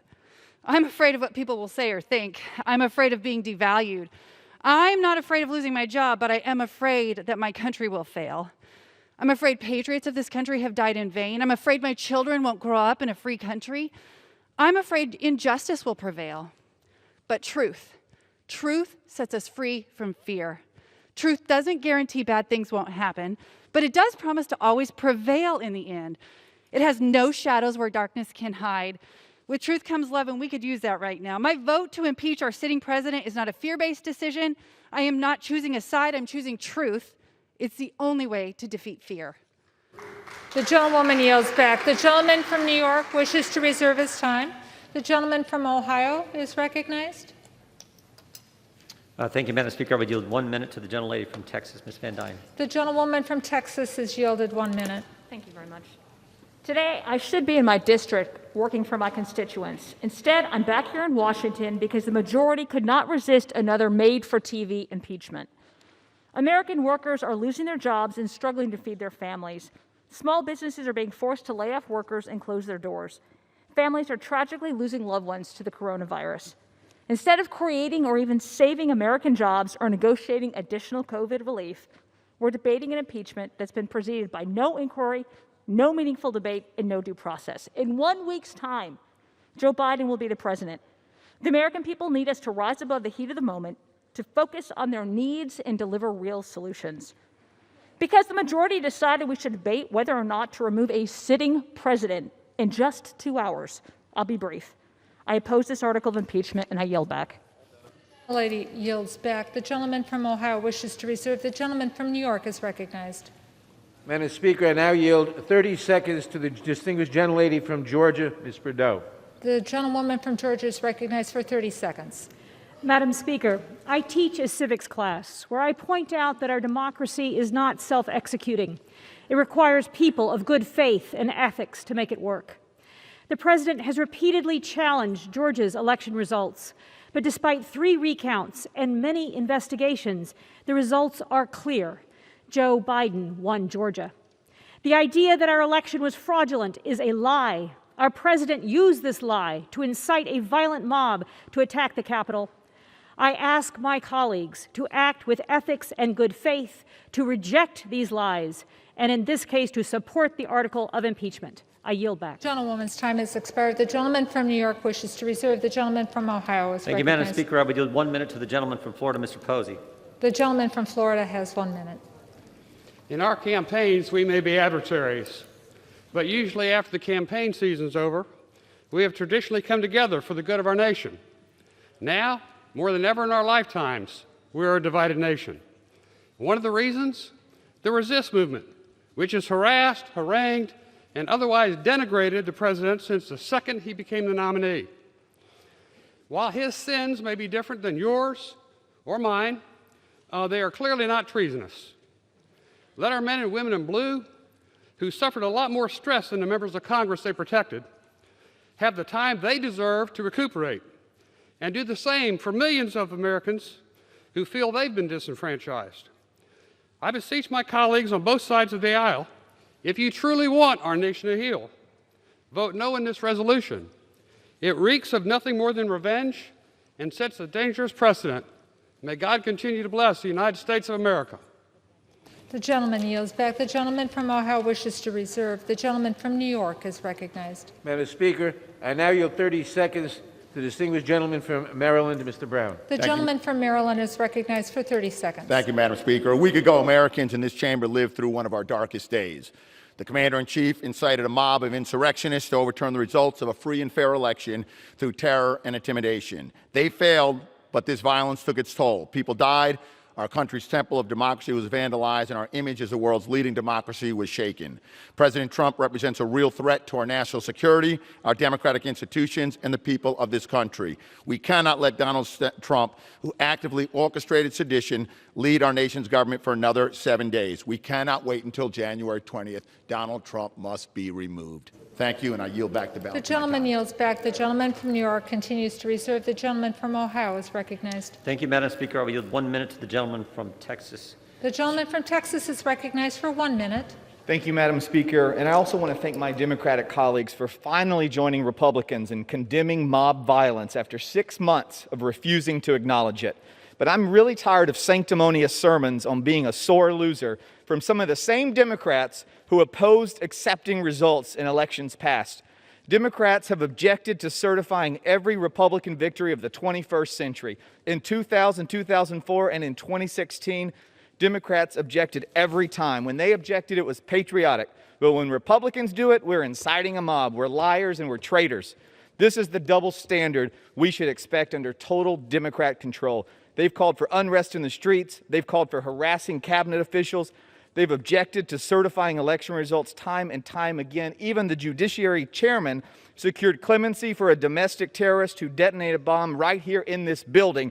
But we're the extremists? I don't think so. We've been silenced by big tech on social media, by corporate America, and now the other side wants to silence us on the House floor. This is a sad day in America. I urge my colleagues to vote no. The gentleman's time's expired. The gentleman from Ohio wishes to reserve. Thank you, The Madam gentleman from New York is recognized. Madam Speaker, I now yield 30 seconds to a new member of the House and a new member of the Judiciary Committee, the distinguished gentlelady from Missouri, Ms. Bush. The gentlewoman from Missouri is recognized for 30 seconds. Madam Speaker, St. Louis and I rise in support of the article of impeachment against Donald J. Trump. If we fail to remove a white supremacist president who incited a white supremacist insurrection, it's communities like Missouri's 1st District that suffer the most. The 117th Congress must understand that we have a mandate to legislate in defense of Black lives. The first step in that process is to root out white supremacy, starting with impeaching the white supremacist in chief. Thank you, and I yield back. And from New York wishes to reserve. The gentleman from Ohio seeks recognition. Madam Speaker,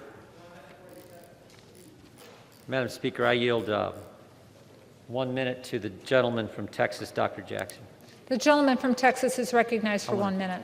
Thank you. Madam Speaker, I rise in opposition to the articles of impeachment. Let me be clear. What happened last Wednesday was a stain on our nation, and the criminals and the rioters responsible should be prosecuted to the fullest extent of the law.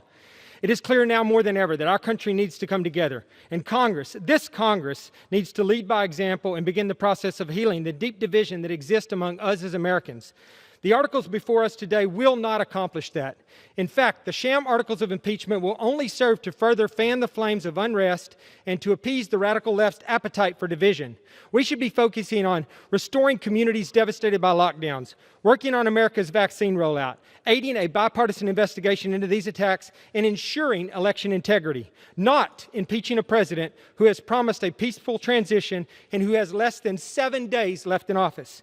It is time to focus on the unprecedented unprecedented challenges we face, and it's time to focus on unity. For these reasons, I urge my colleagues to oppose these articles of impeachment, and I yield back my time. Thank you. The gentleman yields back his time. The gentleman from Ohio wishes to reserve. The gentleman from New York is recognized. Madam Speaker, I now yield 30 seconds to the distinguished gentlelady from New York, Ms. Clark. The gentlewoman from New York is recognized for 30 seconds. Madam Speaker, today I rise to support H.Res. 24, the article of impeachment against Donald Trump for high crimes and misdemeanors for a second time. Let us be very clear. What took place on January 6, 2021 was an act of domestic terrorism by right-wing, sycophantic white supremacists promoted, instigated, and advanced by the man in the White House, Donald Trump. Reverend Dr. Martin Luther King Jr. once said, "The ultimate weakness of violence is that it is a descending spiral, begetting the very thing it sets to destroy. Instead of diminishing evil, it multiplies it." Time has expired. The gentleman from New York wishes to reserve. The gentleman from Ohio is recognized. Thank you, Madam Speaker. I will yield 2 minutes to the gentleman from Wisconsin, Mr. Tiffany. The gentleman from Wisconsin is recognized for 2 minutes. Thank you, Madam Speaker. My father once said to me, just because you can do something doesn't mean you should. In the short time I've served in this body, one thing is clear. This is not a serious place. Last year, we watched as the other side delayed COVID relief for months to inflict maximum pain and sway the outcome of the election. The Speaker said as much. And yet these last 2 days, we have seen just how fast they can move when they want to exact political retribution on their opponents. My friends on the other side now have complete control of both houses of Congress, and in a few days, they will control the entire executive branch as well. Madam Speaker, Joe Biden has talked about unity and healing. Is that what this is today? Is accusing Republican lawmakers of sedition and calling for their expulsion the plan for healing? Is working with Silicon Valley to digitally disappear those with whom they disagree with the plan for reconciliation? I was among the first to condemn the riots in Madison months ago, and I condemn what happened last week. But where were the swift accusations of incitement and insurrection from the other side last year? Is today's political theater a preview of what the American people can expect from single-party rule? 2 years of double standards in punishing those who voted for someone else? Madam Speaker, I hope Mr. Biden is watching today, and he will rise to the moment and call off this effort to rub salt in the wounds of millions of Americans. It is now time for all of us, Democrats and Republicans alike, to turn down the temperature. Thank you. The gentleman yields back. The gentleman from Ohio wishes to reserve. The gentleman from New York is recognized. Madam Speaker, I now yield 30 seconds to the distinguished gentleman from Missouri, Mr. Cleaver. The gentleman from Missouri is recognized for 30 seconds. Madam Speaker, it would be an error to suppose that men and women can be courageous every day. It would be unfair to anticipate that I or any member of this body could be a lion every day. No one is expected to be a lion day after day after day. But on this day, lions are required. The gentleman yields back his time. The gentleman from New York reserves. The gentleman from Ohio is recognized. We reserve. The gentleman from Ohio wishes to reserve. The gentleman from New York is recognized. Madam Speaker, I now yield 30 seconds to the distinguished gentleman from Tennessee, Mr. Cohen. The gentleman from Tennessee is recognized for 30 seconds. Thank you very much. After President Trump was not impeached, Susan Collins said he's learned a pretty big lesson. He was impeached. Then he brought his It Will Be Wild, riotous television show that he produced for one person, individual one. Intelligence reports indicate that the people he said he loves and are special are going to attack this city and attack this Capitol next week. He has not asked them not to do it. He has not told them to stand down. I most fear January 20, because I think he will try to go out with a bang and take attention away from Joe Biden. The gentleman's time has expired, and there will be order in the House. The gentleman from New York reserves. The gentleman from Ohio is recognized. Madam Speaker, statement from the President. I urge that there must be no violence, no lawbreaking, no vandalism of any kind. This is not what I stand for. It is not what America stands for. I call on all Americans to help ease tensions and calm down. Just put out that statement by the President of the United States. I yield 2 minutes to the gentleman from Virginia, Mr. Klein. The gentleman from Virginia is recognized for 2 minutes. Thank you, Madam Speaker, and I thank the President for his words. Above the entrance to the House of Representatives is a sculpture called the Apotheosis of Democracy. It depicts allegorical peace, dressed in armor and protecting the genius of America. Last week, that peace was tragically torn apart as our U.S. Capitol was invaded for the first time since the War of 1812. A violent mob, including many with the most hostile of intentions, broke past security barriers and unleashed destruction and chaos throughout the Capitol. When it was over, 6 individuals were dead, including 2 Capitol Police officers. I've always supported the rights of citizens to peaceably assemble, but those who breached the Capitol and assaulted and killed Capitol Police should be prosecuted to the fullest extent of the law. If their intent was to stop the constitutional requirement of this body to count electoral votes, they should be charged and prosecuted for insurrection against the government. But we are a nation of laws, not of men, and the legal standard for incitement to violence has not been met. Now, a week since the riots threatened the People's House, and a week until a new president takes office, we are rushing through an impeachment without all of the facts and evidence and without due process. We don't know what kind of information the offenders have, what evidence will come out during their trials, whether it bolsters the majority's claims or the minority's views, or whether it implicates other individuals, groups, or other officials in the attack on this hallowed institution. We just don't know. And that's why we must treat the power of impeachment and our responsibility as holders of this power with the seriousness and solemnity it deserves. Let us gather the evidence. Let us hear it in judiciary. Make an informed decision together. This action will only further fuel the political divide among our citizens and will be detrimental to the long-term efforts to unify our country. I reiterate my call from last night. Let us work together. Both President Trump and President-elect Biden have called for a peaceful transition of power. I humbly beseech my colleagues to work toward this end to unify our country and not go down this dangerous path. I yield back. The gentleman yields back. This time the gentleman from Ohio wishes to reserve. The gentleman from New York is recognized. Madam Speaker, I now yield 30 seconds to the distinguished gentleman from Rhode Island, Mr. Langevin. The gentleman from Rhode Island is recognized for 30 seconds. Madam Speaker, January 6th was a horrific day for our country, for our democracy. The Capitol was breached, the blood of our defenders spilled, all because of a lie that the elections were stolen, a lie that has infected this nation as perniciously as the pandemic. President Trump is the source of that lie. He has perverted and betrayed his oath to defend the Constitution, attacking the foundation of our democracy by inciting his supporters to violence. He is not fit to serve and is a danger to our country while he does. I, too, pledge to support and defend the Constitution against all enemies, foreign and domestic. I will uphold that office. I will vote to impeach President Trump. I urge my colleagues to do the same. The gentleman from New York wishes to reserve. The gentleman from Ohio is recognized. Thank you, Madam Speaker. I yield 1 minute to the gentleman from Pennsylvania, Mr. Perry. The gentleman from Pennsylvania is recognized for 1 minute. What did the Speaker know, and what did other legislative leaders know, and when did they know it? Maybe that's a rush to impeach the president, because so we'll never know what legislative leaders here knew. The FBI knew about a number of individuals that were planning a war on the Capitol, including killing police officers, and they shared the information. But nothing happened. The chief federal prosecutor in Washington stated he is pursuing conspiracy charges. The fact that IEDs were constructed in place informs me that there was pre-planning for portions of the tragic events last week. How does the president incite an attack that was pre-planned and already underway before his speech concluded? Now, I know my colleagues on the left want America to believe that the president incited a spontaneous riot that they'd like to call an insurrection, but the facts are stubborn things, even if you choose to ignore them. The truth is the multiple lawless and violent events last summer, including months-long siege of a federal courthouse, burning, looting, physical violence in so-called sanctuary cities, more closely fits the definition of insurrection the gentleman's than time anything has the president said last week. The gentleman's time has expired. The gentleman from it. Ohio wishes to reserve. The gentleman from New York is recognized.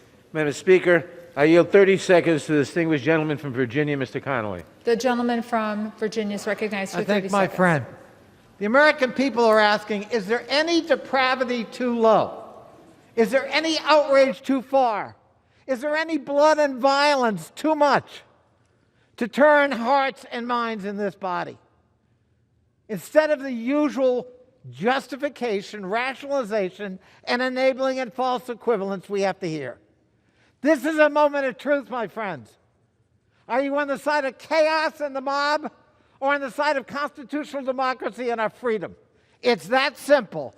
That's what this vote for impeachment represents. I yield back. The gentleman's time has expired. The gentleman from New York reserves. The gentleman from Ohio is recognized. Madam Speaker, could I inquire how much time each side has? Yes, you may. The gentleman from Ohio has 25 minutes remaining. 21? The gentleman has 25 minutes thank you. remaining. The gentleman from New York has 31 and 1/4 remaining. The gentleman from Ohio. We would reserve. The gentleman from Ohio wishes to reserve. The gentleman from New York is recognized. Madam Speaker, I yield 30 seconds to the gentleman from Colorado, Mr. Crow. The gentleman from Colorado is recognized for 30 seconds. Madam Speaker, last week I stood in that gallery to defend this chamber against a violent mob called here by Donald Trump. I have dedicated my life to the defense of our nation, and Donald Trump is a risk to all that I love. Some of my Republican colleagues are afraid of the consequences of an impeachment vote, but this Congress sends our young men and women to war every day. I'm not asking you to storm the beaches of Normandy, but only show a fraction of the courage we ask of our troops every day. Leadership is hard. It's time to impeach. The gentleman's time has expired. The gentleman from New York continues to reserve. The gentleman from Ohio, We would reserve. Ohio reserves. The gentleman from New York. Madam Speaker, I yield 30 seconds to the distinguished gentleman from Illinois, Mr. Davis. The gentleman from Illinois is recognized for 30 seconds. Thank you, Madam Speaker. I heard a few minutes ago that there had been no hearings. Well, I have heard from the people of the 7th District of Illinois.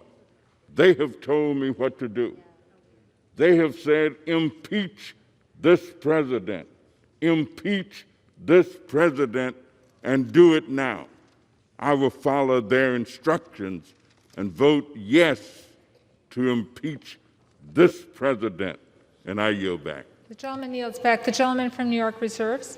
The gentleman from Ohio is recognized. Yeah, we continue to reserve. The gentleman from Ohio continues to reserve. The gentleman from New York is recognized. Madam Speaker, I now yield 30 seconds to the distinguished gentlelady from Texas, Ms. Escobar. The gentlewoman from Texas is recognized for 30 seconds.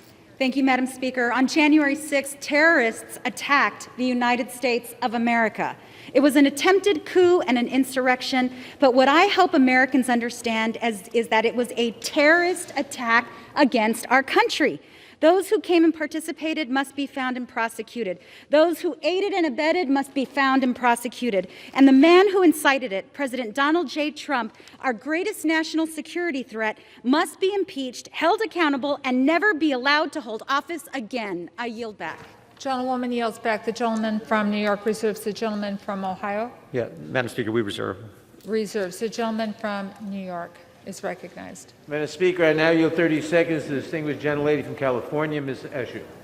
The gentlewoman from California is recognized for 30 seconds. Madam Speaker, future generations are not going to know the names of each member in the chamber today and voting, but they will know what we did and why. We must impeach the president because he incited a mob that attacked the Capitol of the United States, the tabernacle of our democracy. He is incapable of honoring his oath and our Constitution, and he has proven to be unfit and dangerous. I will vote to impeach this traitor to our country. The gentlewoman yields back. The gentleman from New York reserves. The gentleman from Ohio Reserve. reserves his time. The gentleman from New York is recognized.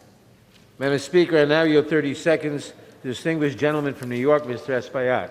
The gentleman from New York is recognized for 30 seconds. Madam Speaker, today I cast my vote for the second time to impeach Donald J. Trump. He is unfit to hold office. He summons and dispatches mob to kidnap and hurt many of us. He is unfit to hold office. He summons and dispatches mob to assassinate Vice President Pence, to assassinate Speaker Pelosi. He is unfit to hold office. He summons and dispatches a mob that waved the racist Confederate flag and assaulted this Capitol, resulting in the death of 5 Americans, including 2 Capitol police officers. He is unfit The gentleman's to time hold has office. expired. We must The impeach gentleman's time now. has expired. The gentleman from New York reserves the balance of his time. The gentleman from Ohio is recognized. Reserve.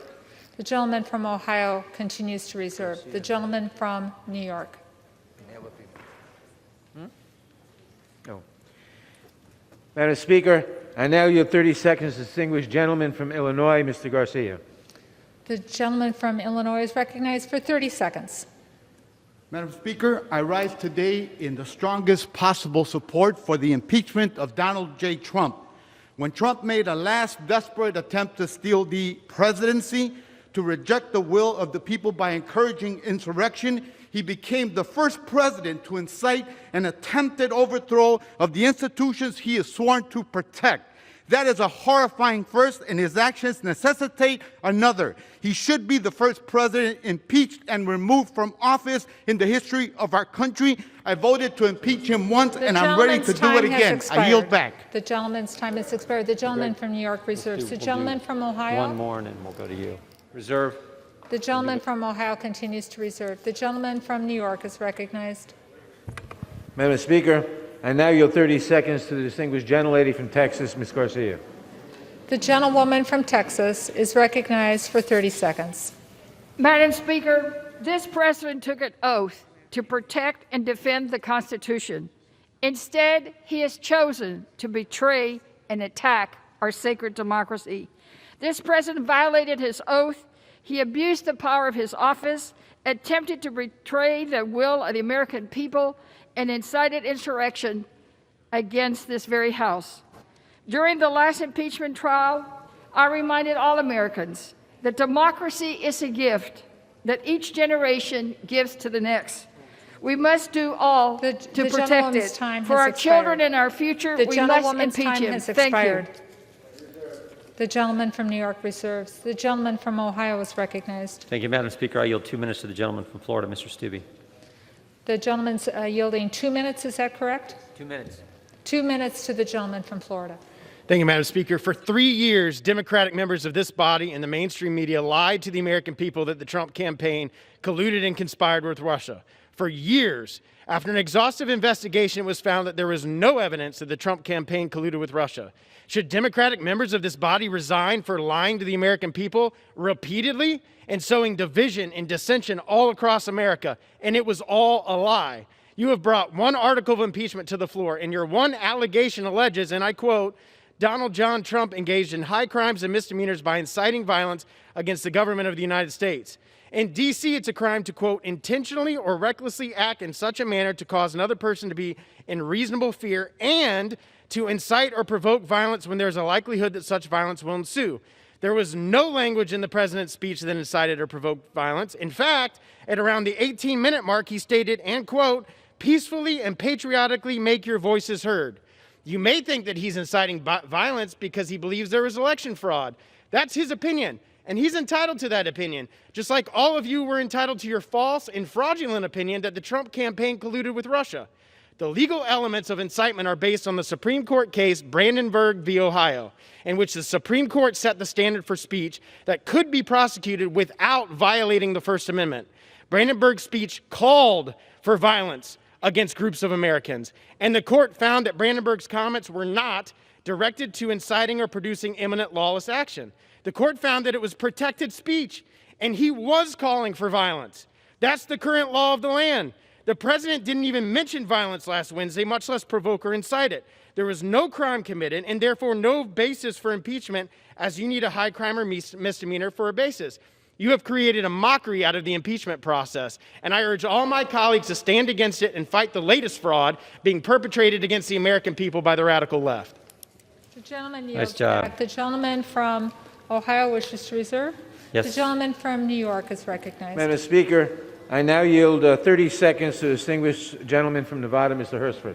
The gentleman from Nevada is recognized for 30 seconds. Madam Speaker, I rise in support of the article of impeachment. Last Wednesday's events were not just a breach of a building, but a breach of our democracy, a threat to our republic and to who we are as Americans. Donald Trump incited insurrection against America and attempted to overturn the will of the people. We must send a clear message that committing sedition disqualifies a president from serving another day in office. I urge this body to vote for impeachment. I will. And I yield back. The gentleman yields back his time. The gentleman from New York reserves. The gentleman from Ohio is recognized. Madam Speaker, we reserve. The gentleman from Ohio continues to reserve. Madam The Speaker, I gentleman now from New yield York- 30 seconds to distinguished gentlelady from Pennsylvania, Ms. Houlihan. The gentlewoman from Pennsylvania is recognized for 30 seconds. Madam Speaker, last evening an 11-year-old girl joined our telephone town hall. Her question shook me to my core. She was worried about the future of this great nation, and I am too.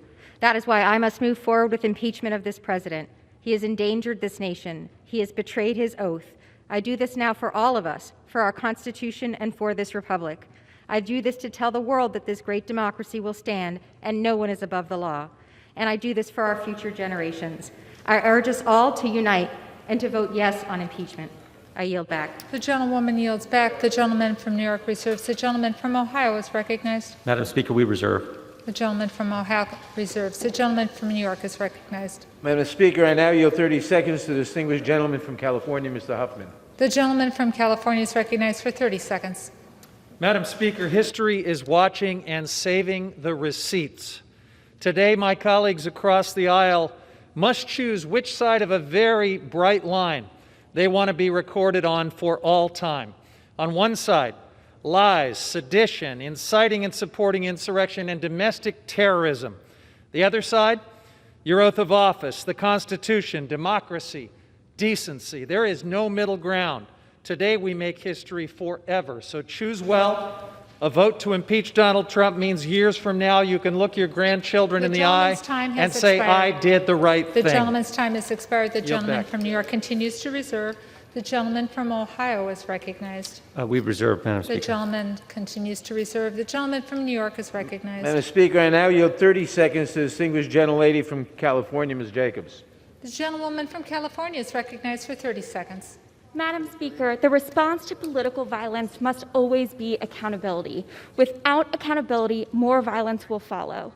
I learned that working at the United Nations and the State Department in conflict settings around the world, and the United States Congress is now a conflict setting. A violent mob threatened our lives in this chamber and almost succeeded, incited by the president who broadcasted lies about the outcome of our election. We must hold this president accountable. It's the only way to protect our democracy. I yield back. Gentlewoman yields back. The gentleman from New York continues to reserve. The gentleman from Ohio is recognized. Madam Speaker, we reserve. The gentleman from Ohio reserves. The gentleman from New York is recognized. Madam Speaker, I now yield 30 seconds to the distinguished gentleman from Georgia, Mr. Johnson. The gentleman from Georgia is recognized for 30 seconds. Thank you, Madam Speaker. I'm certain that every member of Congress would say that if they had been in Congress when John Lewis walked across that Edmund Pettus Bridge and the Civil Rights Act was passed, that they would have stood on the right side of history. Well, Madam Speaker, today we're going to see exactly what side of history you all are going to be on. And with that, I yield back. The gentleman yields back. The gentleman from New York continues to reserve. The gentleman from Ohio is recognized. Thank you, Madam Speaker. I will yield 1 minute to the gentleman from North Carolina, Mr. Cawthorn. The gentleman from North Carolina is recognized for 1 minute. Madam Speaker, today represents a unique opportunity in our nation's history. An opportunity to put America first, to put her people first. Today is a moment for members of Congress to put aside partisan politicking and place people over power. I urge my colleagues to vote against this divisive impeachment and realize that dividing America will not save this republic. I urge my colleagues to not simply vote for what feels good. Of course, it feels good for the Democrats to have a united constituency for a few more days. But I was elected to come here and vote for things that actually do good, to bring much needed help to the American people. I am willing to take the first step and extend my hand across the aisle to say, vote against impeachment, vote in favor of a unified nation, and I will forsake partisanship and work with you, no matter who you are or what party you come from. Madam Speaker, I urge that we all vote to finally put America first. And with that, I yield back. The gentleman yields back. The gentleman from Ohio wishes to reserve. The gentleman from New York is recognized. Madam Speaker, I now yield 30 seconds to a new member of the House and a new member of the Judiciary Committee. The gentleman from New York, Mr. Jones. The gentleman from New York is recognized for 30 seconds. Madam Speaker, I rise in support of the impeachment of Donald J. Trump, the disgraced, defeated President of the United States. There must be consequences for last week's treason and sedition. Hundreds, if not thousands, of Donald Trumps in today's Republican Party aim to run for higher office, and we must send a message that no one in the United States of America is above the law. The world is watching, Madam Speaker. I yield back. The gentleman yields back. The gentleman from New York wishes to reserve. The gentleman from Ohio is recognized. Gentleman from Ohio reserves. The gentleman from New York. Madam Speaker, I now yield 30 seconds to the distinguished gentleman from Michigan, Mr. Kildee. The gentleman from Michigan is recognized for 30 seconds. Madam Speaker, 1 week ago, the President of the United States incited a deadly attack on the United States Capitol while a couple of dozen members of this House and I covered ourselves in that gallery away from the Trump mob. 5 dead, including Capitol Police. If inciting an insurrection does not warrant impeachment, nothing does. I took an oath to uphold the Constitution against all enemies, foreign and domestic. Today, I vote to uphold my oath. The gentleman from New York wishes to reserve his time. The gentleman from Ohio is recognized. Excuse me, Madam Speaker, I yield 1 minute to the gentleman from Wisconsin. The gentleman from Wisconsin is recognized for 1 minute. I rise today to strongly object to the articles of impeachment proposed against President Trump, which make the preposterous claim that President Trump wanted or expected the riots that took place last week. He clearly said he wanted peaceful and patriotic demonstration. He did say he wanted people to fight like hell or we're not going to have a country anymore, but that's obviously standard hyperbole and was not meant to aim at physical fights. But what is offensive is what you are saying and inflammatory about the tens of thousands of peaceful protesters who were there last week, as well as the tens of millions of people they represent. You don't understand why they were here. They're scared to death we're going to go back to the days without Donald Trump of hundreds of thousands of people crossing this border every month. They're scared to death nobody's going to keep our manufacturing here.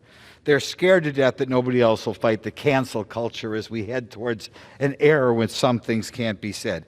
They're scared to death that a majority party got here by teaming up with Black Lives Matter, a bunch of founded by Marxists and that dislike a family. The gentleman's time's expired. The gentleman from Ohio wishes to reserve. Reserve. The gentleman from New York is recognized. Madam Speaker, I now yield 30 seconds to the gentleman from California, Mr. Garamendi. The gentleman from California is recognized for 30 seconds. Madam Speaker, I rise today determined to fulfill our sacred oath to protect and defend the Constitution from all enemies, foreign and domestic. Last week's violent insurrection on the Capitol is a stain on our democracy. A riotous mob, incited by the President, stormed these very halls, beat and murdered police officers, planted pipe bombs, and left our nation shocked and in mourning. The President's rhetoric, actions, and refusal to accept responsibilities are an imminent threat to our nation. I vote to impeach the President. I urge my colleagues to do the gentleman's same. time has expired. The gentleman from New York reserves. The gentleman from Ohio is recognized. Thank you, Madam Speaker. We reserve. The gentleman from Ohio reserves. The gentleman from New York is recognized. Madam Speaker, I now yield 30 seconds to the gentleman from Illinois, Mr. Krishnamurthy. The gentleman from Illinois is recognized for 30 seconds. Madam Speaker, my parents brought me as an infant to America because they knew it's the land of democracy. It's the beacon of hope for all the world. We called it the American dream. When Donald Trump told rioters to go to the Capitol and, quote unquote, fight like hell, he incited an attack on the Capitol and the ideals comprising the American dream. I'm voting for impeachment because I know we're still the country my parents believed in, and I will fight like hell for it.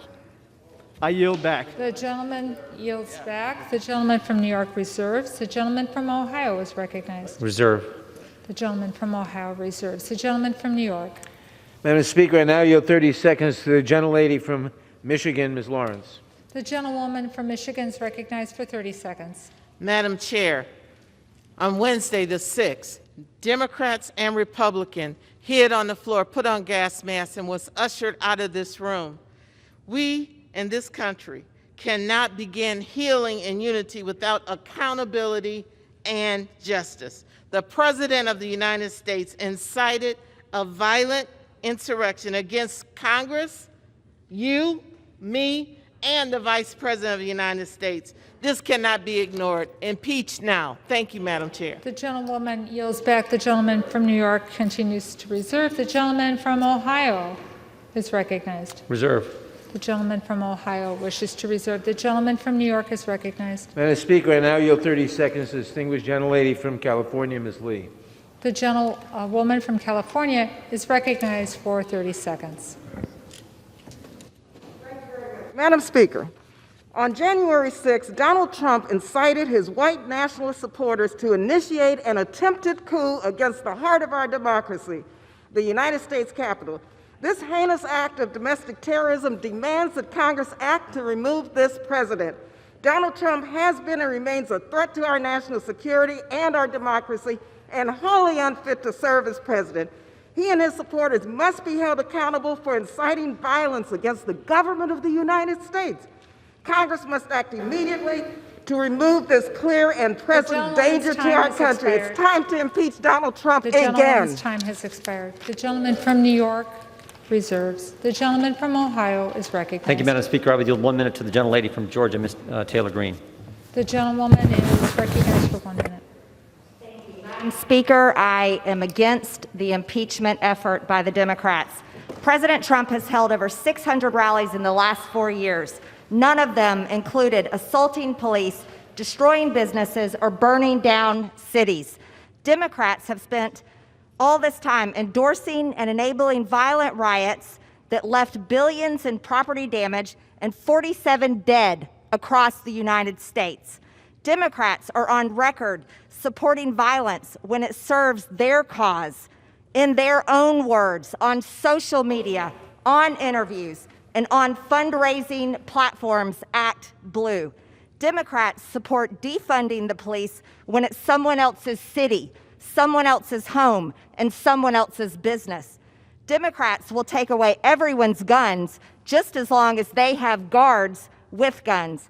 Democrats' impeachment of President Trump today has now set the standard that they should be removed for their support of violence against the American people. I yield back. Thank you. The gentlewoman yields back. The gentleman from Ohio wishes to reserve. The gentleman from New York is recognized. Madam Speaker, I now yield 30 seconds to the distinguished gentleman from Michigan, Mr. Levin. The gentleman from Michigan is recognized for 30 seconds. Madam Speaker, for 2 months, Donald Trump used the biggest megaphone in the world to organize a campaign of outright lies to overturn a free and fair election. On January 6th, he summoned and incited a mob of domestic terrorists to fight like hell and sent them to ransack this Capitol in order to prevent us from formalizing his election loss. It was a grotesque orgy of deadly white supremacism, anti-Semitism, and strongman rule. Today, we will do our duty and vote to remove the author of this horrifying chapter and banish him from public service. I yield back. The gentleman from New York reserves. The gentleman from Ohio is recognized. Madam Speaker, can I inquire on the time again? The gentleman from Ohio has 20 minutes remaining. And the gentleman from New York has 21 3/4 minutes remaining. We reserve. The gentleman from Ohio reserves. The gentleman from New York is recognized. Madam Speaker, I now yield 30 seconds to the distinguished gentleman from California, Mr. Levin. The gentleman from California is recognized for 30 seconds. Madam Speaker, what each of us chooses to do today, whether we vote to hold this president to account or look the other way, will we be remembered by history, by our children and their children. The facts are clear. The evidence of Trump's insurrection overwhelming. History calls on us to do what's right rather than just politically expedient. Let us look back on this day with honor, not disgrace, knowing we were up to the oath we all took. Thank you, and I yield back. The gentleman yields back. The gentleman from New York reserves. The gentleman from Ohio is recognized. Madam Speaker, we reserve. The gentleman from Ohio wishes to reserve. The gentleman from New York is recognized. Madam Speaker, I now yield 30 seconds to the gentlelady from Virginia, Ms. Luria. The gentlewoman from Virginia is recognized for 30 seconds. Thank you. Madam Speaker, the perpetrators of this heinous attack on our nation's democracy were Americans, encouraged and emboldened by President Trump because he could not accept the outcome of a free and fair election. His actions are seditious, and the president has proven that he is not fit to serve. History will look back on this moment to see who stood strong in support of American democracy.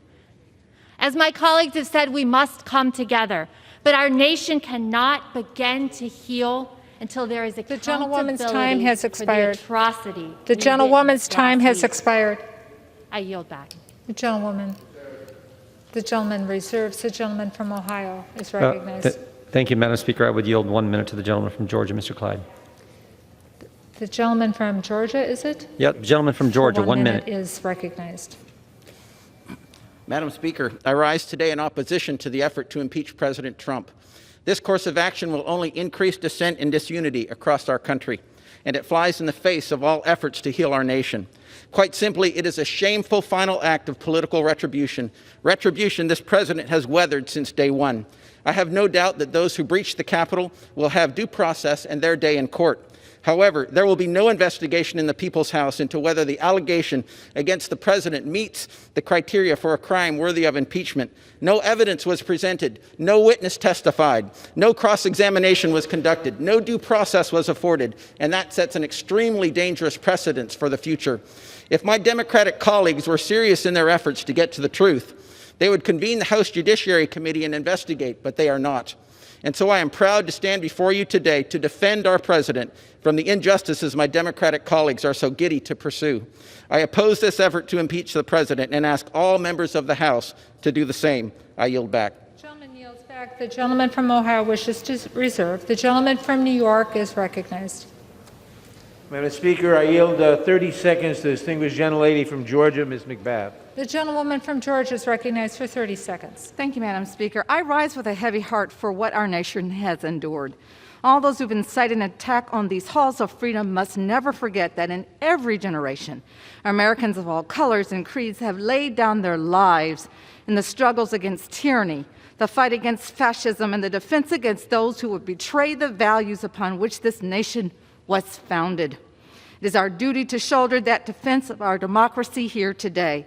The President's actions have laid bare his contempt for our Constitution, and he must be removed. Gentlewoman's time has expired. The gentleman from New York reserves. The gentleman from Ohio. The gentleman from Ohio wishes to We reserve. reserve. The gentleman from New York is recognized. Madam Speaker, I now yield 30 seconds to the distinguished gentleman from New York, Mr. Meeks. The gentleman from New York is recognized for 30 seconds. The armed insurrectionists that stormed the Capitol did not emerge out of a vacuum. They were lied to by Republican senators and Republican congressmen and women. But they were incited to violence by one man above all else, Donald J. Trump, who tried to be the ultimate ruler of our democracy. The world is watching. Our allies are watching, and our adversaries are watching. And we must show them that no one will rule this country and be above the law. The cameras of history are rolling. We must act. We must impeach Donald J. Trump to show the world that we will stand for right. The gentleman from New York reserves. The gentleman from Ohio is recognized. Thank you, Madam Speaker. I would yield 1 minute to the gentleman from Utah. The gentleman from Utah is recognized for 1 minute. Thank you, Madam Speaker. Last Wednesday, on my third day, I realized that I can make hard and seemingly unpopular decisions. Voting to strip Electoral College votes from states is a dangerous precedent set by Democrats many years ago, perpetuated by my party as well. I heard nothing in those debates that justified such a high bar. A rushed impeachment will set a similar precedent. Without a single hearing or investigation, I simply cannot reach the high bar of impeachment. To my district, I commit to constantly being objective in all of my decision making.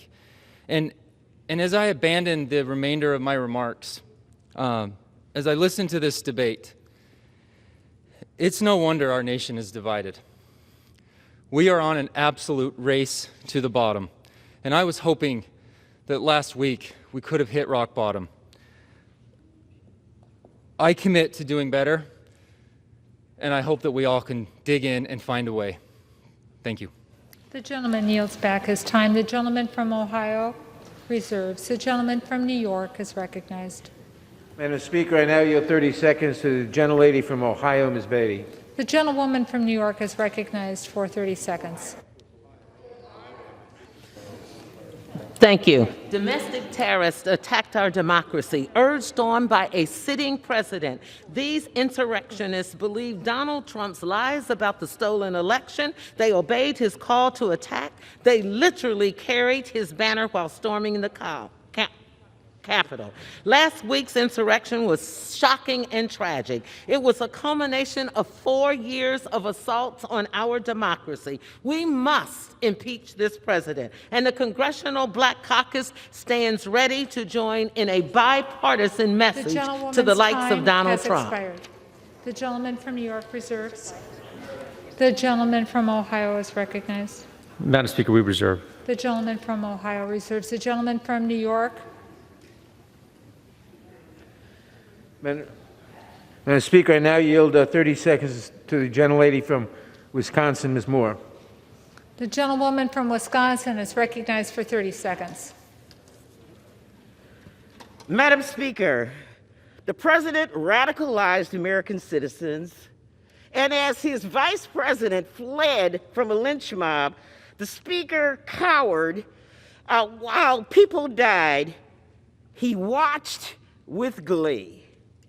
That is why, even though it's only 7 days before the end of his term, we have the fierce urgency of now.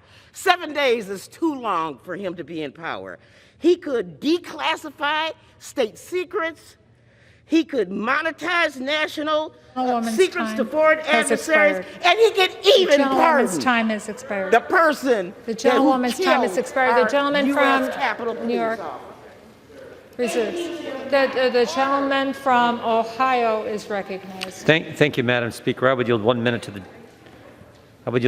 the gentleman from Texas, Mr. Arrington. The gentleman from Texas is recognized for 1 minute. Madam Speaker, I rise with great sorrow to oppose this second attempt at a baseless impeachment from my Democrat colleagues.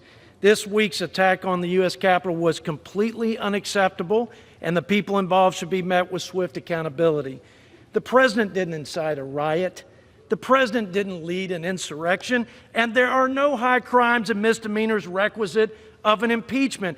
I'm not saying the president didn't exercise poor judgment, but to criminalize political speech by blaming lawless acts on the president's rhetoric is wrong, Madam Speaker, and a very dangerous precedent. The criminals who stormed the Capitol that day acted on their own volition. They are responsible for their actions. This is an important moment, Madam Speaker, for our nation. We have the opportunity to come together and do what's right for our country. The votes are certified. President Trump has conceded. Let's focus on the future and get back to the people's business. I yield back. Gentleman yields back. The gentleman from Ohio reserves. Yes. The gentleman from New York is recognized. Madam Speaker, I now yield 30 seconds to the distinguished gentlelady from Illinois, Ms. Newman. The gentlewoman from Illinois is recognized for 30 seconds. Thank you, Madam Speaker. It's an honor to speak today. So today I stand with this body to impeach this president. I agree with my Democratic colleagues. I also agree with my Republican colleagues. Let's unite. Let's unite to address this pandemic and start by simply wearing a mask. Let's unite to bring back the economy and start by putting $2,000 checks in people's pockets. And let's unite to hold these domestic terrorists accountable and impeach this president. Thank you, Madam Speaker, and I yield back. The gentlewoman yields back. The gentleman from New York reserves. The gentleman from Ohio is recognized. The gentleman from Ohio reserves. The gentleman from New York is recognized. Madam Speaker, how much time do I have, please? The gentleman from New York has 18 and 1/4 minute, and the gentleman from Ohio, 17 minutes remaining. Thank you very much. I now yield 30 seconds to the distinguished gentleman from New Jersey, Mr. Norcross. The gentleman from New Jersey is recognized for 30 seconds. Thank you, Madam Speaker. I rise today at a time of historical concern. Last week on this very House floor, an attack on democracy, that symbol. But it was an attack from within. This very floor, let's be clear, cause and effect. Rally at the White House, march down Pennsylvania Avenue, a parade in reverse, and an attack to this chamber. A police officer was killed. And what I hear is time to heal. He's not even buried yet. It's clear and present danger. No one is above the law. Not the president if he has 4 years or 4 days. We must do the right thing for all Americans because he must be held accountable. I yield back. The gentleman yields back. The gentleman from New York reserves. The gentleman from Ohio is Thank you, Madam recognized. Speaker. I would yield 1 minute to the gentlelady from Indiana, Ms. Sparks. The gentlewoman from Indiana is recognized for 1 minute. Madam Speaker, I appreciate a variety of opinions, but any accusations must go through the proper due process, whether it's election fraud or an impeachable offense. And someone who did not support the objection to certification last week, I will not support this political charade today. The rule of law and due process is vital to what our constitutional republic stands for. Congress should stop playing divisive politics and start working on delivering real good policies for the American people. I yield back. The gentlewoman yields back. The gentleman from Ohio reserves his time. The gentleman from New York is recognized. Madam Speaker, I now yield 30 seconds to the distinguished gentleman from California, Mr. The gentleman Panetta. from California is recognized for 30 seconds. A week ago was the culmination of carnage caused to our country by this president. 4 years ago, he said he would stop such devastation. Instead, the president has continued to debase our democracy with assaults on our elections and incitement at the ellipse and the battery at our Capitol. American exceptionalism is not guaranteed. We must always work to grow it, and that includes our work today to hold President Trump accountable. American carnage started with this president. A vote for impeachment will stop it for our posterity. I yield The back. gentleman yields back. The gentleman from New York reserves. The gentleman from Ohio is recognized. We reserve. The gentleman from Ohio reserves. The gentleman from New York. Madam Speaker, I now yield 30 seconds to the distinguished gentleman from Wisconsin, Mr. Pocan. The gentleman from Wisconsin is recognized for 30 seconds. Thank you, Madam Chairman. The U.S. Capitol has not been breached for over 200 years since the War of 1812. That is, until last week, when it wasn't another country that attacked us, but our own president. President Donald Trump asked his supporters to march on the Capitol, inciting domestic terrorism that cost 5 lives, including a Capitol police officer. And we all know, whether you say it aloud or not, Donald Trump is responsible for inciting the attacks in our democracy, that he should have been the one person protecting it the most. And for that, he is unfit to be president, and we must impeach him. The gentleman's time's expired. The gentleman from New York reserves. The gentleman from Ohio is recognized. Madam Speaker, I yield 90 seconds to the gentleman from Texas, Mr. Roy. The gentleman from Texas is yielded 90 seconds. I thank the gentleman from Ohio. The President of the United States deserves universal condemnation for what was clearly, in my opinion, impeachable conduct, pressuring the Vice President to violate his oath of the Constitution to count the electors. His open and public pressure, courageously rejected by the Vice President, purposely seeded the false belief among the President's supporters, including those assembled on January 6th, that there was a legal path with the President. It was foreseeable and reckless to sow such a false belief that could lead to violence and rioting by loyal supporters whipped into a frenzy.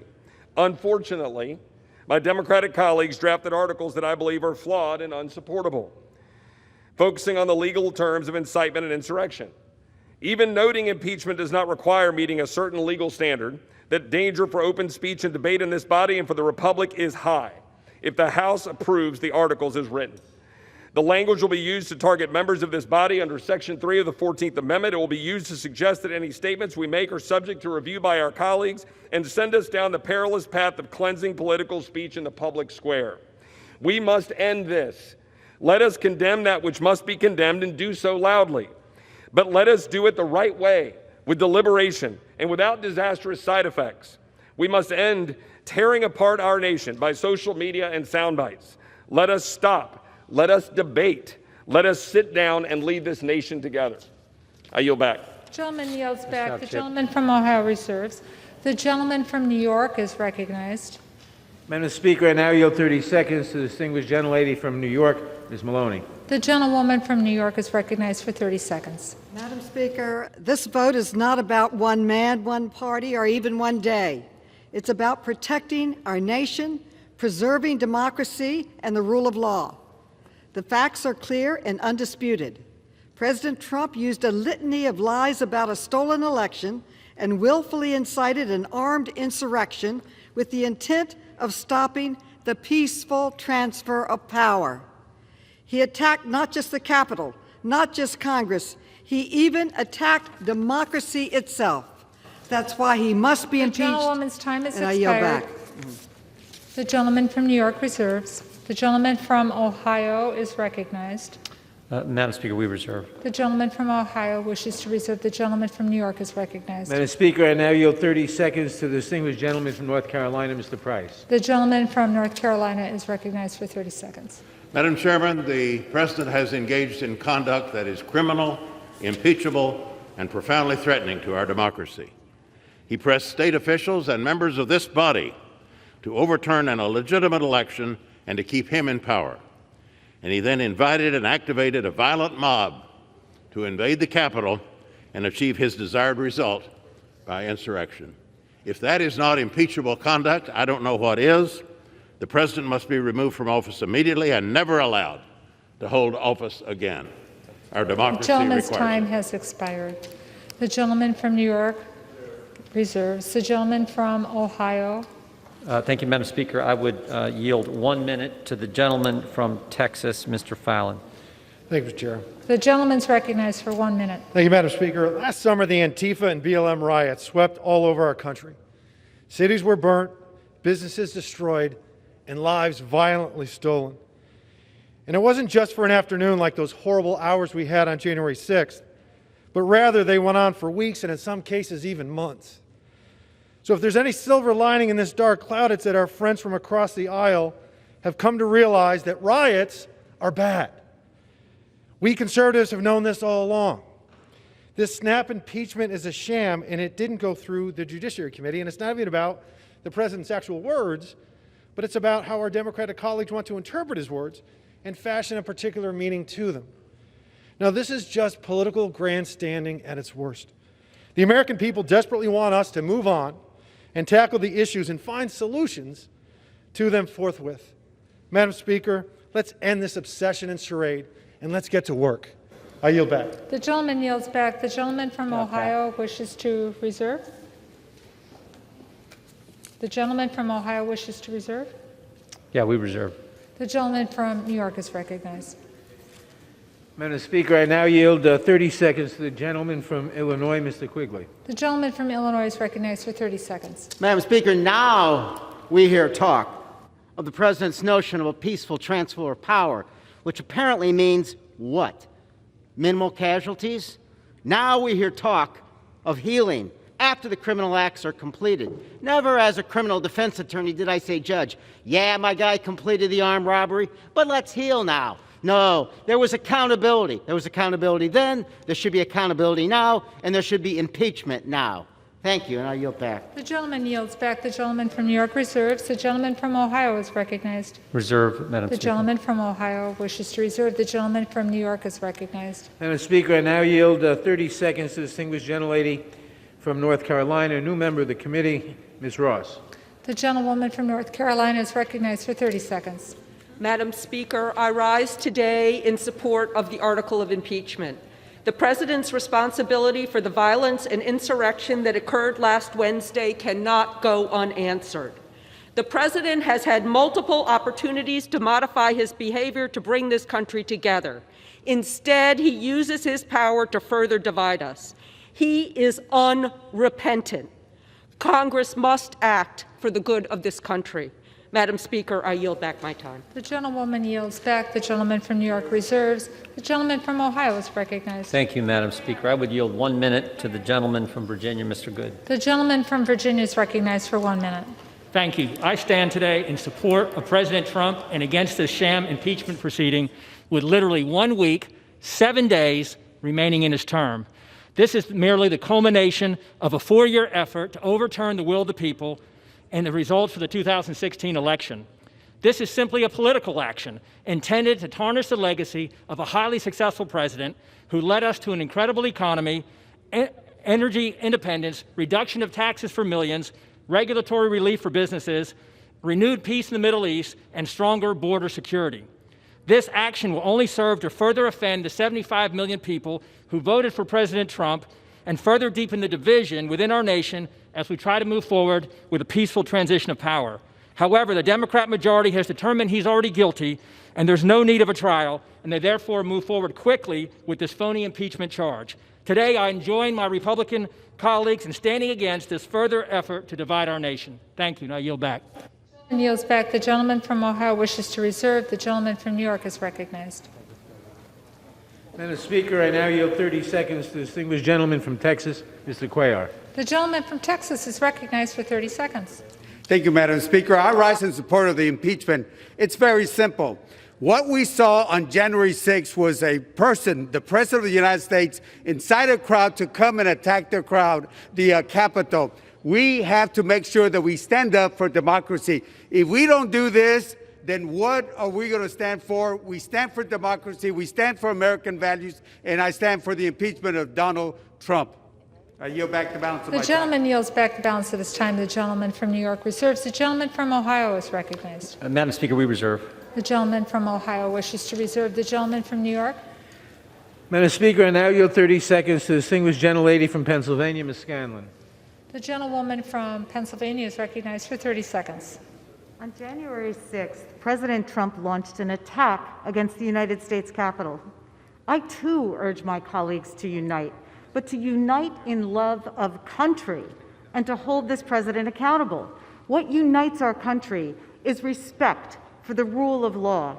Without accountability for those who would shatter the rule of law by overturning a presidential election, we cannot take seriously the cries of being a united people. This president remains a serious threat to our country and must be held accountable. The gentlewoman's time has expired. The gentleman from New York reserves. The gentleman from Ohio is recognized, and he chooses to reserve. The gentleman from New York is recognized. Madam Speaker, I now yield 30 seconds to the distinguished gentleman from Georgia, Mr. Scott. The gentleman from Georgia is recognized for 30 seconds. Thank you, Madam Speaker. Madam Speaker, let me make everybody aware that on those just sun-bleached bones of history of many great nations are written those pathetic words, too late. They moved too late to save their great nations. Let us not this day move too late to save our great nation. Gentleman's time's expired. The gentleman from New York wishes to reserve. The gentleman from Ohio is recognized. Thank you, Madam Speaker. I would yield 1 minute to the gentleman from South Carolina, Mr. Norman. The gentleman from South Carolina is recognized for 1 minute. Mr. Speaker, I rise today for two reasons. One, to voice my strong opposition for the impeachment of this president with 7 days left. I also want to voice my support for the strong police department.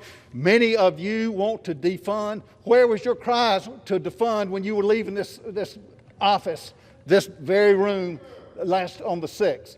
Height of hypocrisy. I yield back. Members are kindly reminded to remind yourself to address your remarks to the chair. The gentleman from Ohio wishes to reserve. We do, Madam Speaker. The gentleman from New York is recognized. Madam Speaker, I yield 30 seconds to the distinguished gentleman from California, Mr. Sherman. The gentleman from California is recognized for 30 seconds. Ironic An administration begins by building an unnecessary wall on our southern border. It ends by making necessary a new wall around this Capitol. I introduced articles of impeachment in July of 2017 with one co-sponsor, Al Green, and again in January of 2019. And on Monday night, I joined with so many of us in introducing these articles. I've introduced articles of impeachment in the 115th, 116th, and 117th Congress because Donald Trump has continuously posed a danger to this republic. The gentleman from New York wishes to reserve. The gentleman from Ohio is recognized. Madam Speaker, I would yield 1 minute to the gentleman from Florida, Mr. Mast. The gentleman from Florida is recognized for 1 minute. Thank you, Madam Speaker. I rise with a very simple question. On January 6, thousands broke the law by taking siege of our Capitol here with us inside.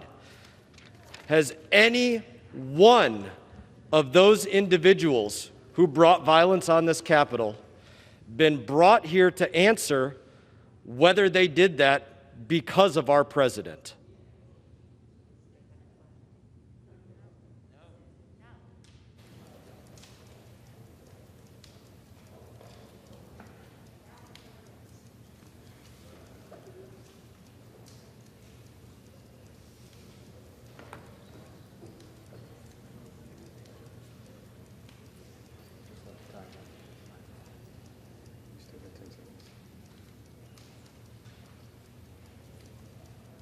It appears I will receive no answer. I will yield my time back to the gentleman from Ohio.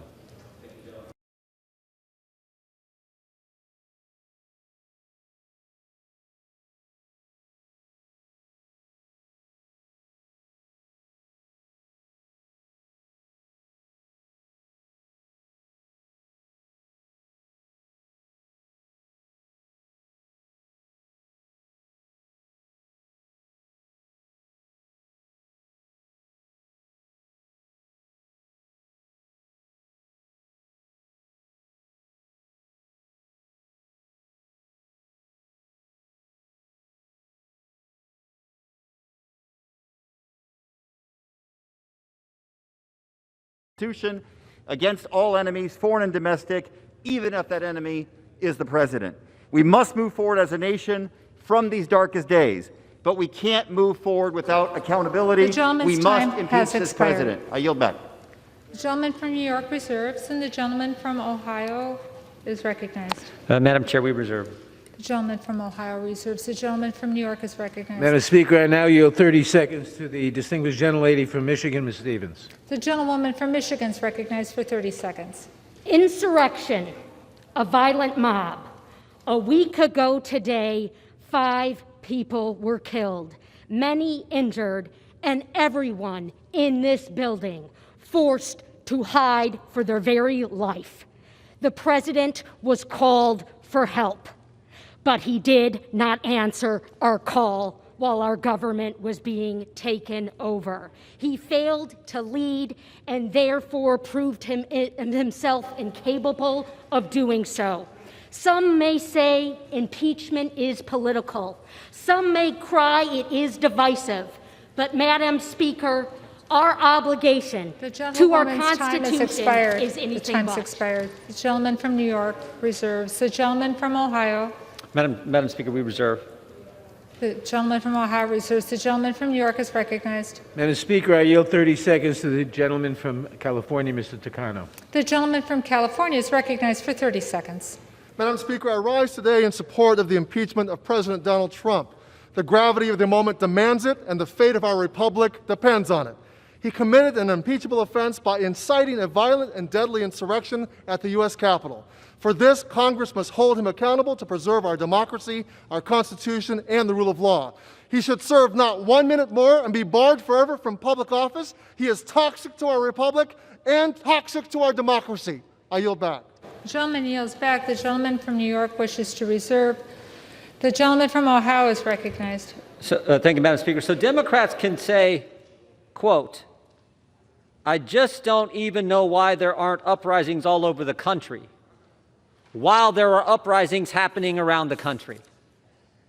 But they impeached the President of the United States for saying peacefully and patriotically, make your voices heard. Democrats can say, quote, you know, there needs to be unrest in the streets, while there is unrest in the streets. But they're going to impeach the president for saying peacefully and patriotically, make your voices heard. Let's be consistent, all of us. All of us need to be consistent and condemn the violence all the time. And with that, I yield 1 minute to the gentlelady from New Mexico. The gentlewoman from New Mexico is recognized for 1 minute. Thank you, Madam Speaker. I rise in opposition to these articles of impeachment.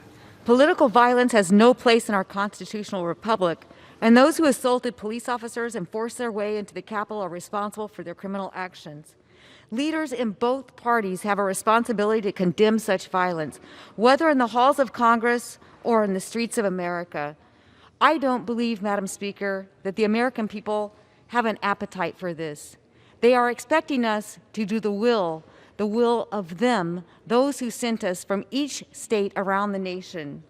Right now, Madam Speaker, we've seen this body impeach once before, trying to do it a second time. Two wrongs do not make a right. We have got to stand for the American people because we will not get a second chance to get this right the first time. Madam Speaker, I yield back. The gentlewoman yields back. The gentleman from Ohio wishes to reserve. We do. Thank you, Madam Speaker. The gentleman from New York is recognized. Madam Speaker, I now yield 30 seconds to a new member, the distinguished gentleman from New York, Mr. Torres. Gentleman from New York is recognized for 30 seconds. Madam Speaker, the dangerous mob that Donald Trump unleashed on the United States Capitol represents a violent assault on the separation of powers and on the peaceful transfer of power that we have long taken for granted. The impeachment of Donald Trump is not politics but law, not passion but reason, not vengeance but justice. And we as the people's representatives must rise to the challenge of defending democracy in the face of its gravest threat, and we will. I yield back. The gentleman yields back. The gentleman from New York reserves. The gentleman from Ohio is recognized. Thank you, Madam Speaker. We reserve. Gentleman from Ohio reserves. The gentleman from New York is recognized. Madam Speaker, I now yield 30 seconds to the distinguished gentlelady from Massachusetts, Ms. Tran. The gentlewoman from Massachusetts is recognized for 30 seconds. Madam Speaker, I stand before you today in disbelief. Disbelief that after the president incited a violent mob to commit an act of insurrection and remained silent as police officers were assaulted, the Capitol was ransacked, and members of this body fled for their lives, that there are still members of his party who refuse to hold him accountable. It's because of that inaction that there is only one path forward to put an end to this presidency. Donald Trump must be impeached, removed from office, and barred from ever holding the office of the presidency again. Thank you, Madam Speaker. I yield back. The gentlewoman yields back. The gentleman from New York reserves his time. The gentleman from Ohio is recognized. Thank you, Madam Speaker. We reserve. The gentleman from Ohio reserves his time. The gentleman from New York is recognized. Madam Speaker, I now yield 30 seconds to the distinguished gentlelady from New York, Ms. Velasquez. The gentlewoman from New York is recognized for 30 seconds. Madam Speaker, I rise in support of this resolution because in America, we hold power to account. In America, we do not succumb to violent insurrections incited by a head of state. In America, we do not turn a blind eye to high crimes and misdemeanors. No, that is not who we are. So today, as a sworn defender of this nation's Constitution, I will vote in favor of impeaching Donald J. Trump. I yield back. The gentleman from New York reserves. The gentleman from Ohio is recognized. Thank you, Madam Speaker. Could I again inquire the time remaining for each side? The gentleman has 10 minutes remaining, and the gentleman for New York has 9 3/4 minutes remaining. The gentleman from Ohio is recognized. I thank you, Madam Speaker. I would yield 1 minute to the gentleman from California, Mr. Malone. The gentleman from California is recognized for 1 minute. Ladies and gentlemen, welcome to the second annual impeachment show extravaganza, brought to you by the censors and left-wing media, the fact-checked ministers of shutdown and big tech, and the Democrat Party. Today, the second annual impeachment of President Trump isn't really about actual words spoken out of rally. No. This is all about, Madam Speaker, the unbridled hatred of this president. You use any extreme language and any process to oppose the core of what he has really fought for.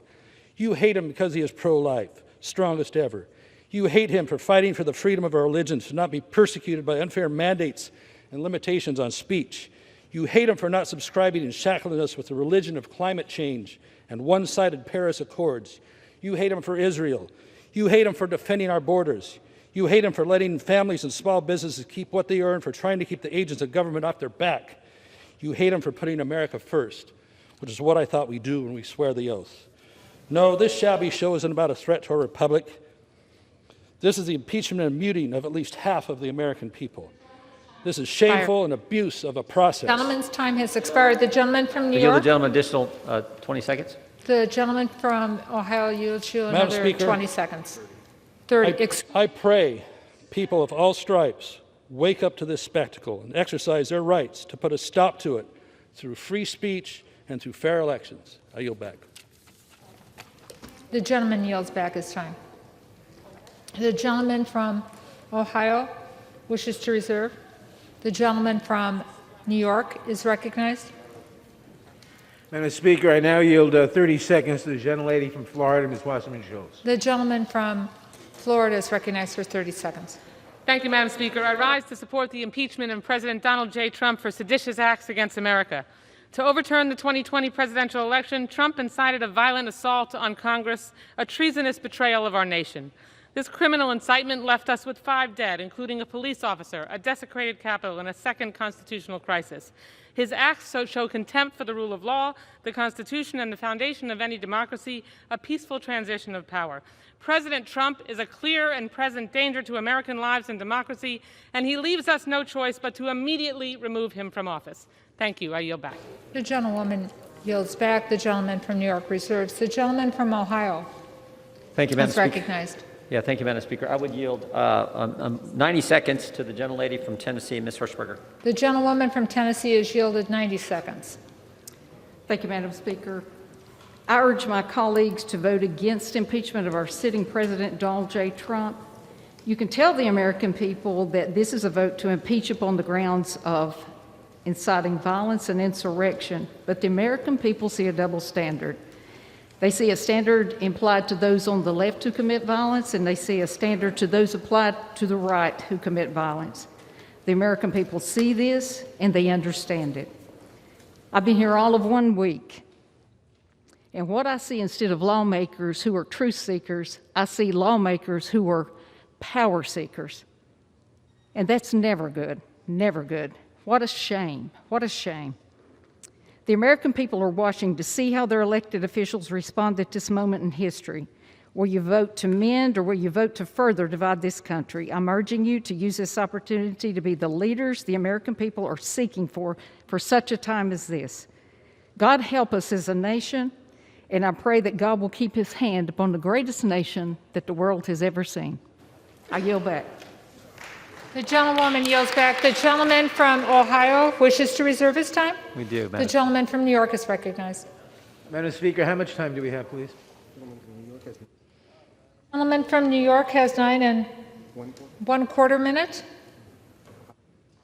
And Ohio has 8 minutes. The gentleman from Ohio, 8 minutes. Thank you. Gentleman from New York. Thank you. Madam Speaker, I now yield 30 seconds to the distinguished gentleman from North Carolina, Mr. Butterfield. The gentleman from North Carolina is recognized for 30 seconds. Madam Speaker, President Trump's incitement to violently overturn the results of a free and fair election is an attack on our rule of law. Any president, any member of Congress who obstructs the Electoral College or attacks judges and the court system where there's no evidence to support their contentions undermines the public's trust and confidence in the judicial process. How do my Republican colleagues expect ordinary citizens to respect and trust the courts in civil and criminal matters all across this country? Think about that as you make this decision. Vote The yes. gentleman's on time the has article of expired. The impeachment. gentleman from New York wishes to reserve. The gentleman from Ohio is recognized. Madam Speaker, we reserve. The gentleman from Ohio reserves. The gentleman from New York Madam is Speaker, I yield recognized. 30 seconds to the distinguished gentlelady from California, Ms. Roybal Allard. The gentlewoman from California is recognized for 30 seconds. Madam Speaker, I take no joy in voting to impeach President Trump, but this president has blood on his hands in the wake of this attempted coup. The fact remains no president of the United States is above the law. And this president has sadly violated his oath to support and defend the Constitution of the United States against all enemies, foreign and domestic. As members of Congress who have taken that same pledge, it is our duty to take this action and impeach this unfit and dangerous president.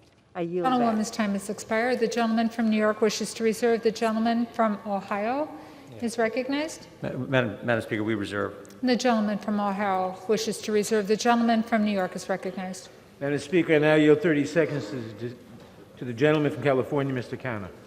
The gentleman from California is recognized for 30 seconds. I'm voting to impeach because, as Lincoln said, no grievance is a fit object of redress by mob law.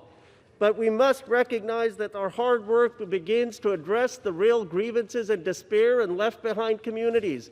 To be worthy of this capital that we hold sacred, to fix our broken windows and broken communities, let's finally commit to investing trillions in creating good jobs in healthcare, in education, and infrastructure for communities and places that are hurting. The gentleman yields back. The gentleman from New York reserves. The gentleman from Ohio is recognized. Thank you, Madam Speaker. We reserve. The gentleman from Ohio wishes to reserve. The gentleman from New York is recognized.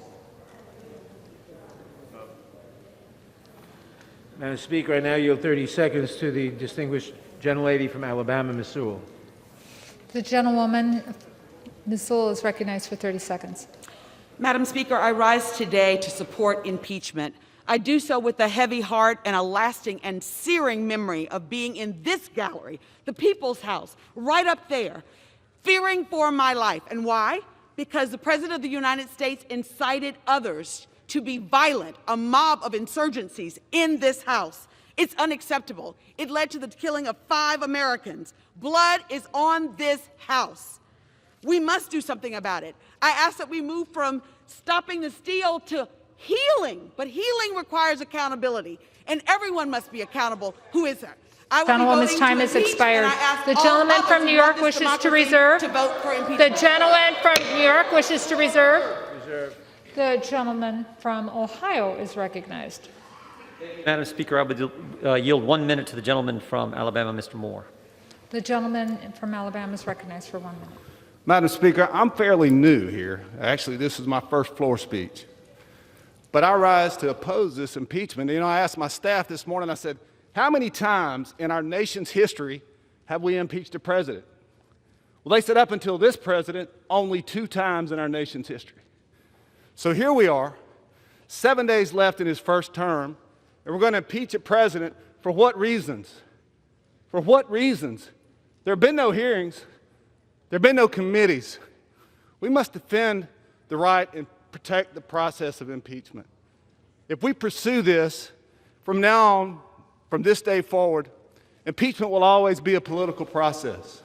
I ask my friends across the aisle, they always talk about healing. Healing. How do we come together as a nation? Since 2016, there has been hashtags going around in our nation that said, not our president. Resist, resist. Members across the aisle have said things in public to have supporters of this president attacked and demeaned. Thank you, Madam Speaker. The gentleman from Ohio wishes to reserve. The gentleman from New York is recognized. Madam Speaker, I now yield 30 seconds to the distinguished gentlelady from Illinois, Ms. Schakowsky. The gentlewoman from Illinois is recognized for 30 seconds. Last Friday, I sent a letter to my constituents telling the story about the violent attack on our Capitol building, which is really like the temple of our democracy. I have now taken the oath of office, the same oath of office that the President of the United States has taken, that all of us here have taken, and he has been the orchestrator of this attack. It is time to hold this president accountable. It is time, and history demands that we impeach The gentlewoman's Donald time Trump has for the expired. second The time. gentleman from New York wishes to reserve. The gentleman from Ohio is recognized. Thank you, Madam Speaker. We would reserve. The gentleman from Ohio reserves. The gentleman from New York is recognized. Madam Speaker, I yield 30 seconds to the gentleman from Connecticut, Mr. Himes. The gentleman from Connecticut is recognized for 30 seconds. The words have almost all been said. Search your soul, consider your oath. And I add 4 more words. Reflect on your legacy. My friends, which way is history flowing right now? Will Donald Trump join the pantheon of Washington, Lincoln, Roosevelt, and Reagan? Or will his 33% approval ratings and the condemnation of principled Republicans consign him to the heap of reviled demagogues with Joseph McCarthy and Andrew Johnson? Where he goes in history, you go in history, unless today you make a stand. I yield back. Yields back. I would like to remind members to please direct their remarks to the chair. The gentleman from New York reserves. The gentleman from Ohio is recognized. Thank you, Madam Speaker. We reserve. The gentleman reserves. The gentleman from New York is recognized.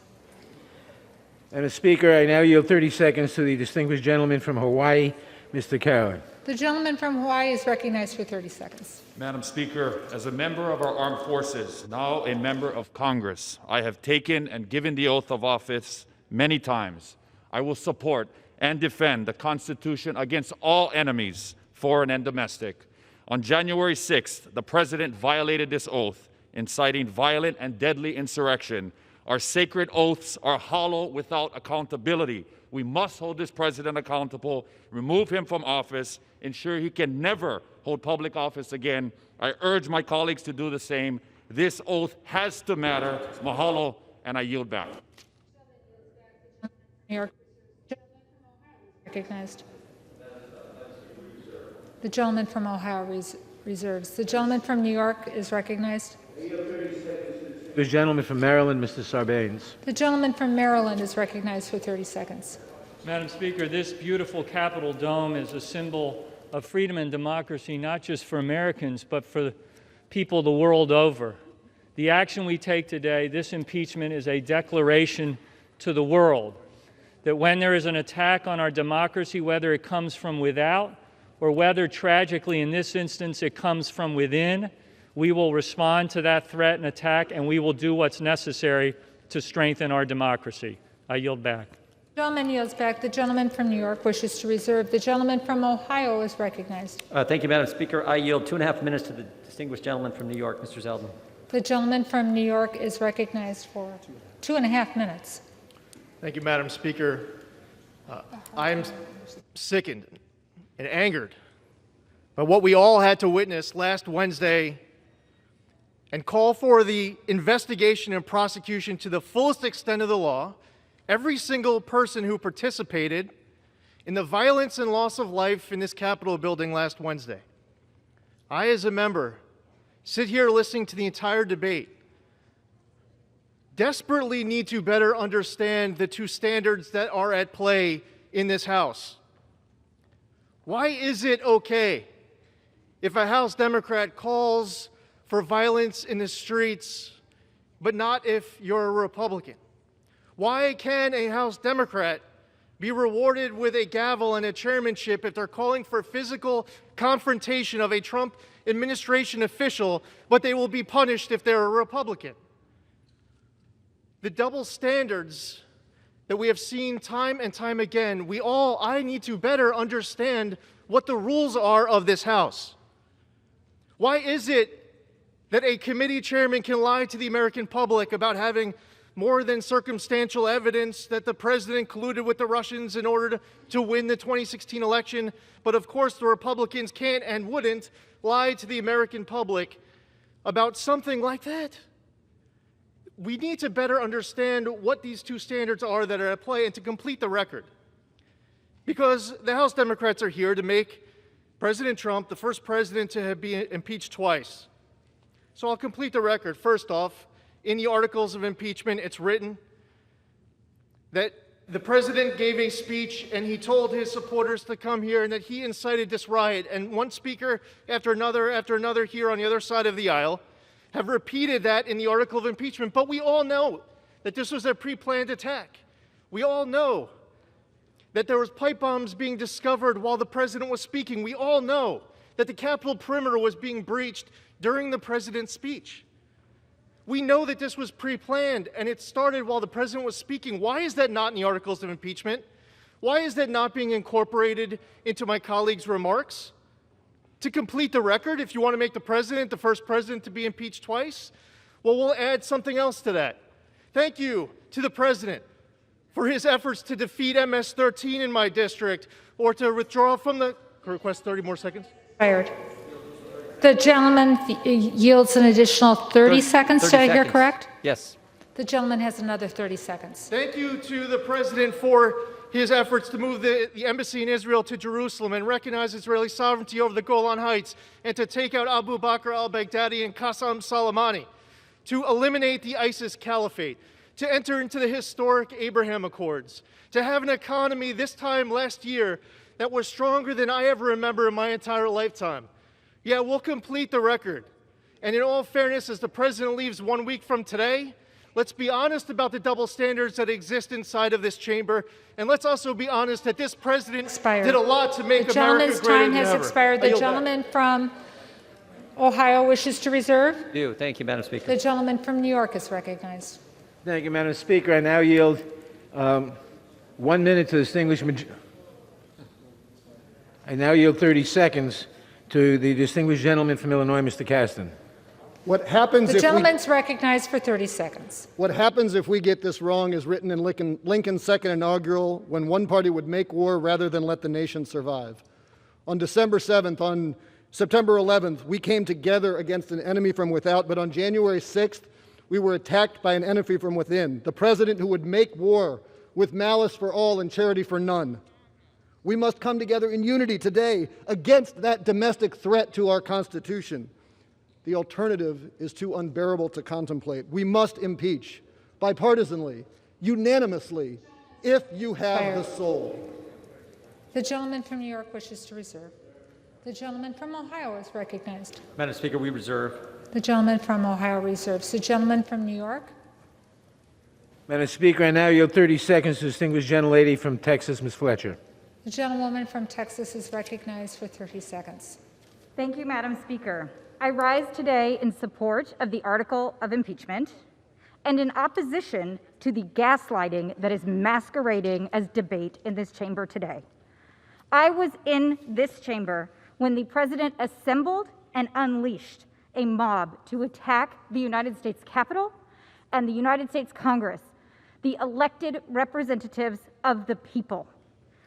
By doing so, he incited an insurrection against our representative democracy itself. If that is not an impeachable offense, then what is?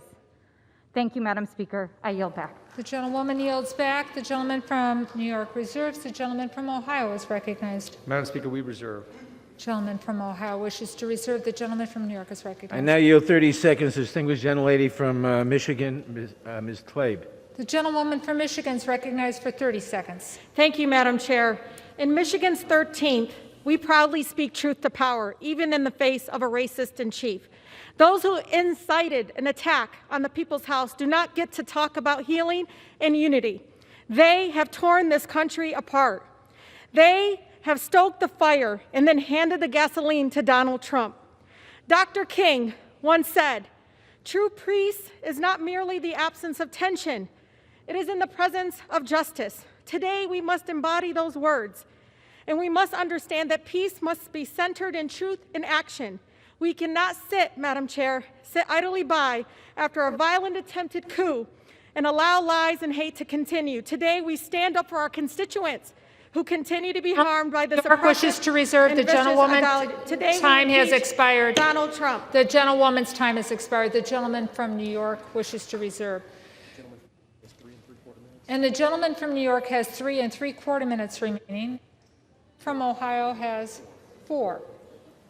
And the gentleman from Ohio is recognized. Thank you, Madam Speaker. I yield 1 minute to the gentleman from North Dakota, Mr. Armstrong. The gentleman from North Dakota is recognized for 1 minute.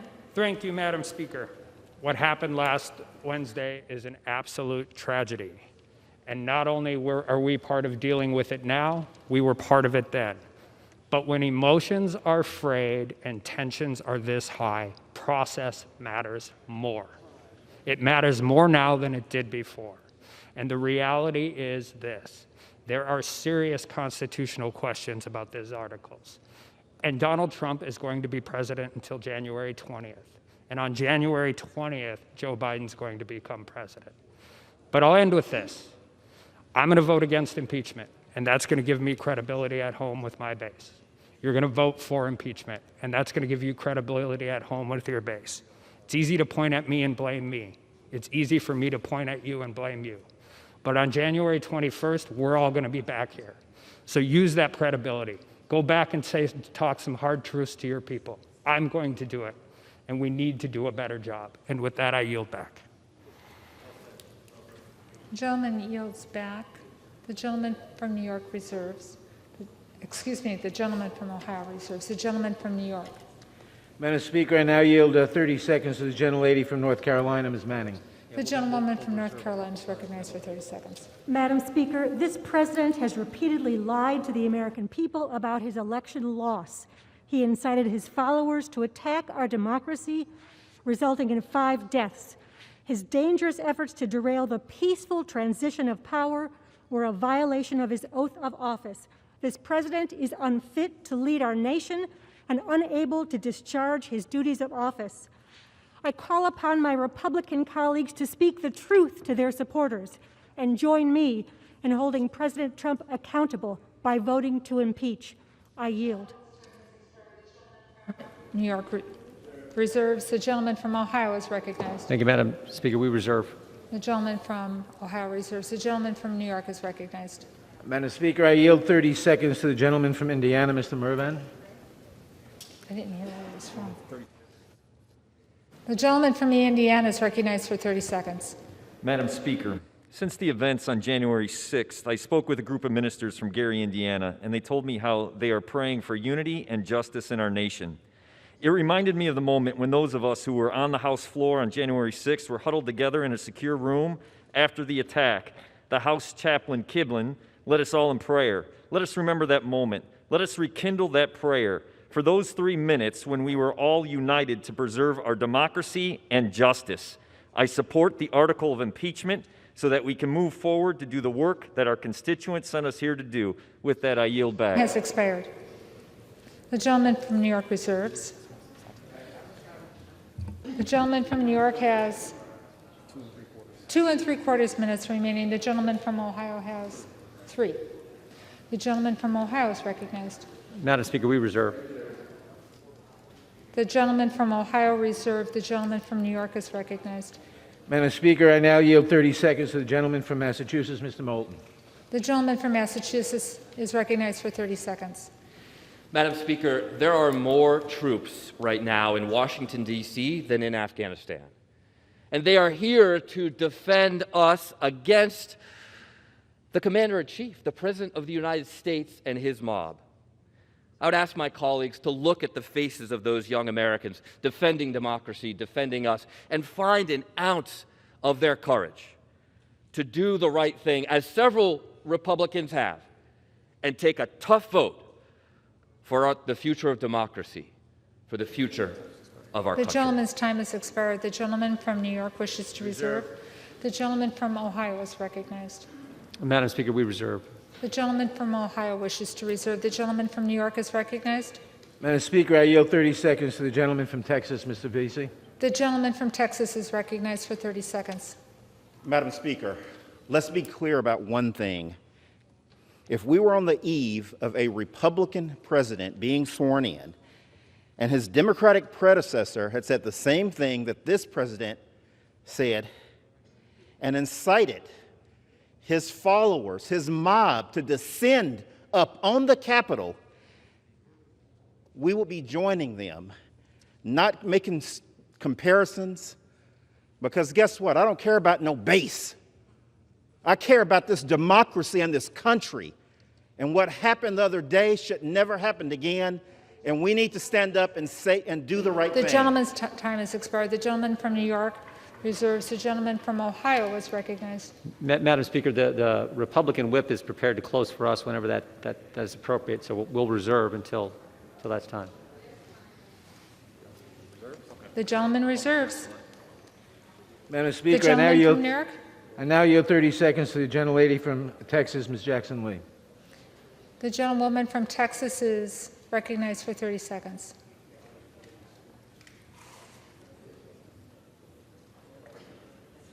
I was on that floor just 1 week ago, and so today the insurrectionist in chief will be impeached for insurrection. It is because he failed to defend this nation against all enemies, domestic and foreign, and he stood down near the White House and told a mob of domestic terrorists to go and show your strength, be strong. You can't gain anything because of weakness. We must hold him accountable. We can heal this nation, but he must be impeached today. We must impeach Donald J. Trump as Gentleman's time has expired. The gentleman from New York now. reserves. The gentleman from Ohio is recognized. Yeah, thank you, Madam Speaker. We reserve. The gentleman from Ohio continues to reserve. The gentleman from New York. Is the other side prepared to close? Yes. Then, Thank you, Madam Speaker. Madam Speaker. Yes. I yield the 3 gentleman minutes. from Ohio. Thank you, Madam Speaker. I yield 3 minutes to the Republican whip, the gentleman from Louisiana, Mr. Scalise. The gentleman from Louisiana is recognized for 3 minutes. Thank you, Madam Speaker, and thank the gentleman from Ohio for yielding. Madam Speaker, our nation still mourns the unacceptable violence and anarchy that took place in this Capitol last week. As we speak, arrests are still being made, and the anarchists who stormed our Capitol are being brought to justice, as should be the case. Emotions are still high, but in this moment, we need to be focused on toning down the rhetoric and helping heal this nation as we move towards a peaceful transition of power to President-elect Joe Biden next week.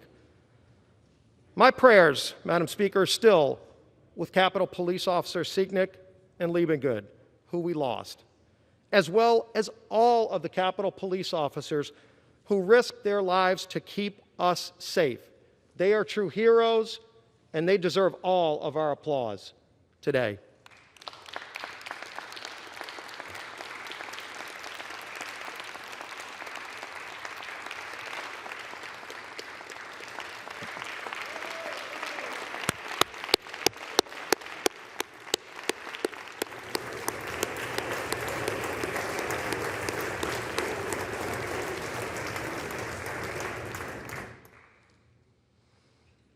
Madam Speaker, I've seen the dark evil of political violence firsthand, and it needs to stop.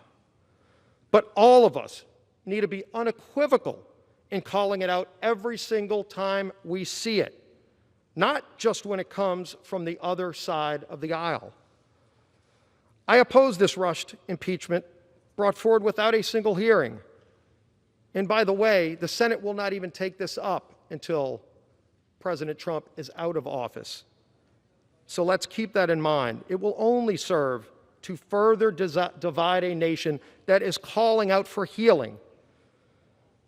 Madam Speaker, many speakers today have invoked one of our nation's greatest leaders, President Abraham Lincoln.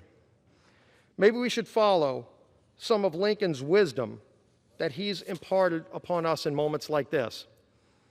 As Abraham Lincoln was giving his second inaugural address in March of 1865, Lincoln issued us a challenge.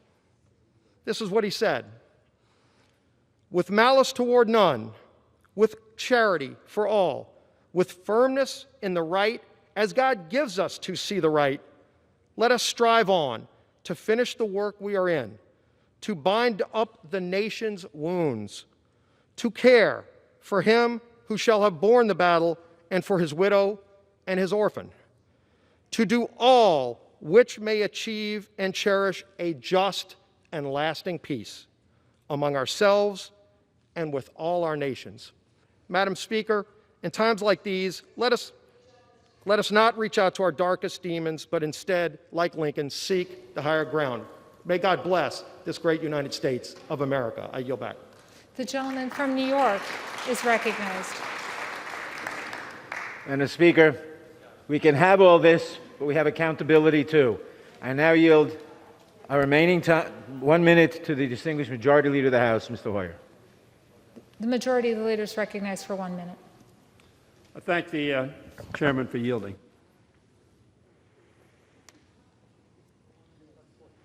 This is a troubled time. a sad time. It is a time where all of us have stood almost to a person and lamented the violence and the assault on this Capitol and the assault on democracy itself.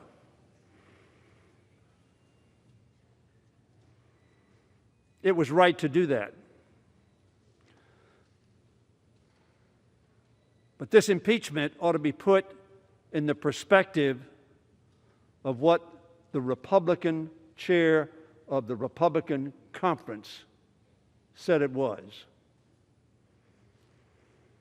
She said the President of the United States summoned the mob, assembled the mob, and lit the flame of that attack.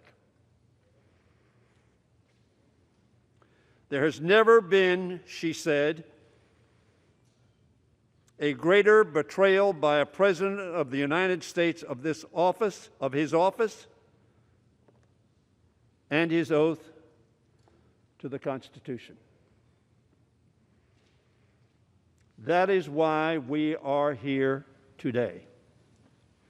That is why we are here today, just a week before that president, at the request of the American people, will leave office.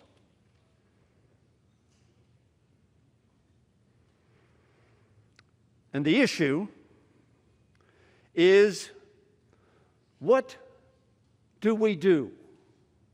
The 433 of us, I believe, who are here, do on behalf of the American people to respond to what Representative Cheney described happened on the 6th of January. A mob assembled by, summoned by, and then spoken to light the flame of the attack. To stop the steal. As we sat here, exercising our constitutional duty, and to his great credit, the Vice President of the United States following the Constitution of the United States of America, notwithstanding the fact that he was opportuned by the President not to do so. That mob sent by the President to stop the steal did so for a few hours. Not the steal, but the constitutional duty that we had. And so we ask ourselves, what do we do? What is our responsibility? What should we say in light of only the Civil War has an analogy? That doesn't mean there haven't been demonstrations in Washington before and demonstrations throughout this country before. But it is the first and only physical presence other than the 9/11 attack on this nation, which came from abroad and had a plane aimed at our Capitol dome. This attack was not from abroad. It was, as Liz Cheney said, summoned, assembled, and inflamed by the President of the United States of America, who, in Liz Cheney, said words that there has never been a greater betrayal by a President of the United States of his office and his oath to the Constitution. I pride myself as a member of this Congress who for 40 years has worked in a bipartisan fashion with many of your leaders, and do to this day. But are we to remain silent in the face of Liz Cheney's saying this was the greatest betrayal of the duty of the President of the United States in history? Are we to stand silent? Will we stand silent? Will we not stand up and say, this is not acceptable? Madam Speaker, for 4 years, Donald Trump has made no effort to hide his ambitions or his lacking of Republican principles. Not our principles, but the principles that Abraham Lincoln was just quoted as having said. Your president, our president, has never displayed those in the 4 years he's been president of the United States. He has allowed little constraint on his worst inclinations. His desire for autocracy and his glorification of violence have not been tempered, but rationalized by those who sought to profit financially and politically from their proximity to power. Upon the foundations of virtue, reason, and patient wisdom laid down by George Washington as our first president, Donald Trump has constructed a glass palace of lies, fear-mongering, and sedition. Last Wednesday, on January 6th, the nation and the world watched it shatter to pieces. There can be no mistaking any longer the kind of man sitting in the Oval Office or his intentions and capabilities. The curtain has been pulled back. The office to which he was elected could not temper or reform him. Washington's legacy was passed down to us not as written decrees. Mr. Speaker, the House is not in order. The gentleman's correct. The House will be in order.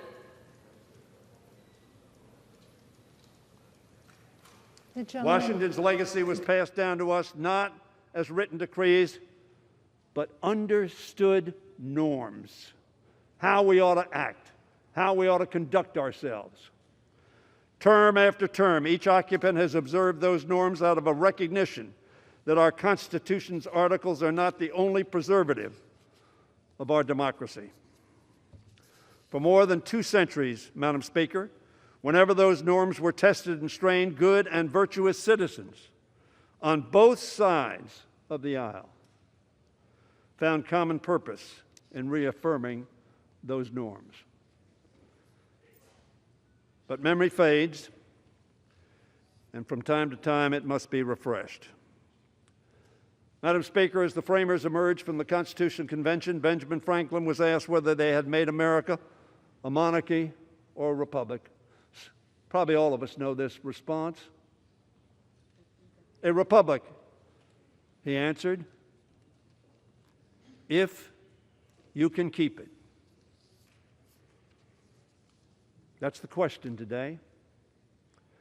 If we can keep it. And the way we keep it is to say no to actions and words that do not promote the keeping of that republic.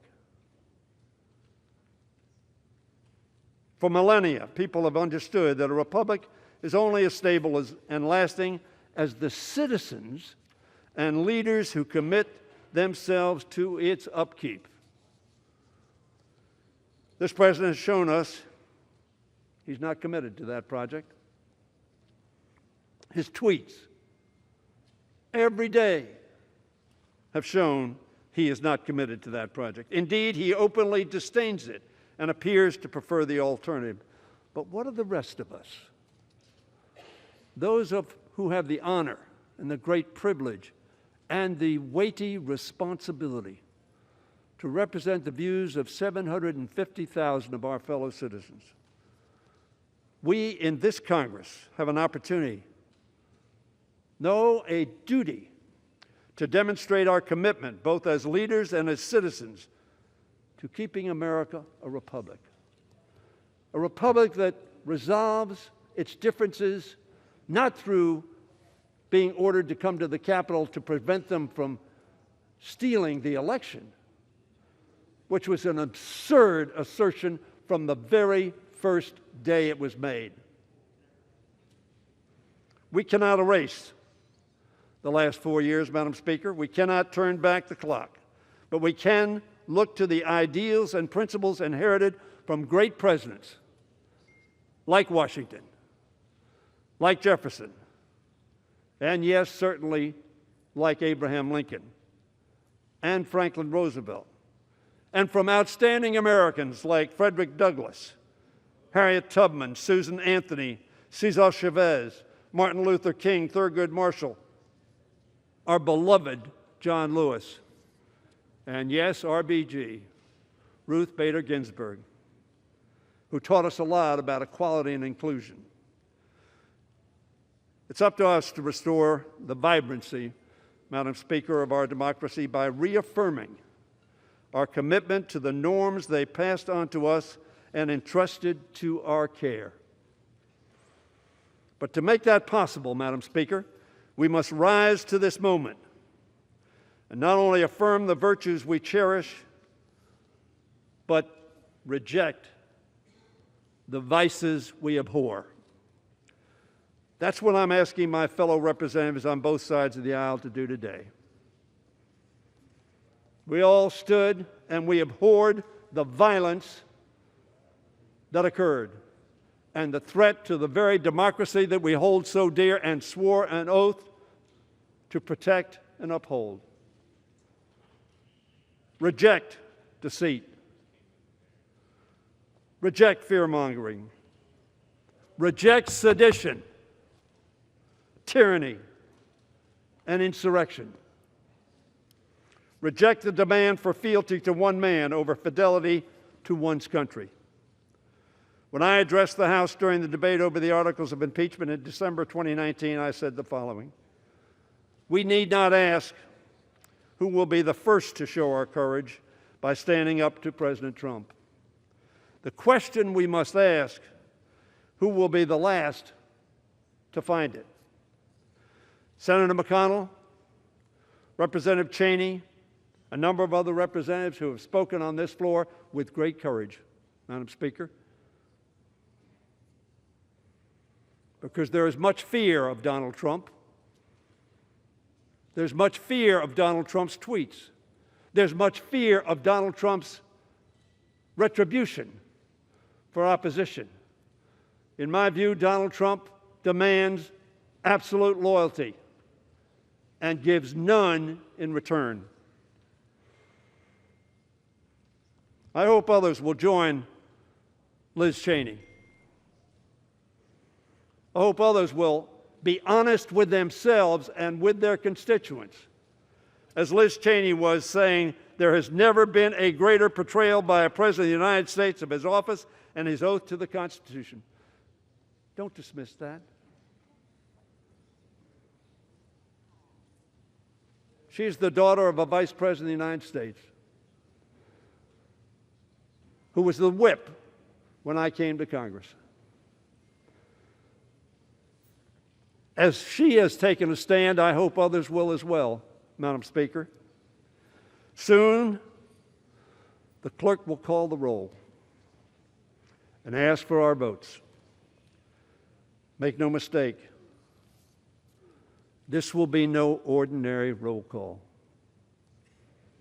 This is about our country, our Constitution, and our democracy. These votes will be inscribed on the roll of history, a record of courage and of our commitment to country and Constitution, of our commitment to the rule of law and renewal of that which we inherited and hope to pass on, unbroken, unshattered. With just 7 days left in the President's term, this vote is not about timing. It is about principle and fidelity to our Constitution. It concerns the clear and present danger facing our country, not only in these final days of the Trump administration, but in the weeks, months, and years that will follow. It is about the necessity to demonstrate to this generation and to future generations the duty we share to protect our democracy every single day. Do not pretend, my friends, that it was simply those who came into the Capitol, encouraged by our president to stop the steal, at any cost. And by the way, if the Vice President doesn't do my bidding and follows the Constitution, sweep him away. We know that this president would never emulate George Washington and give up his power for the good of our republic, even after losing an election. Somebody talked about a peaceful transition. There has not been a peaceful transition. I don't know what you're talking about. You're not living in the same country I am. It was just days ago that the president, after committing this terrible act, thought he had to admit that Joe Biden might, yes, be president of the United States. We know that this president neither recognizes norms nor reflects the rule of law. We know that this president is not a patriot. So I ask this House, who among us, Madam Speaker, will be recorded on the roll of history for their courage, their commitment, the Constitution, and their country? We do this today not for politics. We don't need this for politics. Georgia showed that. There was no mistake in this election.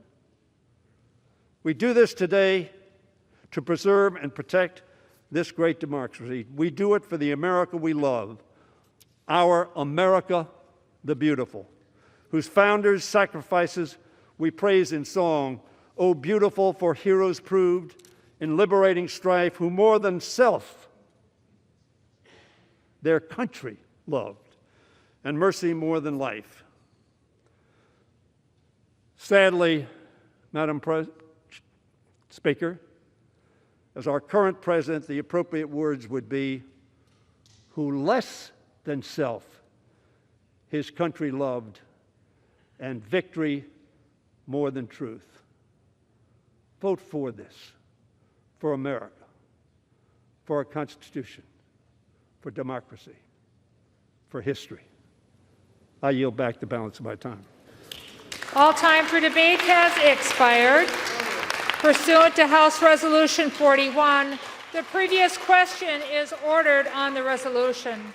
The question is on adoption of the resolution. Those in favor say aye. Aye. Those opposed say no. In the opinion of the chair, the ayes have it. The gentleman from Ohio is recognized. For what reason? Thank you, Madam Speaker. We'd ask for a roll call vote.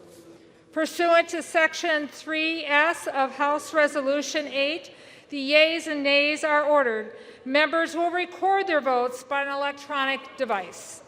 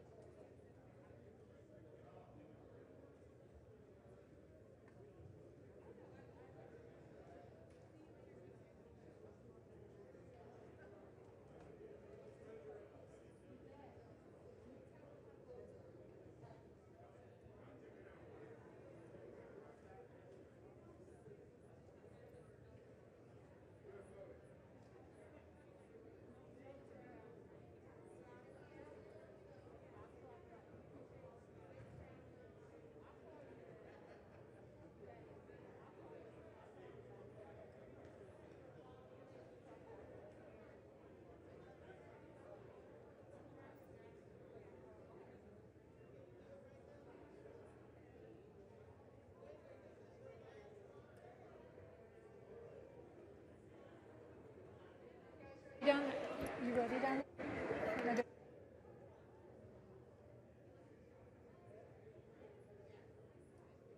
What purpose does the gentleman from Washington seek recognition? Thank you, Madam Speaker. As the member designated by Ms. Strickland of Washington pursuant to H-Res 8, I inform the House that Ms. Strickland will vote yes on H-Res 24. Gentleman from California seek recognition.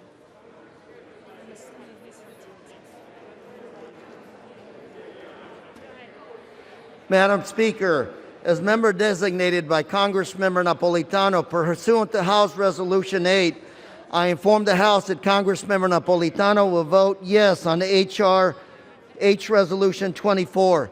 And Madam Speaker, as member designated by Congressmember Costa pursuant to House Resolution 8, I inform the House that Congressmember Costa will also vote yes on H Res 24. Gentleman from Texas seek recognition. Madam Speaker, as the member designated by Mr. Crenshaw, Texas, pursuant to House Resolution 8, I inform the House that Mr. Crenshaw will vote no on House Resolution 24. Gentlewoman from Maine seek recognition. Madam Speaker, as the member designated by Ms. Custer of New Hampshire, pursuant to H-Res 8, I will inform the House that Ms. Custer will vote yea on House Resolution 24. The gentleman from Tennessee seek recognition. Madam Speaker, as the member designated by Mr. Fleischman of Tennessee pursuant to H-Res 8, I inform the House that Mr. Fleischman will vote nay on H-Res 24.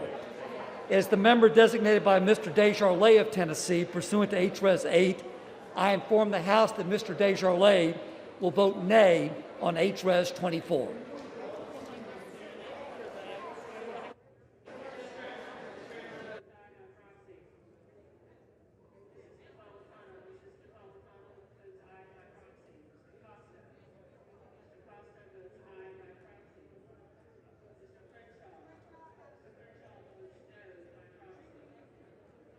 For what purpose does the gentleman from New Jersey seek recognition?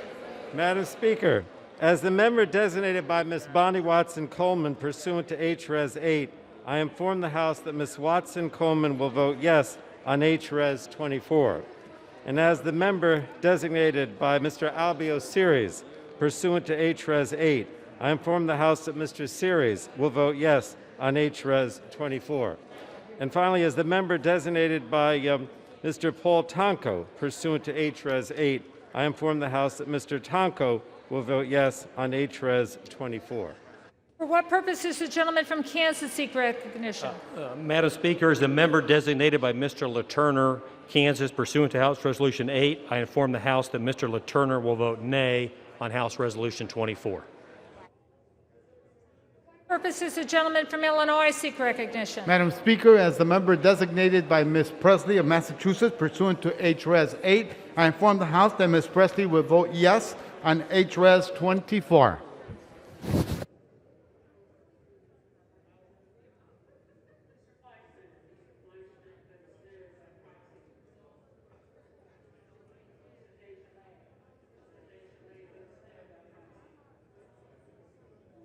Does the gentleman from Connecticut seek recognition? Thank you, Madam Speaker. Madam Speaker, as the member designated by Mr. Adam Smith of Washington State, pursuant to House Resolution 8, I inform the House that Mr. Smith will vote yes on H-Res 24.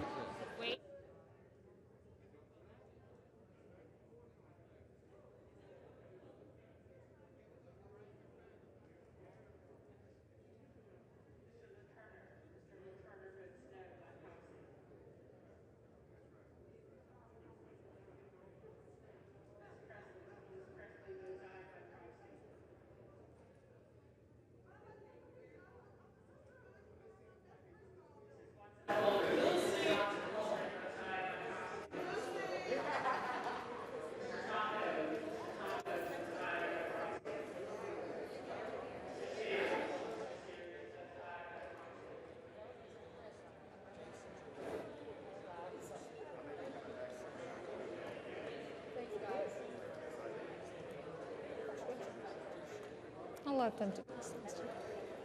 Okay, you good? For what purpose does the gentlewoman from Illinois seek recognition?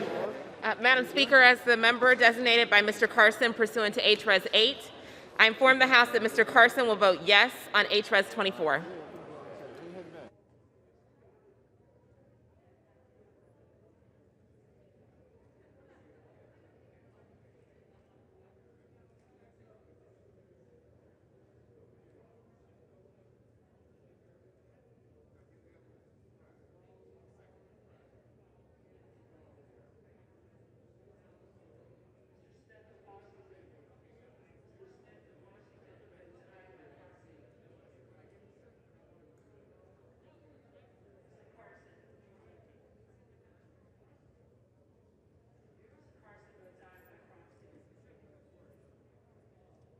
What purpose does the gentleman from New York seek recognition? As the member designated by Chairwoman Eddie Bernice Johnson pursuant to H-Res 8, I inform the House that Chairwoman Johnson will vote yea on H-Res 24.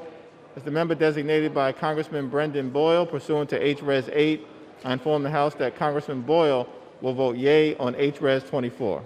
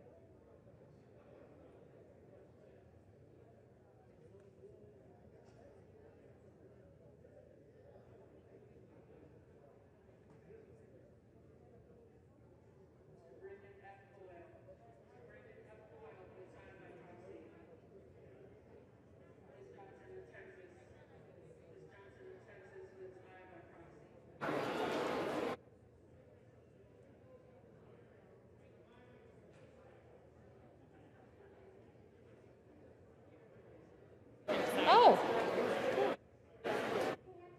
The gentlewoman from Florida seek recognition. Thank you, Madam Speaker. As the member designated by Dr. Dunn of the state of Florida pursuant to H-Res 8, I inform the House that Dr. Dunn will vote nay on H-Res 24. As the member designated by Mr. Buchanan from the state of Florida pursuant to H-Res 8, I inform the House that Mr. Buchanan will vote nay on H-Res 24.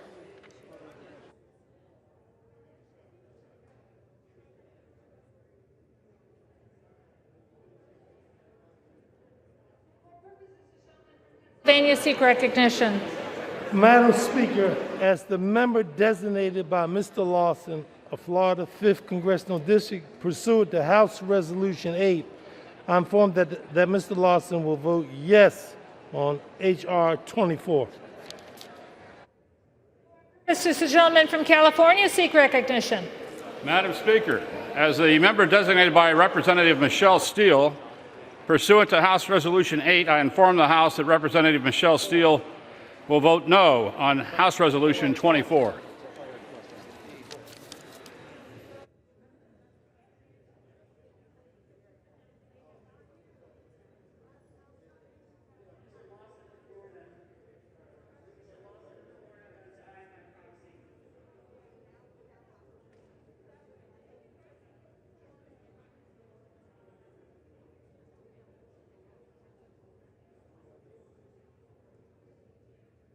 This is the gentleman from Nebraska seek recognition. Madam Speaker, as a member designated by Mr. Bill Rackus of Florida pursuant to H-Res 8, I inform the House that Mr. Bill Rackus will vote nay on H-Res 24.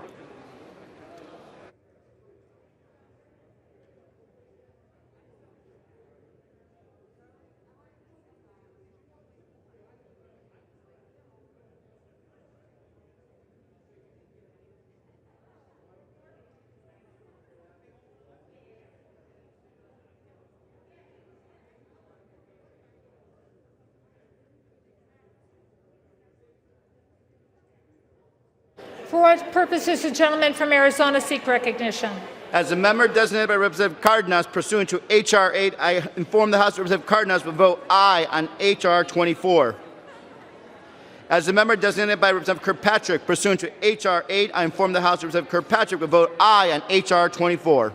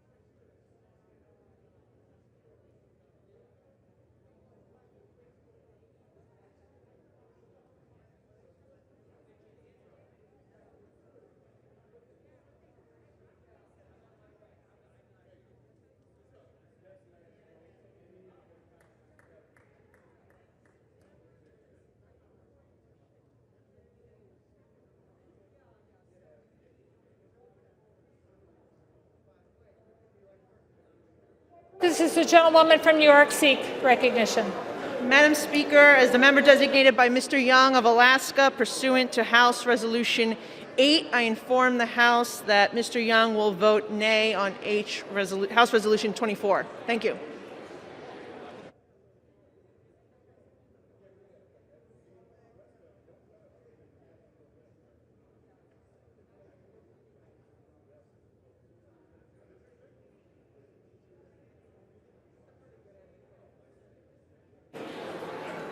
For what purpose does the gentleman from Indiana seek recognition? Madam Speaker, as the member designated by Mr. Baird from Indiana pursuant to H-Res 8, I inform the House that Mr. Baird will vote no on H-Res 24.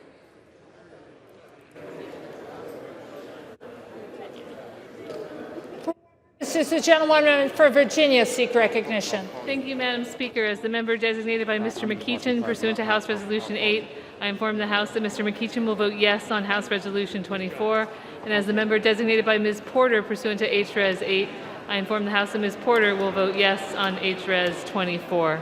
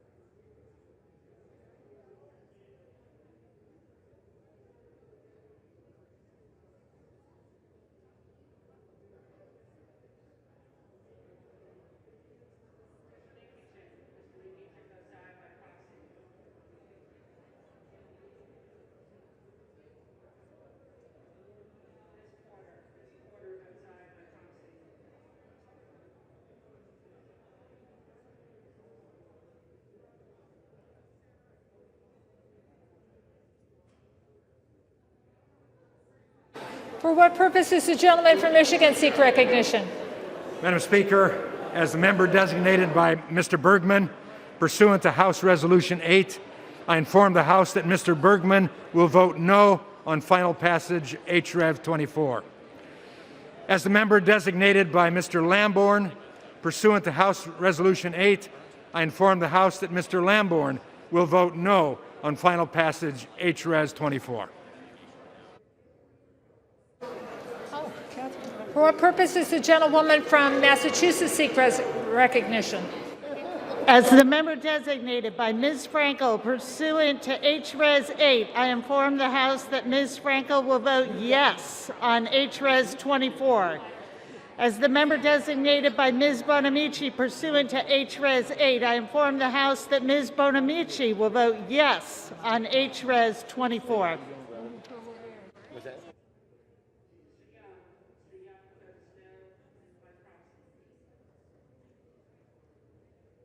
This is the gentleman from Maryland seek recognition. Madam Speaker, as the member designated by Ms. Alma Adams of North Carolina pursuant to H-Res 8, I inform the House that Ms. Adams will vote yes on H-Res 24.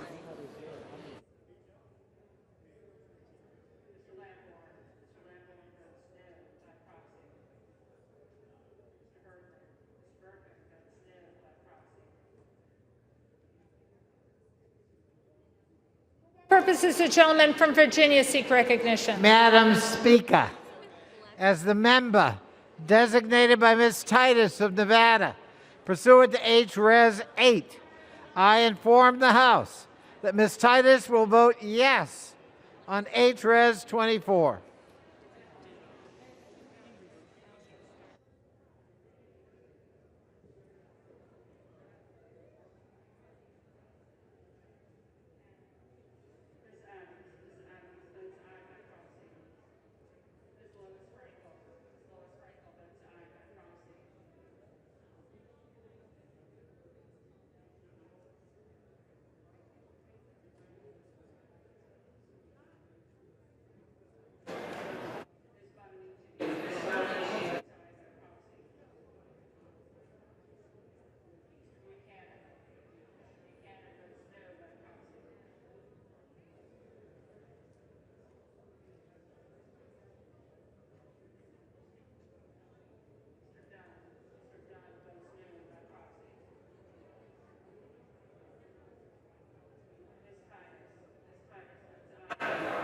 For what purpose is the gentlewoman from...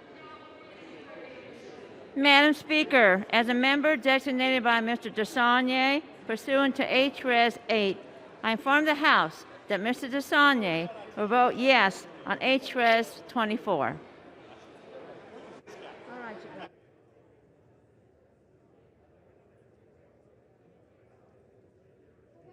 Does the gentleman from California seek recognition? As the member designated by Congressman Jerry McNerney pursuant to H.Res. 8, I inform the House that Mr. McNerney will vote yes on H.Res. 24.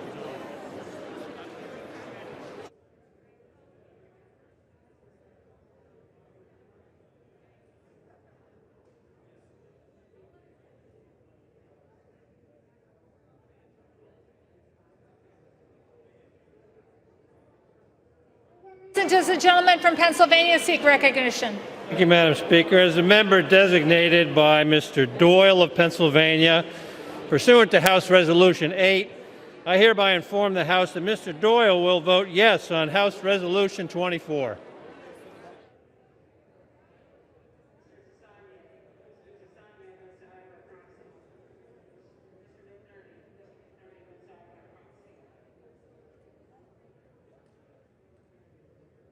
For what purpose does the gentleman from California seek recognition? As a member designated by Mr. Vella pursuant to H.Res. 8, I inform the House that Mr. Vella will vote aye on H.Res. 24. Gentlewoman from Michigan seek recognition. As the member designated by Ms. Ocasio-Cortez pursuant to House Res. 8, I inform the House that Ms. Ocasio-Cortez will vote yes on House Res. 24.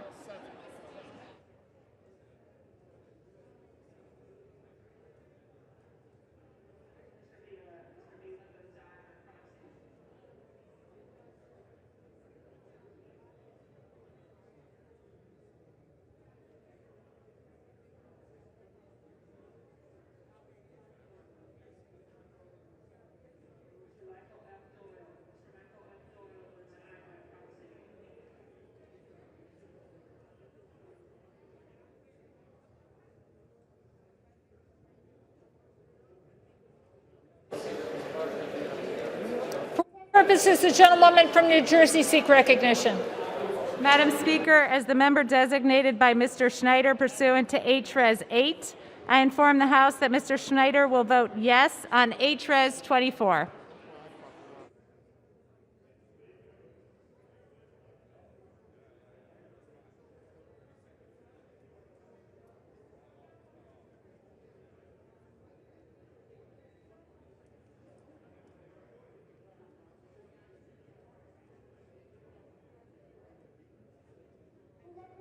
Gentlewoman from Michigan seek recognition. As the member designated by Ms. Lee of Nevada pursuant to H.Res. 8, I inform the House that Ms. Lee will vote yea on H.Res. 24. As the member designated by Ms. Axney pursuant to H.Res. 8, I inform the House that Ms. Axney will vote yes on H.Res. 24. As the member designated by Mrs. Dingle pursuant to H.Res. 8, I inform the House that Mrs. Dingle will vote yes on H.Res. 24. As the member designated by Ms. Capter pursuant to H.Res. 8, I inform the House that Ms. Capter will vote yes on H.Res. 24.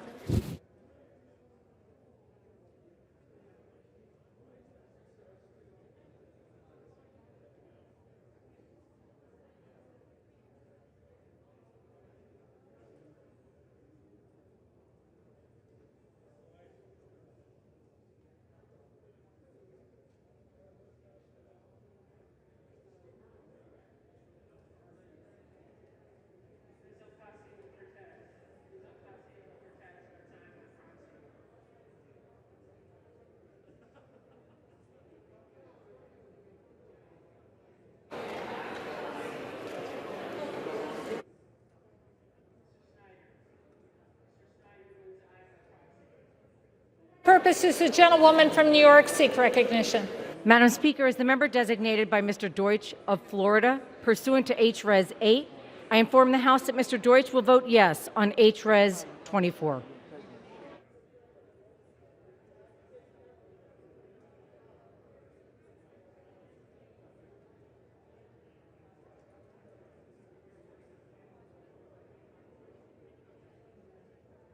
For what purpose does the gentlewoman from Florida seek recognition?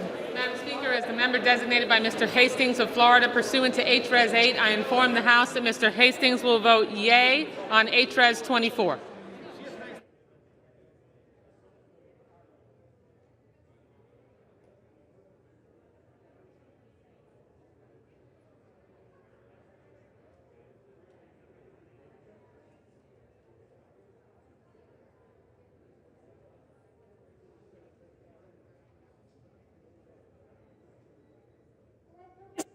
Gentleman from Indiana seek recognition. Madam Speaker, as a member designated by Ms. Walorski pursuant to H-Res 8, I inform the House that Ms. Walorski will vote nay on H-Res 24.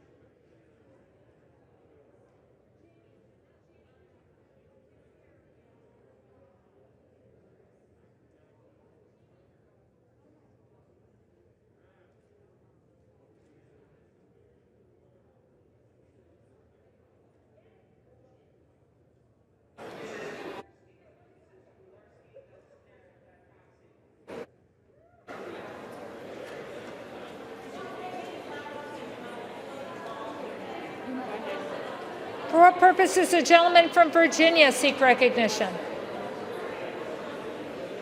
Madam Speaker, as a member designated by Mr. Blumenauer pursuant to H-Res 8, I inform the House that Mr. Blumenauer will vote yes on H-Res 24.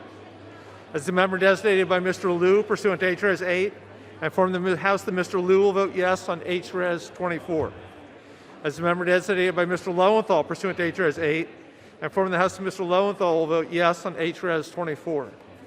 As the member designated by Mr. Peters pursuant to H-Res 8, I inform the House that Mr. Peters will vote yes on H-Res 24.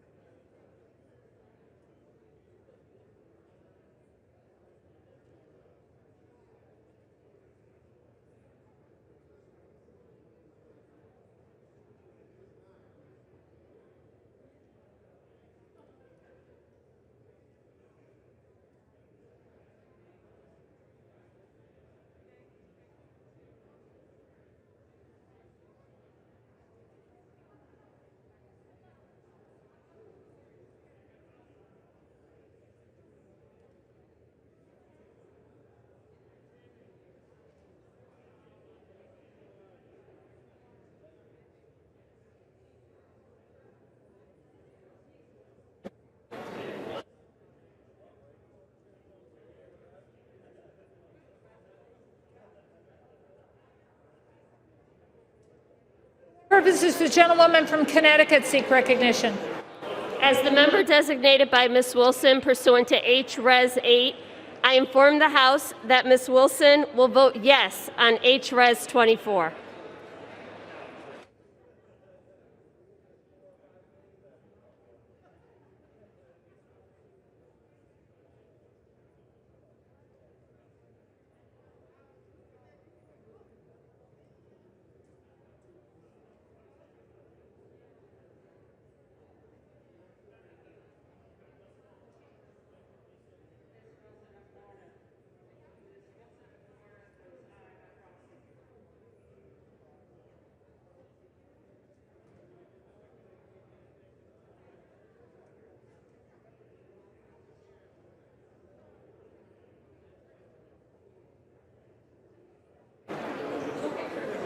For what purpose does the gentleman from Maryland seek recognition? Madam Speaker, as the member designated by Ms. Jayapal pursuant to House Resolution 8, I rise to inform the House that Ms. Jayapal will vote aye on House Resolution 24.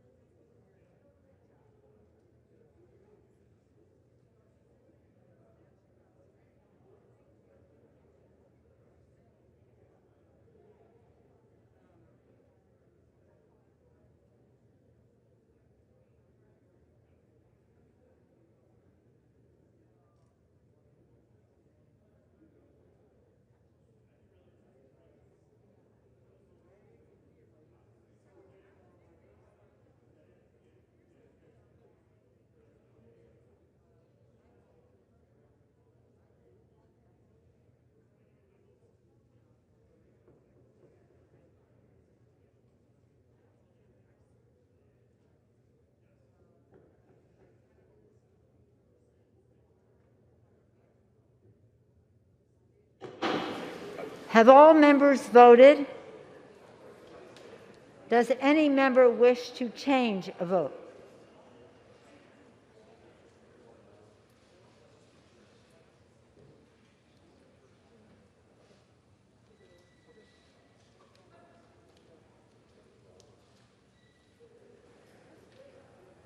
Where's she coming from?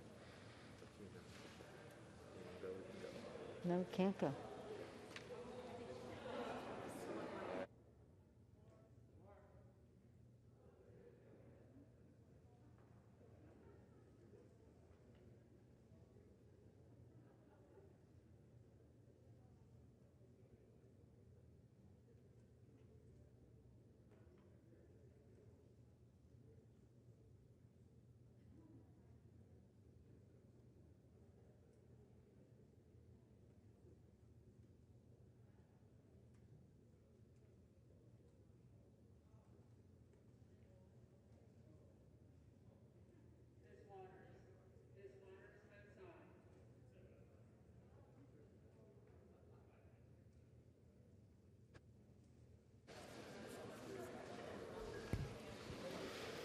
On this vote, the ayes are 232, the nays are 197.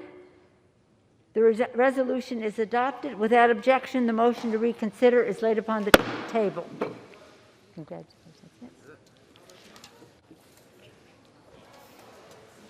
That's it. What now? That's it. It's just being replaced again. And now, what?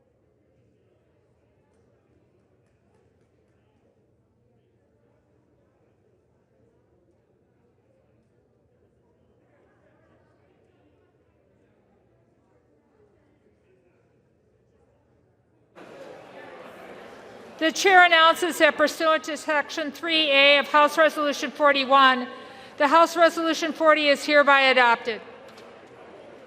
Stop right here. Stop after permanent.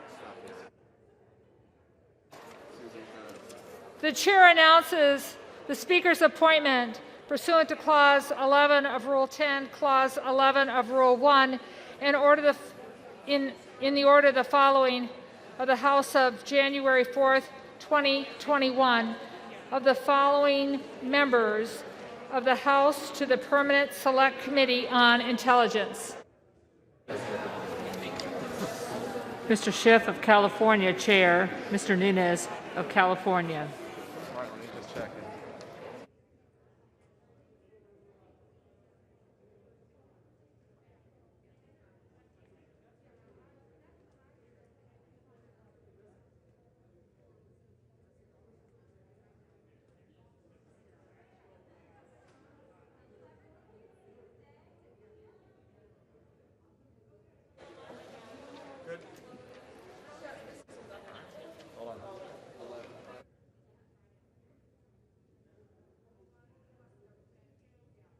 Pursuant to Section 5A 1B of House Resolution 8, the House stands adjourned until 11 a.m. on Friday, January 15th, 2021.